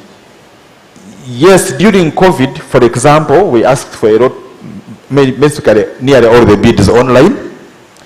We were not allowing you inside our building, so even when there were tenders, you had to drop them at the gate. You couldn't access the premises at all. Now, every time we have an advert, every time we send you a request, we will always specify the conditions at the back. If you can now come in, if you can do online, if you can. So I don't think that so many things have changed, but I will ask, Bash or Joseph, Nightingale, to get a microphone and clarify to that bidder if there is anything fundamental that has changed in the way we tender. Bash, just a minute, you will speak after me. Now the other one is Four Corners. Four Corners asked a question about evaluation time. That every time we call, we tell you we have not completed. And he says this is common. It's not only us, so maybe PPD you will say something. But there are days set aside for how long evaluation takes. Majority of the cases, goods, I think it is 20, and then we have also a period for works. However, there are also other procedures, for example, for us in the bank. Even if the evaluation committee has finished evaluating on the 20th day, the contracts committee, may not meet every day. So you will have to wait for them to meet. There is also provision for actually increasing the days from 20 days if there is something that happened. So sometimes it's possible that something has happened and we have had to increase the evaluation days beyond the 20, which is allowed by the law. So especially during days of COVID, it has been very difficult. People are working from home. Even those who are evaluating, they are doing online meetings, they are not meeting physically, the meetings are not taking place. So we appreciate that we have been in bad times, but now things are getting back to normal. Bash, please mention about if anything has changed in our bidding procedures. Thank you. Anyway, so many of the things we have already mentioned them. The only thing that has changed is that sometimes we request you to submit your bid online, or you submit bids at the time of opening because of restrictions to access the bank and the COVID.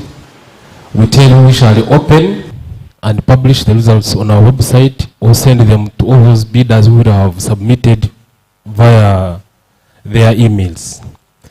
Otherwise, as the COVID restrictions are eased, the processes will become as they used to be, and the rest have not changed as per the law. It is only accessing the bank, bid submission, and bid opening that actually I'm aware of as of now. Thank you very much. Thank you very much, Innocent and Bash. May I invite Moses Ojambo to respond to questions related to PPDA. Moses, please. Thank you so much. I want to say that Director Mahwezi has answered the question on experience versus the cost of the project. He ably mentioned that it all depends on what is required.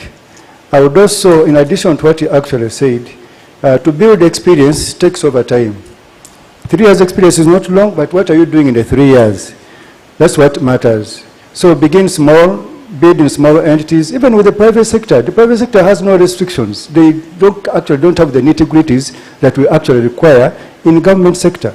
So you can start with the private sector, build your competences there, go to the local governments, go to small entities. Experience is a requirement. One time I was training and I was giving an example. It is true that question keeps featuring. Why? How do you bring new entrants on board? I give an example that all of the men here, that your wife is going to give birth, and they tell you a medical intern is the one who's going to operate her. How would you feel? Would you trust a medical intern with your wife to be operated upon? You look at the risk that is involved in there. So you would rather wait for a specialist to come other than having a medical intern take on the patient. So that's the same with some critical procurements, is that you can't risk giving a provider who has not manifested in the supply of such requirements, particularly of that magnitude. Recently, I had a friend of mine who told me they have just opened up a company, and they have been told to supply an ambulance, okay? And they say that the entity will pay 30%, then the next payments will be made over a period of 2 years in installments. And the person was saying they don't actually have money. Then I was wondering how they actually got that tender for the first time. Then why do you go for what you cannot actually afford? That is one thing. So we really need to build a capacity, and we need to appreciate government sector, how it operates, and also try to build a capacity small as time goes by, then we actually get there.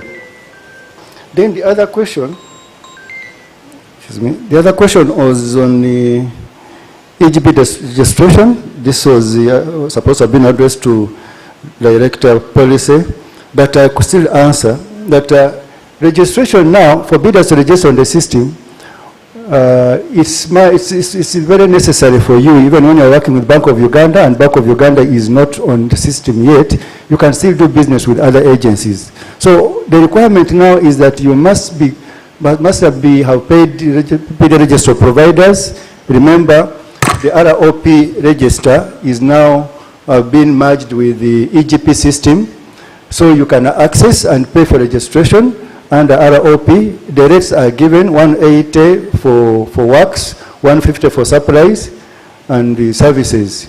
So you pay that and then you register on the system. That's the requirement now. For other providers, once you've been pre-qualified by any entity, the payment you made at that registration can still warrant you registration on the EGP system. What we're actually saying is that this is the requirement now. Going forward, as we roll out the system, there may be a fee, specific fee required for all providers to be registered on the system, which fee has not yet been determined, but will be communicated in due course. How long does evaluation take? We have guidelines, we have the regulations that provide for the timelines, but it may depend on the nature of the procurement. Sometimes it goes beyond. For example, supplies 20 working days, consultancies, services 30 working days, and then works 40 working days. Sometimes it takes longer because of the nature of the bids that you actually receive. Sometimes the committee requests for clarifications, sometimes correction of arithmetical errors. Sometimes there are also issues that happen that the evaluation may take longer than the estimated time. Usually when you advertise, we publicize and say, we will receive bids on this date, evaluation takes place, we completed by this time, display will be done on this period or this date. Sometimes those dates may not be followed correctly due to administrative delays at entity level, which may cause the timelines to differ. So it is important that you hold on and wait on the timelines. Then I believe that you could keep checking on a notice board and see when that display will actually be made. So the timelines may differ. We guide on the timelines as the regulator, but they may differ depending on the challenges at entity level. Sometimes constituting the committee may take longer than expected. Some people are on leave, so the committee, there's no quorum. Those are issues that you may not know as a provider, but they actually happen and may cause some delays during the evaluation process. Have I exhausted these questions? You have exhausted all of them, Moses. Yes. Thank you so much. Thank you so much. I know time is not our best ally. We have to get into other things. If you have a very burning question, feel free to write a small sheet and send it to me. We shall read it and direct it to the person who is supposed to respond, who can respond to it. There's a question there, a burning question. Please be very precise. Thank you. My name is Kevin, and I work with the Point Consultants. My question, I think, goes to PPDA. Suppliers have registered on the EGP. However, the response is not as expected. For some procurements, we have received responses but there are some, even Madame Doreen had confirmed this, where you get no response. So what does PPDA have in plan to ensure that the responses increase or they do take place? Because even with follow-up emails and phone calls, I think suppliers don't know how to use this system. The sensitization, I think, is still low. Thank you.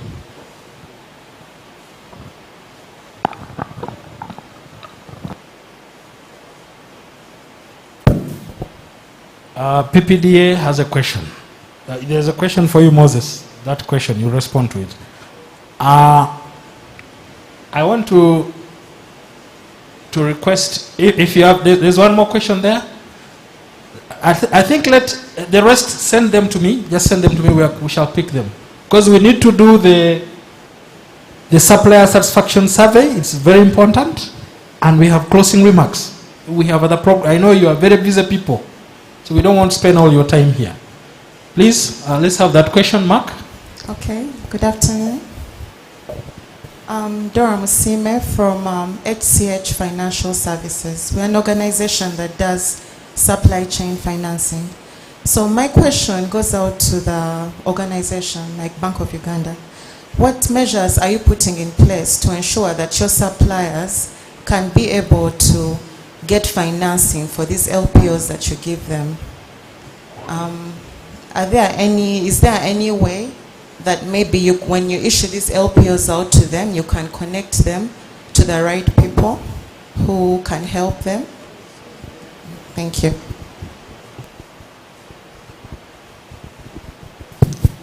That question, maybe Lawrence or Innocent can respond to it. So let's, we are not going to take any other questions. Let's respond to those two, and we do the supplier satisfaction survey, receive closing remarks such that we can move to have to work on our other programs. So Lawrence or Innocent, let's respond to that question. Okay, quickly for the question of supplier financing, we don't. I must be very open. We believe the supplier has got the capacity to finance themselves. All right? So we know your business is supply chain financing. Even many financial institutions do, but we don't. There's only one particular thing that we do. We are not very sure whether it is okay or not okay. If a supplier gets a purchase order or a contract and wants to get financing from a bank, we allow the bank to write to us to confirm that that contract or purchase order is valid, that we are the ones who issued it, it is authentic.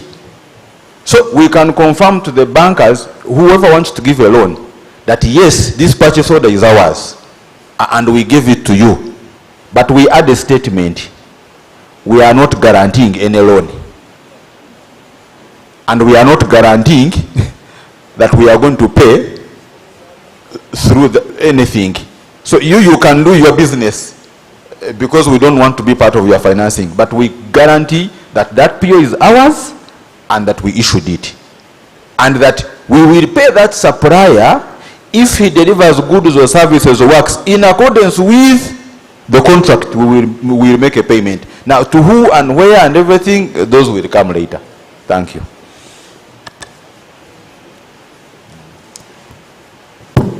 Moses, I want you to briefly respond to a question that was related to EGP. Then we move to the next program. The media team, kindly get ready to project the link and the password to the Wi-Fi network. Thank you. Moses, your turn. The question was this, that you register on the system and you don't get responses. What actually happens is that when you attempt to register on the system and you get any snag, you write to PPDA by email, info@ppda.go.ug, or we'll also give you a contact with the person that is responsible most of you have been registering under ROP and you've been coming physically. You can still come to our offices. You will be guided on how to finalize the registration. We've always got emails from providers whenever they get stuck, and we support them. There's a dedicated officer that supports providers whenever there are issues with registration. You don't just sit there and wait for you to get probably your certificate, yet probably the system has issues, or probably you had certain things that you didn't do well during the registration process. So it's important that you follow up and come to PPD or send an email. You will be responded to and supported very effectively. I think that was the question. Yeah, that was the only question. Thank you very much, Moses. Now, in the big screen, we have the link where you can access the form which you're going to complete. The password for the MiFi in this room is capital M, capital R, and capital G. MRG. That's the password to the Wi-Fi. Kindly use your telephone or iPad or laptop. Capital M for Mbali, capital R for maybe Rukonjiri, then capital G for Guru. That's the password to the Wi-Fi network here.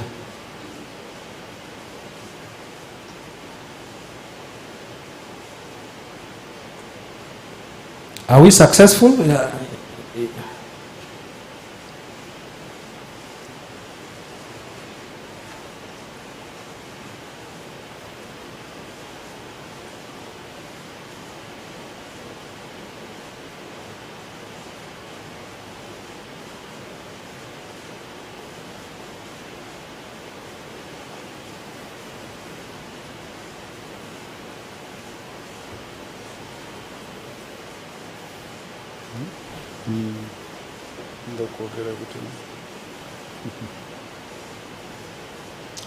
We also request you to be very honest as you complete the form, the online form.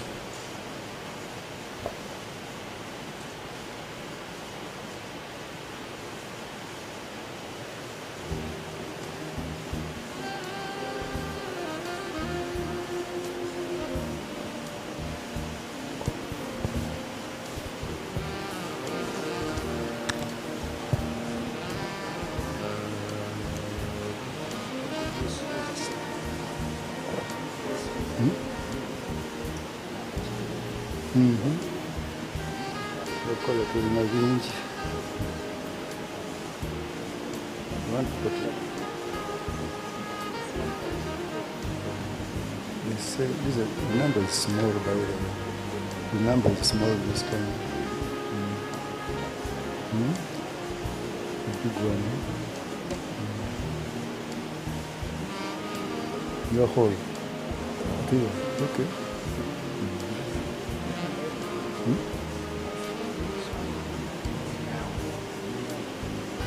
I remember I attended briefly, had another engagement. But I left Catherine. It was high. These ones are few today.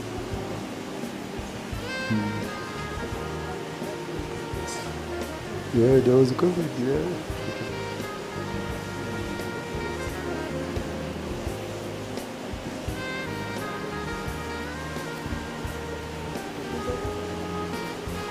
Take your time. We got only one item on the program, and we shall leave this place to go to have lunch, and you go home. So I'll ask Moses to be preparing his very brief closing remarks.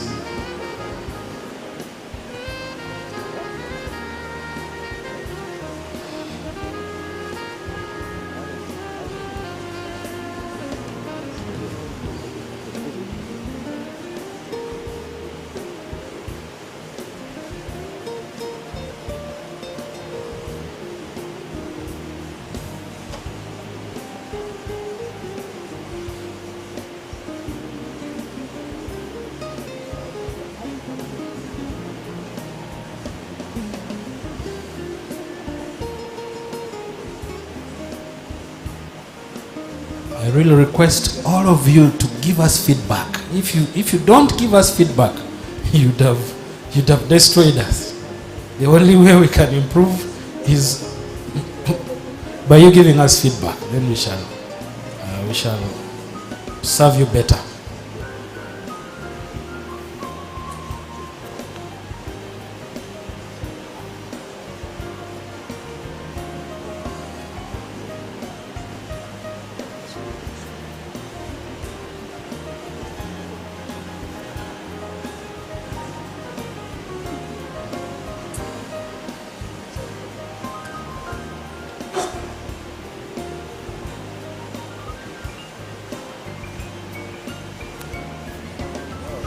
How many people have finished the process?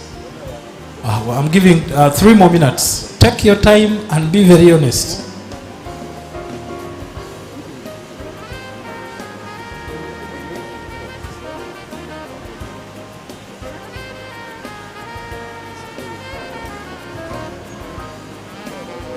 I want to thank very much the exhibitors who have exhibited in this conference.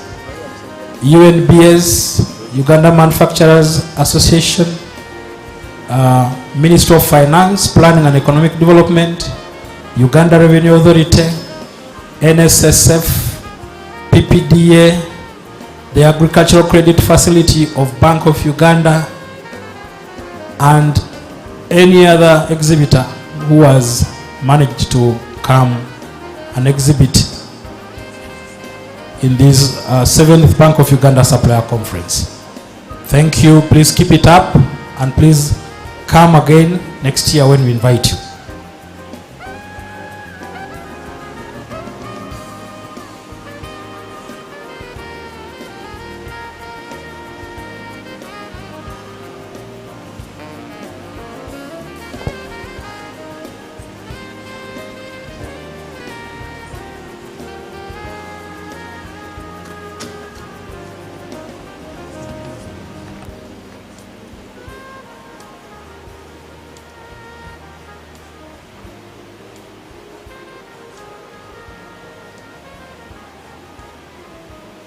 How many people have completed the process? Still few. Okay, continue. More 2 minutes, more 3 minutes for you. Those who have not completed, please take your time, complete the process.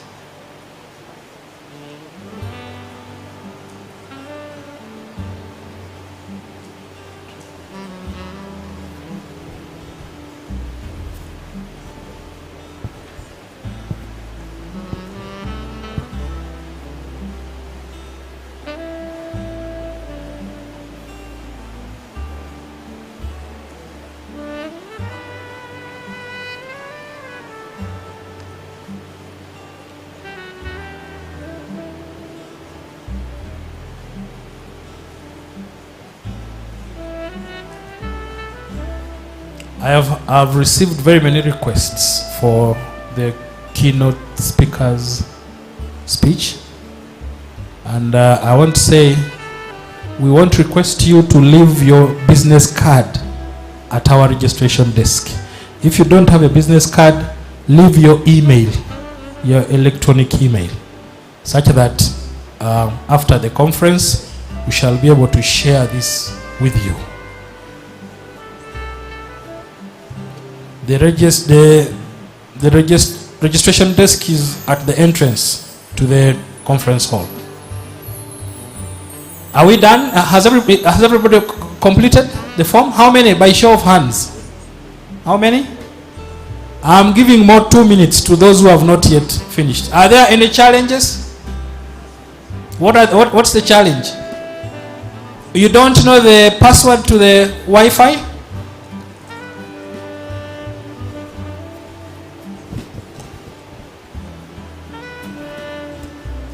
The password is M, capital R, and capital G. We said M for Mbale, R for Kunjiri, and G for Guru. In capital letters. That's the password. After which, you can now be able to access the online form and complete it. Once again, a very special vote of thanks to the exhibitors and to all of you. We came in here when it was raining, but we thank God for the rains, and we thank you so much for being able to make it to this despite that interruption.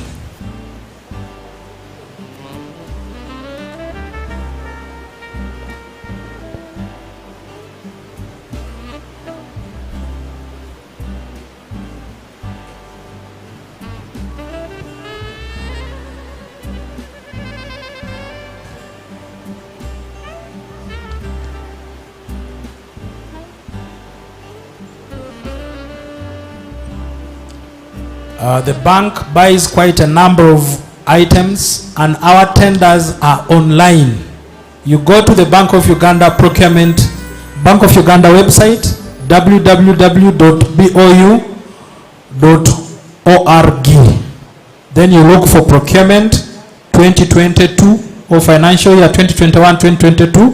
All our tenders, the big tenders, are posted in there. Feel free to inspect the tender document. Feel free to pay. You will be required to pay for those big tenders. You pay something like 100,000 or 50,000, and you participate in the procurement process.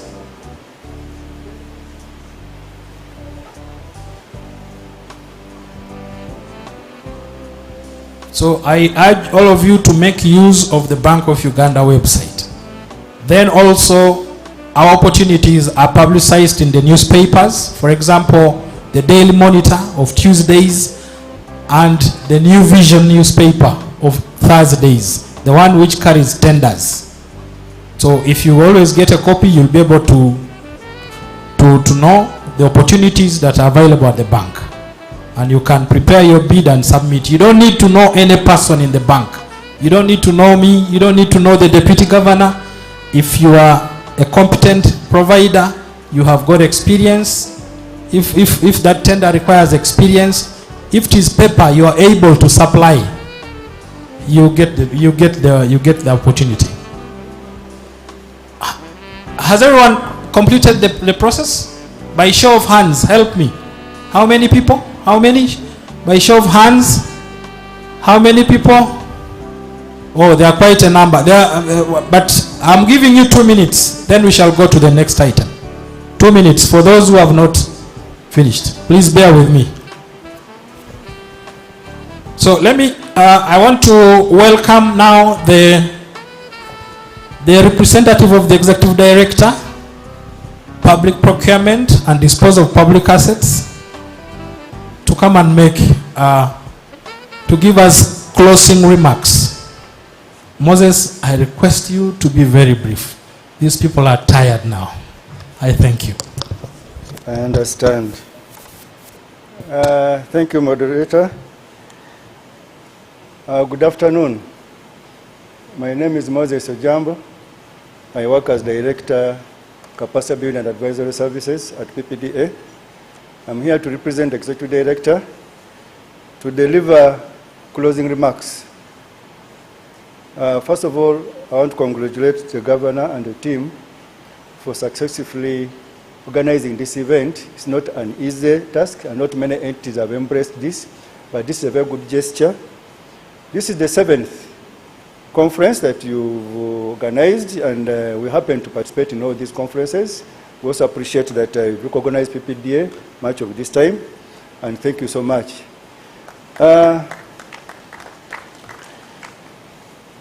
The theme for this forum is COVID-19 supply chain recovery and management. It's very critical at this moment to appreciate that the providers have gone through a number of challenges.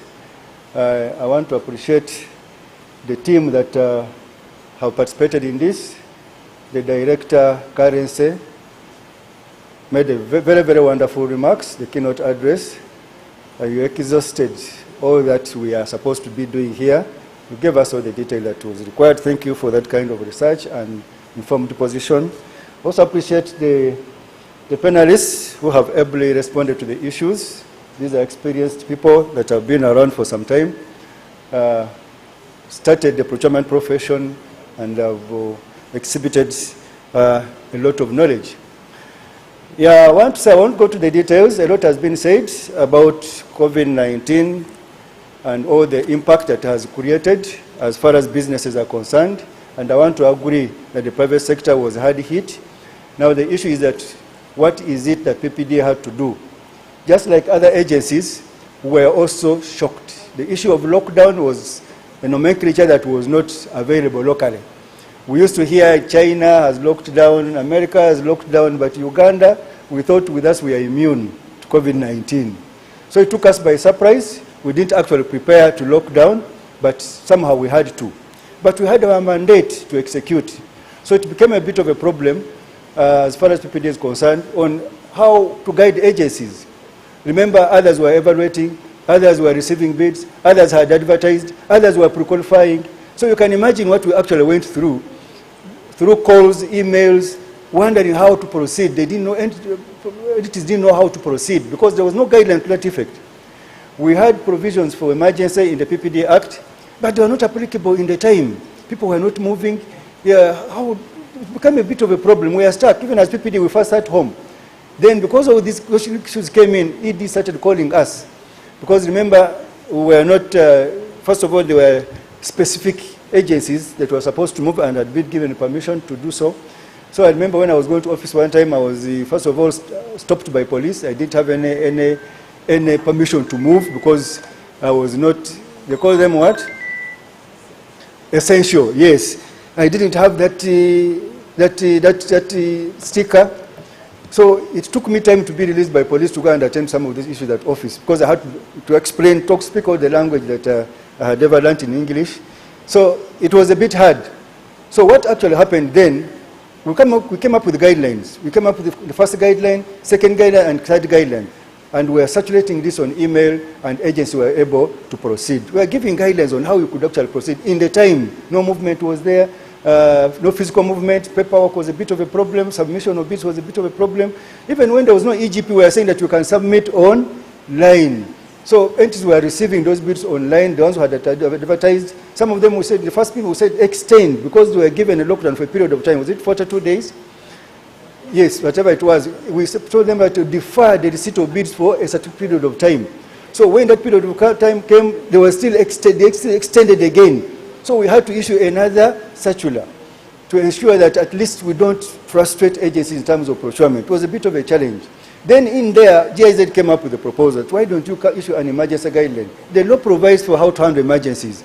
But in the time, the provisions under the Act could not actually facilitate the procurement then. So we had to start crafting an emergency guideline. It took long to be finalized because of the requirements in terms of approval, but currently we have an emergency guideline on how to undertake procurements under emergency. This is helping agencies, including Bank of Uganda, on how to handle emergencies. This was approved by the board, and it's even on our website. You can approach it and also use it, also refer to it as providers, but the entities know how to go about emergency procurements in the event that there are emergencies that actually happen. The EGP system was still under development. We're actually piloting. We actually stopped doing anything. The pilots couldn't apply the EGP system. But we are saying all agencies, you can receive bids online through email, dedicated email addresses. That has to happen. But now we have an EGP system. If EGP had been rolled out then, we wouldn't have issues. But now see where to go. Okay, issues of sustainability. How do we sustain the procurement process? EGP is there as part of the sustainability initiatives that have been brought on board, and we so far rolled out to 11 agencies. Then this financial year we rolled out to 15. Effective this December, November, December, we started training them, change management, and they're now on the system. We're also looking at next financial year. 26 agencies are being earmarked for rolling out next financial year. So we are getting there. We are preparing to avert these challenges that happen when it comes to emergencies, and also close the gaps that are existent in the procurement process through the electronic government system. A lot has been said, I won't explain so much. So far we have 5,814 providers that are registered under the system and in 36 agencies. We are still registering providers each other day. I don't know how the capacity of providers we have in the country, but it's all that lot that has to be registered, and we are always at it. It's part of our daily activities on registration of providers. Many providers are coming on board, companies are doing business, other companies are coming on board, so registration is still ongoing.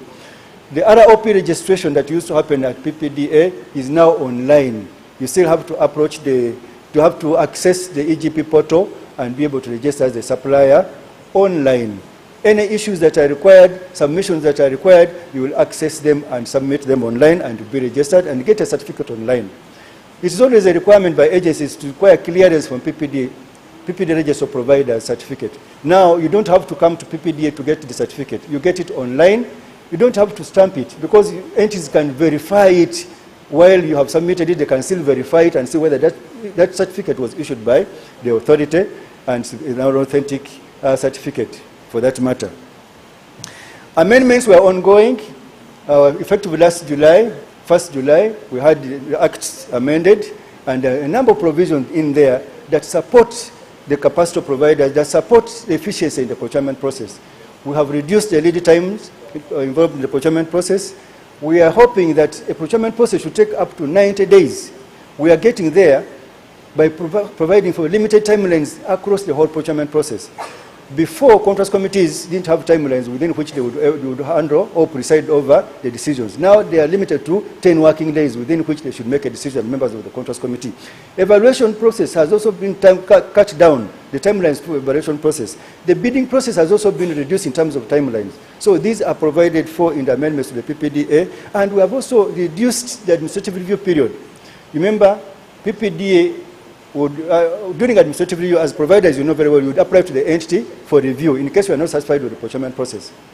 The entity would take 15 working days to respond to you. When you are not satisfied with the entities, you would report, you would apply PPDA for review. PPDA would take 21 working days within which you get a response. After that, you go to the tribunal in case PPDA has not satisfied you, and the tribunal will take 10 days to issue a decision. All these timelines have been cut in a way that PPDA is no longer in the picture. To create efficiency, the 21 working days of administrative review have been removed because now entities, providers are supposed to apply for review at entity level. From there, it goes to the tribunal in case you are not satisfied with the decision. Oh, these are measures to ensure that we have limited lead time in the procurement process such that we can create efficiency and improve on service delivery. Local content. Between you and me, the best source of materials, the best source of inputs was local. The challenge is that not everything could be got local, that you had to import whatever you couldn't get local. So for sustainability issues, we need to build our local capacity. So the promotion of local content is critical. So PPDA issued guidelines 2018 on guidelines on reservation schemes to promote local content, such that we can improve on the provision of services, works and goods by the national and resident providers. This guideline has been in force. Now we have come up with regulations on preference and reservation regulations, which has picked all the issues in the guideline and even more. Because now, if you're looking at issues of local content, we're also looking at the elderly, the youth, and the women. Okay, exclusive procurements to be allocated to the youth, women, and the elderly.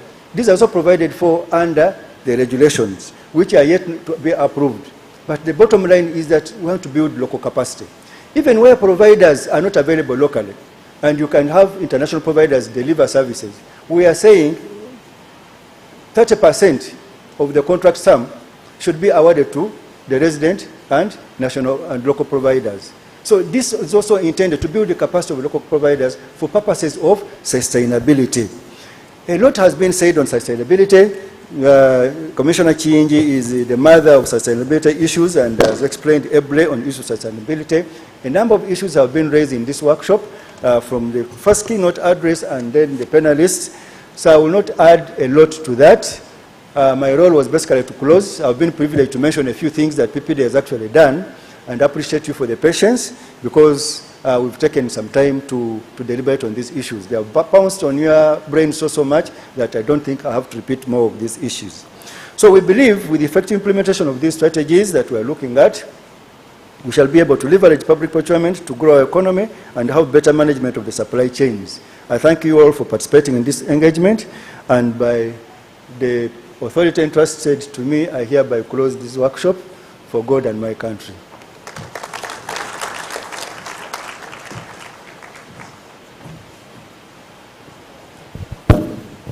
Thank you so much, Moses, for representing the Executive Director, Public Procurement and Disposal of Public Assets Authority.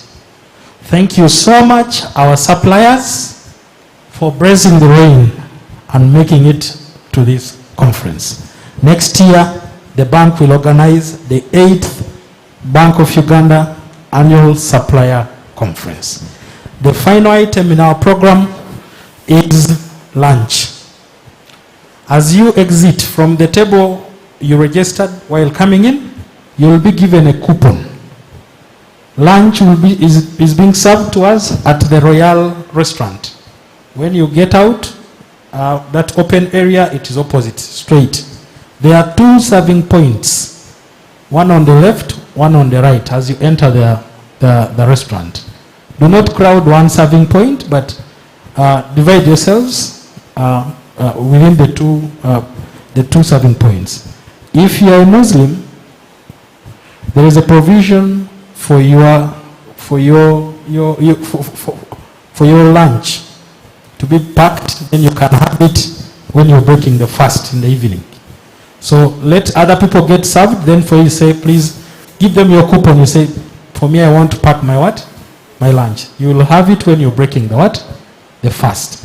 I want to confirm whether all of you have filled the online feedback form. How many completed it successfully?